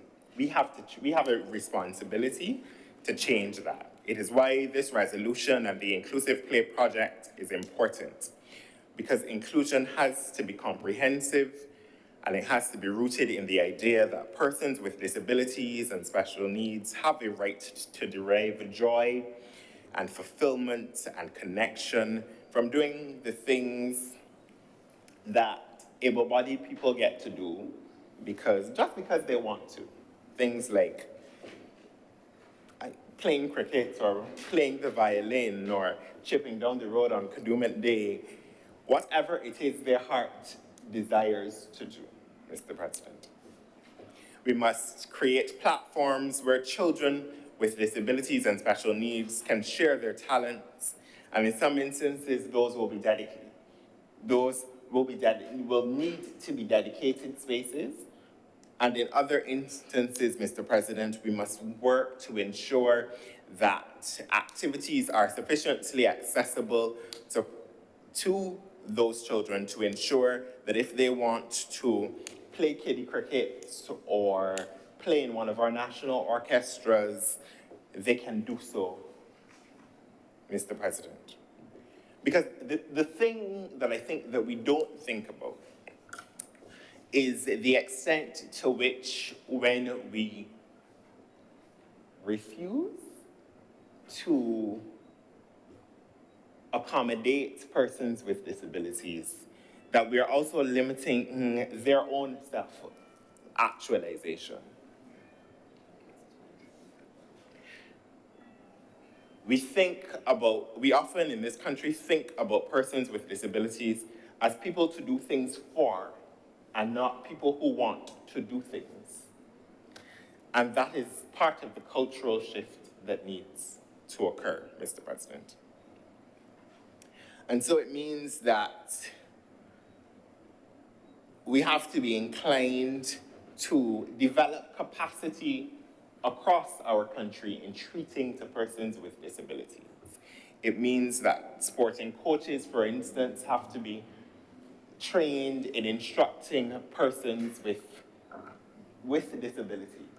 Because when we don't do that, are we not limiting the capacity of the person with a disability and limiting the capacity of the country, Mr. President? Are we not foreclosing on the possibility of another Jason Holder or Sade Williams or Zane Maloney, Mr. President? Those are the things that we have to think about. Similarly, Mr. President, public play parks need to be retrofitted in the same vein of this resolution to accommodate persons with disabilities, Mr. President. And similarly, we need to appropriately reward and recognize persons with disabilities and special needs and children with special needs for their sporting and cultural achievements, Mr. President. If we are to make the point that this country is for all of us.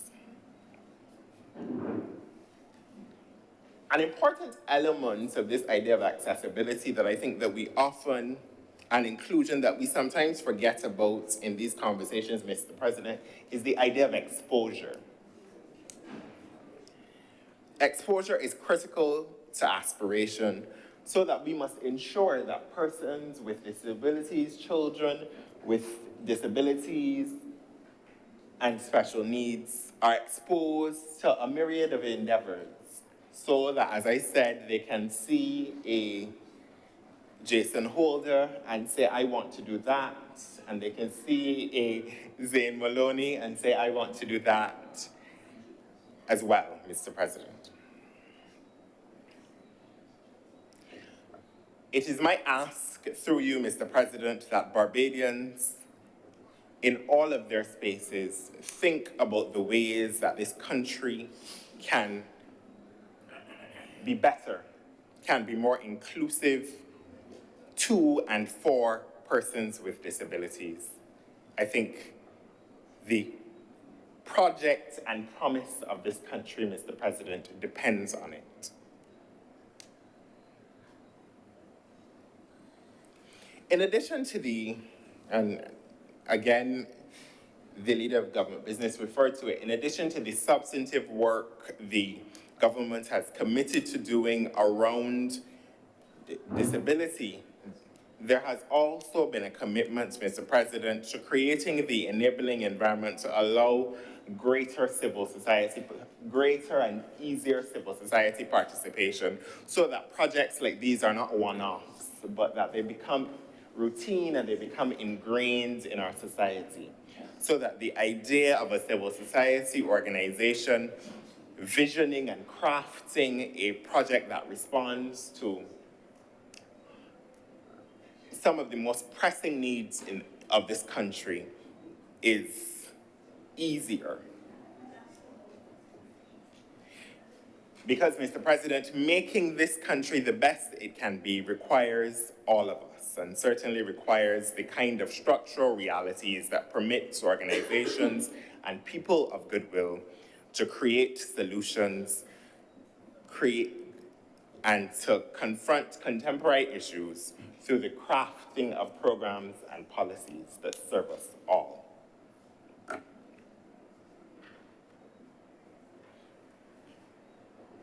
In that same vein, I wish to encourage Barbadians to volunteer not only with one of the 21 organizations under the auspices of the Barbados Council for the Disabled, but to do so in other areas as well.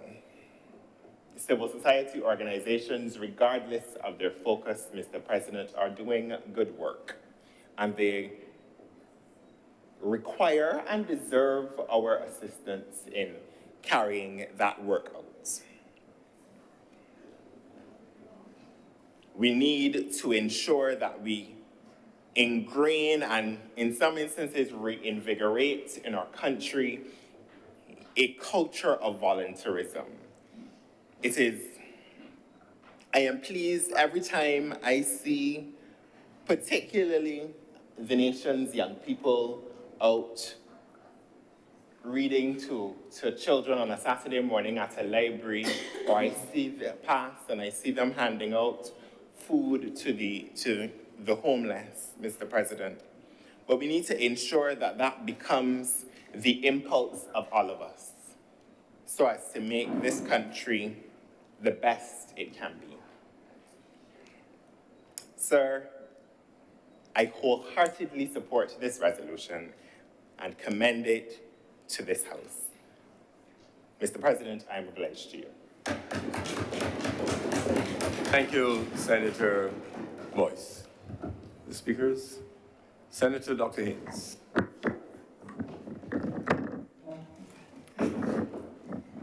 Thank you, Mr. President, for recognizing me.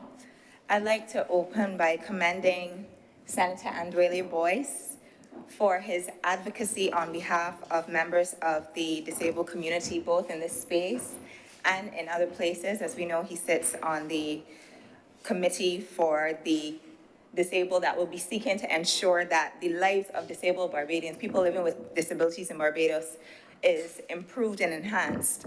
One of the things that stood out to me, both in reading the resolution and in listening to the contributions that have come forward so far, is that we are presenting inclusive play, this concept, as something that is revolutionary. And I said it's so unfortunate that inclusion would be portrayed as a revolutionary act, because it would suggest that the status quo is exclusion. And it's really, really heartbreaking when you think about it, and it really underscores the amount of work that we have to do. Myself and a few colleagues would have sat in the chamber during the previous parliamentary term when we adopted a resolution on the Charter of Barbados, which would have spoken to the fact that Barbadians have they're free and equal in terms of human dignity and human rights, regardless of their age, their ability, their race, their sexual orientation, class, culture, faith, a full spectrum of things. But clearly we have our work cut out, and I would like to commend the Rotary Club for this initiative on behalf of Barbados's children. One of the things that I would like to underscore is that as much as we're placing an emphasis on children who are living with disabilities, this inclusive play part is intended for children of all ability levels. The challenge is that traditionally, in typical play parks and spaces that children would normally access, you have monkey bars and slides and seesaws that never sought to accommodate children living with physical or other challenges.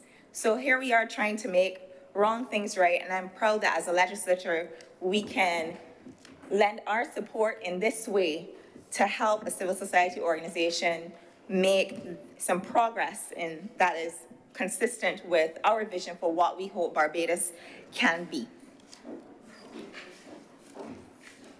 I wanted to point out a statistic. It was quite shocking to learn that over 240 million children worldwide live with disabilities.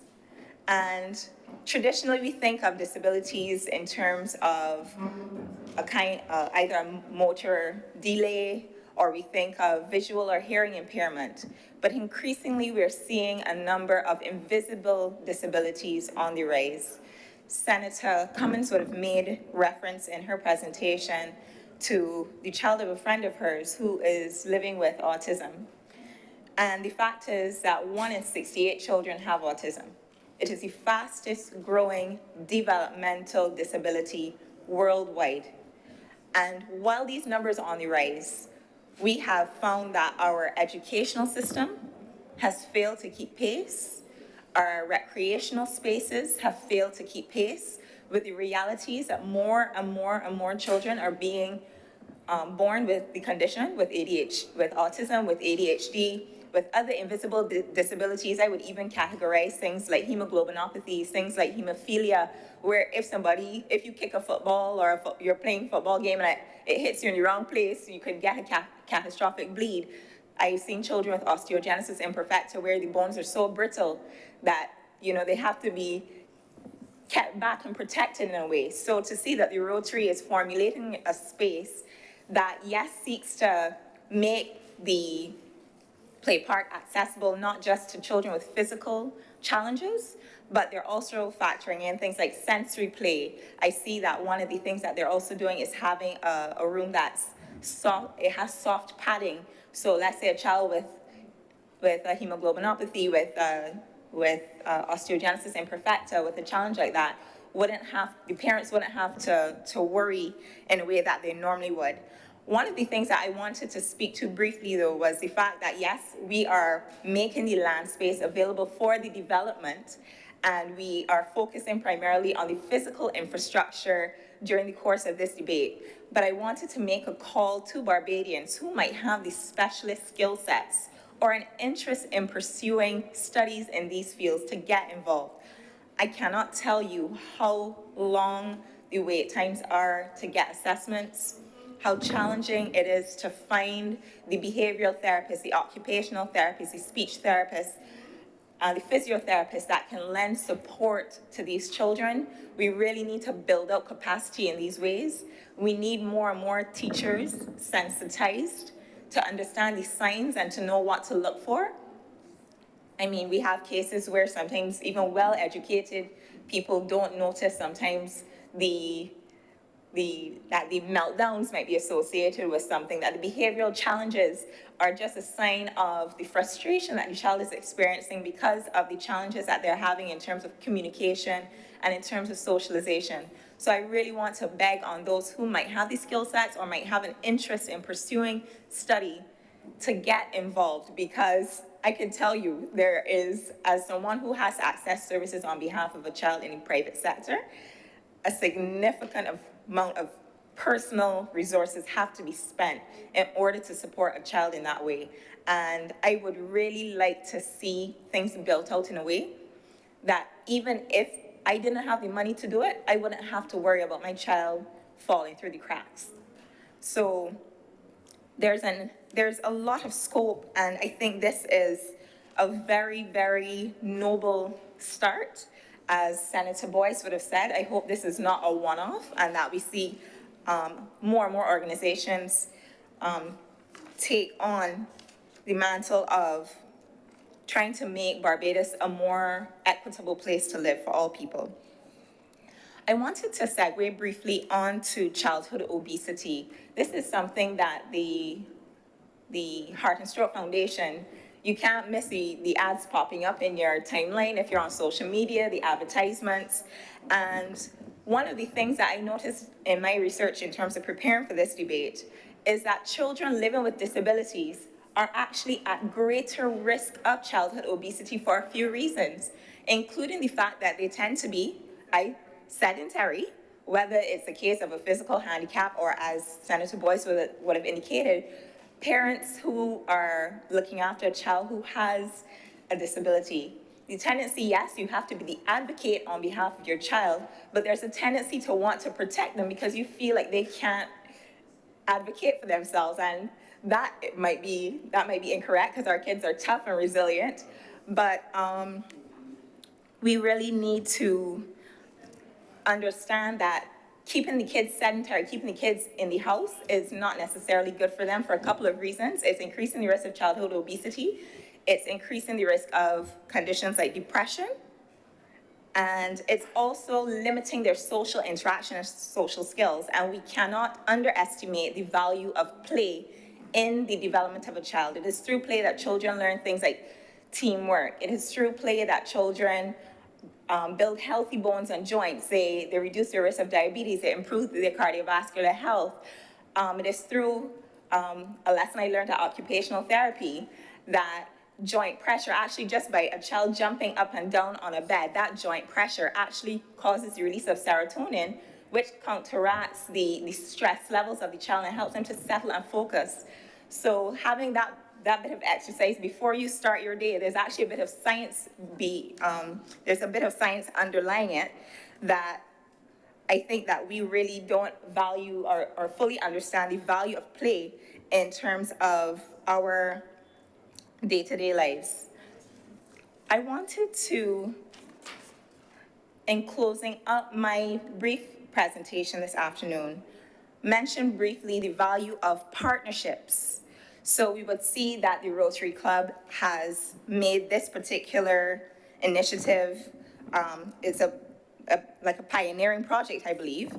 But I would like to also take the opportunity to credit the work of the World Pediatric Project and the Sandy Lane Charitable Trust, who jointly ran an initiative earlier this year, where they, in particular, worked with the orthopedic department of the QEH, and they had a specialist clinic run back in May that saw 85 children who were either living with bone deformity conditions or some kind of underlying orthopedic issue.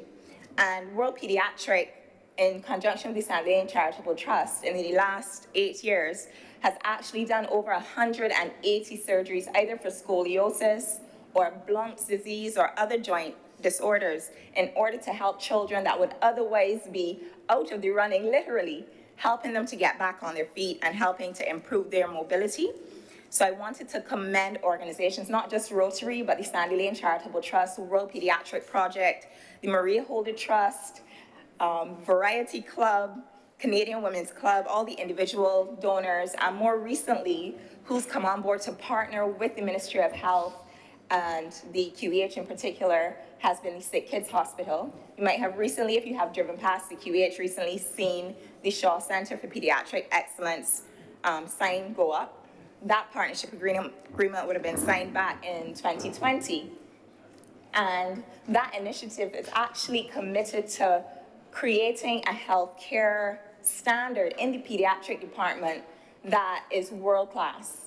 So you would have seen recently at the UWI graduation that 20 nurses would have either graduated with postgraduate diplomas in pediatrics or would have graduated with master's degrees and specialist master's degrees in pediatric nursing.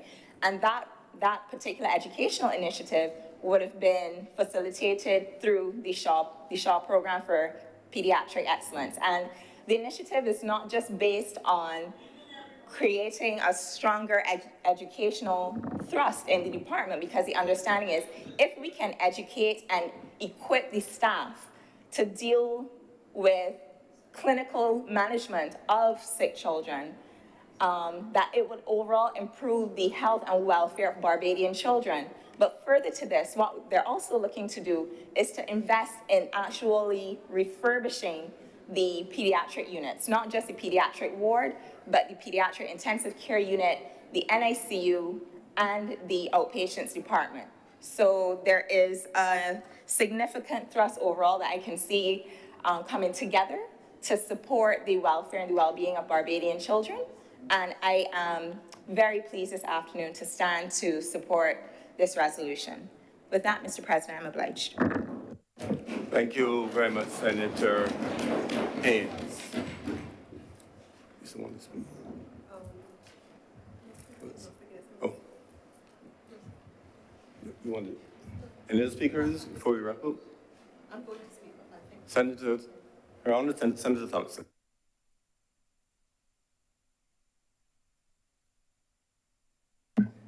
Thank you very much, Mr. President. I believe that we will all get an opportunity to speak to the issue of disabilities and policy and the life of those with disabilities and how we better integrate them as true children of the Trident when the debate comes. But I really did want to take this opportunity really to make very brief remarks on another matter.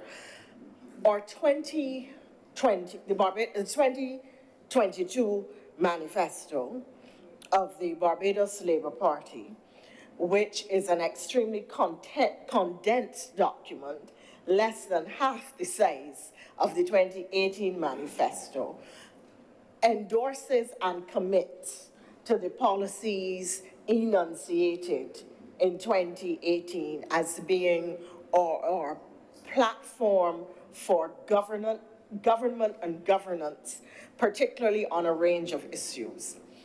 Having laid that groundwork then, I go to the 2018 manifesto of the Barbados Labour Party at page 46, at which one finds these words.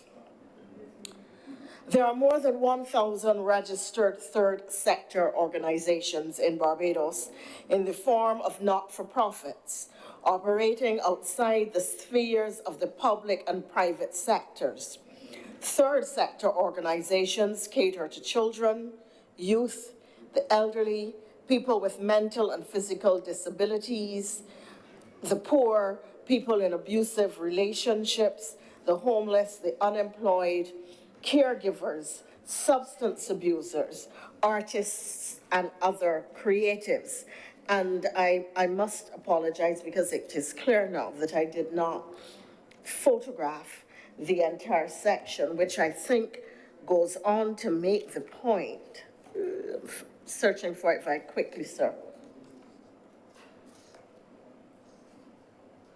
The BLP recognizes the meaningful impact a progressive third sector policy might make in helping to meet growing social needs, accelerating entrepreneurship, and social impact investing.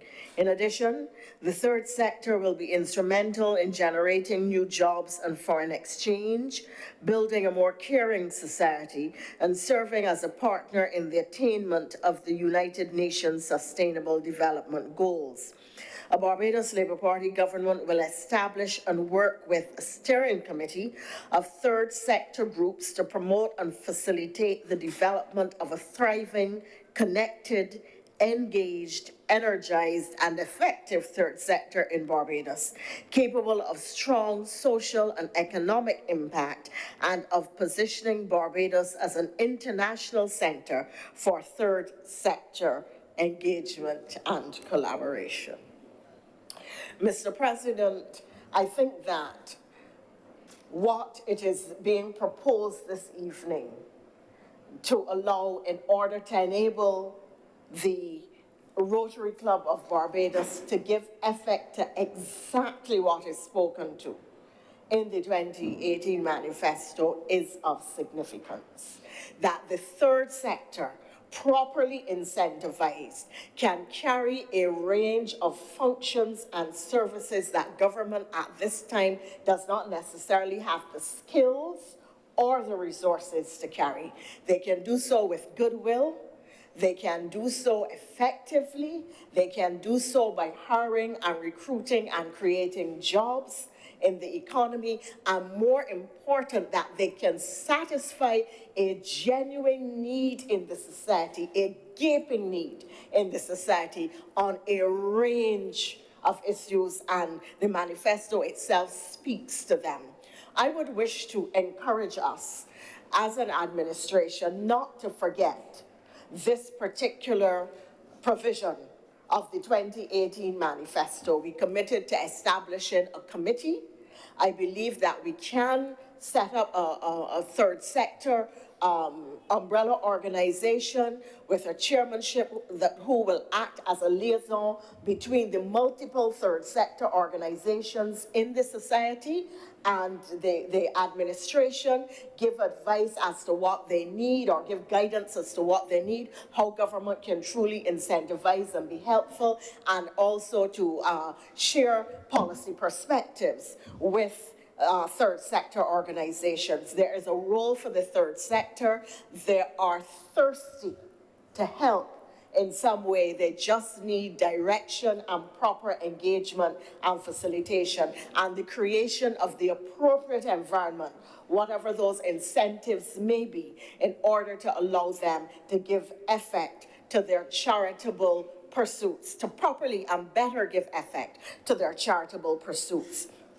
In a previous Labour Party administration within the Ministry of Health, it was in the manifesto, and then we gave rise to it. There was, because health has perhaps some of the largest numbers of NGOs and groups. Well, perhaps environment has now exceeded them, but previously, health used to have the largest number. And we set up an umbrella body within the Ministry of Health to engage and coordinate and give support to these various organizations that were working as third sector entities in the society.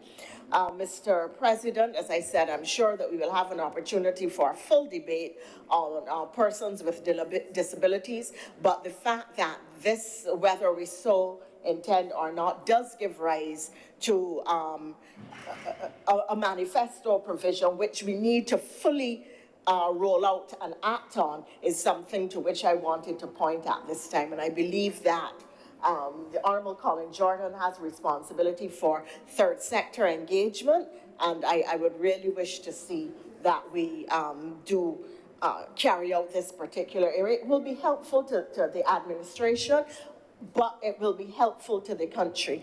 And it will perhaps, when persons see what can be accomplished by persons of goodwill who are largely working in volunteer organizations, that it might encourage an increased level of volunteerism at the national level. There are many people with skills, with resources of all types, and if they can put those skills or resources at the disposal of the country and at the disposal of those who most need them. I think Senator Dr. Haynes spoke very well about the cost of doing so, and there are many families who are in situations where their resources cannot afford to deal with the particular needs and challenges which their families face, whether it is because they have a child who is mentally or physically challenged or differently able, whether it is because Granny has developed Alzheimer's in her old age and everybody has to work and they can't cope. There are all kinds of avenues for the third sector, and the space is large for the third sector to enter, engage, but as a government, we have to give the incentives and the support. So that is really my contribution to this simple residual matter, simply to say that I want to see us act on this, and I'm very glad that insofar as this residual attempts to do so, that it does give effect to Labour Party policy as framed in the 2018 manifesto. We now need really to give full effect. Thank you so much, Mr. President. Thank you very much, Her Honour Senator Thompson. Further speakers?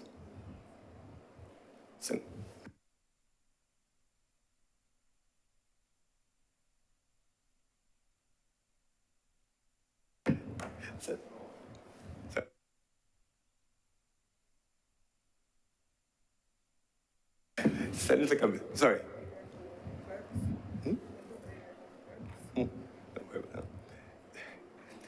Senator Cummins. Thank you very much, Mr. President. I rise to, first of all, express appreciation to all of the honorable members of the chamber who have spoken. This is very much a simple matter. It is in the first instance the rescission, and then it is the vesting on the other hand in items 3 and 4 respectively. There will be obviously a matter that we will speak to when the president intervenes. Your microphone. But I want to, first of all, on the matter of the Inclusive Play project, support all of the comments and the interventions that have been made. There are any number of projects to which we could all speak. I could have, during my initial presentation, I think the beauty and perhaps the challenge at times of opening and closing is that you have to make sure that you split what you would say in half.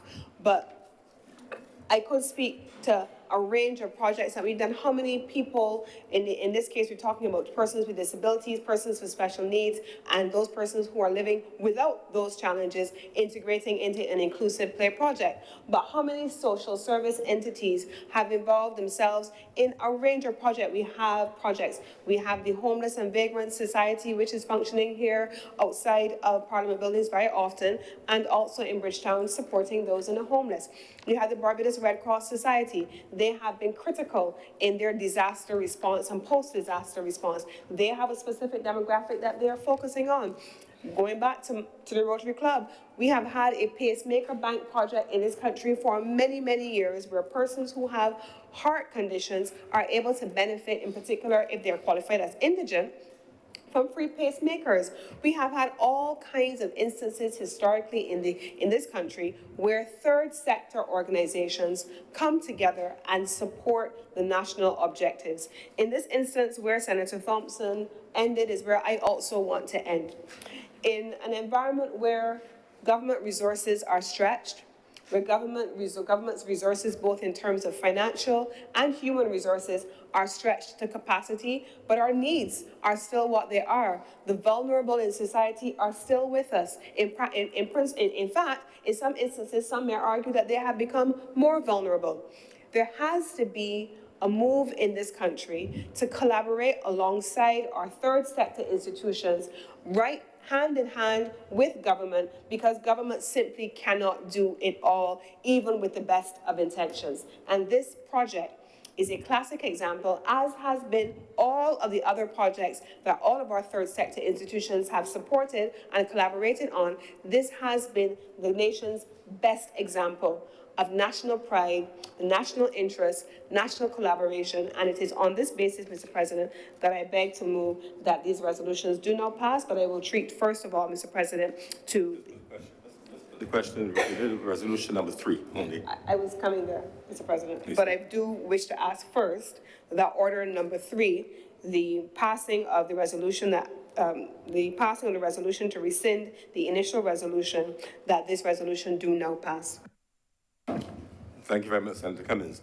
In relation to agenda item number 3, we thank Senator Tate, whose eagle legal eye caught the use of Her Excellency rather than His Excellency.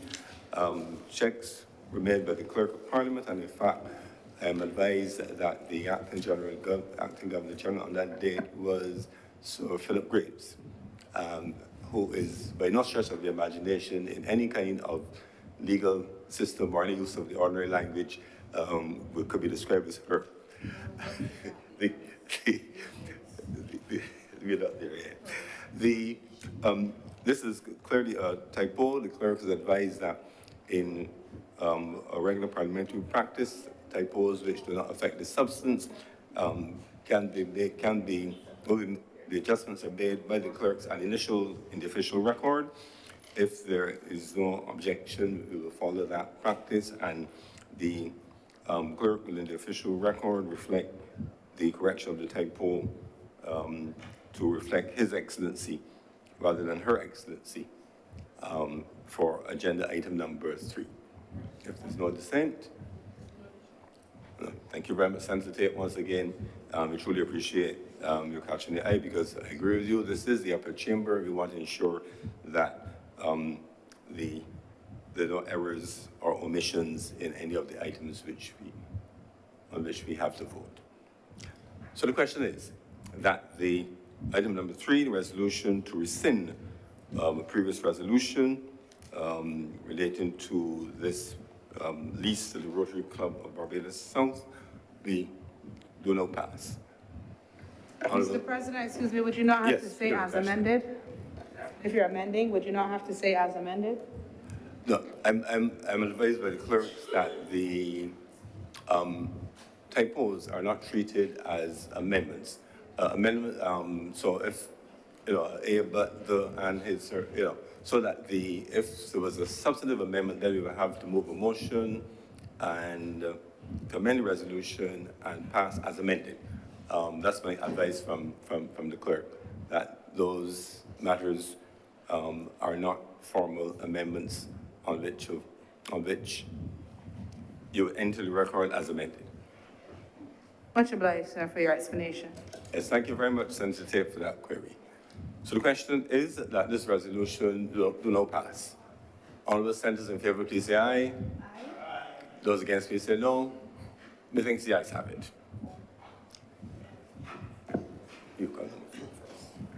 Order number 4, sir. In the name of the Honorable Leader of the Senate, to move the passing of a resolution to approve, in accordance with Section 5 of the State Lands Vesting and Disposal Act, Chapter 225, the lease to the Rotary Inclusive Play Trust, a charity registered as charity number 910 under the Charities Act, Chapter 243, a parcel of land, the property of the state, situated at Garfield Service Complex, Upton, in the parish of Christchurch in this island, for the construction and development of a recreational facility for children with disabilities. Senator Cummins. Mr. President, I beg to move that this resolution do now pass. The question is that this resolution for the lease of land so described to the Rotary Inclusive Play Trust, charity number 910 under Charities Act, Chapter 243, do not pass. Honourable senators in favour, please say aye. Those against, please say no. Methinks the ayes have it. This resolution is now passed. Senator Cummins. Thank you very much, Mr. President. This brings us to the end of government business for today. I beg to move that this Senate do now be adjourned, sine die, with the proviso that we are most likely to meet again on Wednesday, December 14th. Senator Dr. Hines. Thank you, Mr. President. Once again, I rise to ask a question about a question. I eagerly await a response on the question relating to, well, you know what it is, child protection legislation that I've heard so much about in the news, but not in here. And also, importantly, the second part, which relates to juvenile justice. Remember, Senator Dr. Hines, Senator Cummins. Thank you very much, Mr. President. The response has been drafted, it has been finalized, and it is to be submitted formally to this honorable chamber, we expect very shortly. Thank you for that update. We look forward eagerly to receiving the formal submission of that, or the answer to that question. The question is that the Senate do not adjourn Senate Day. All of the senators in favor, please say aye. Aye. Those against, please say no. We think the ayes have it. The Senate stands adjourned.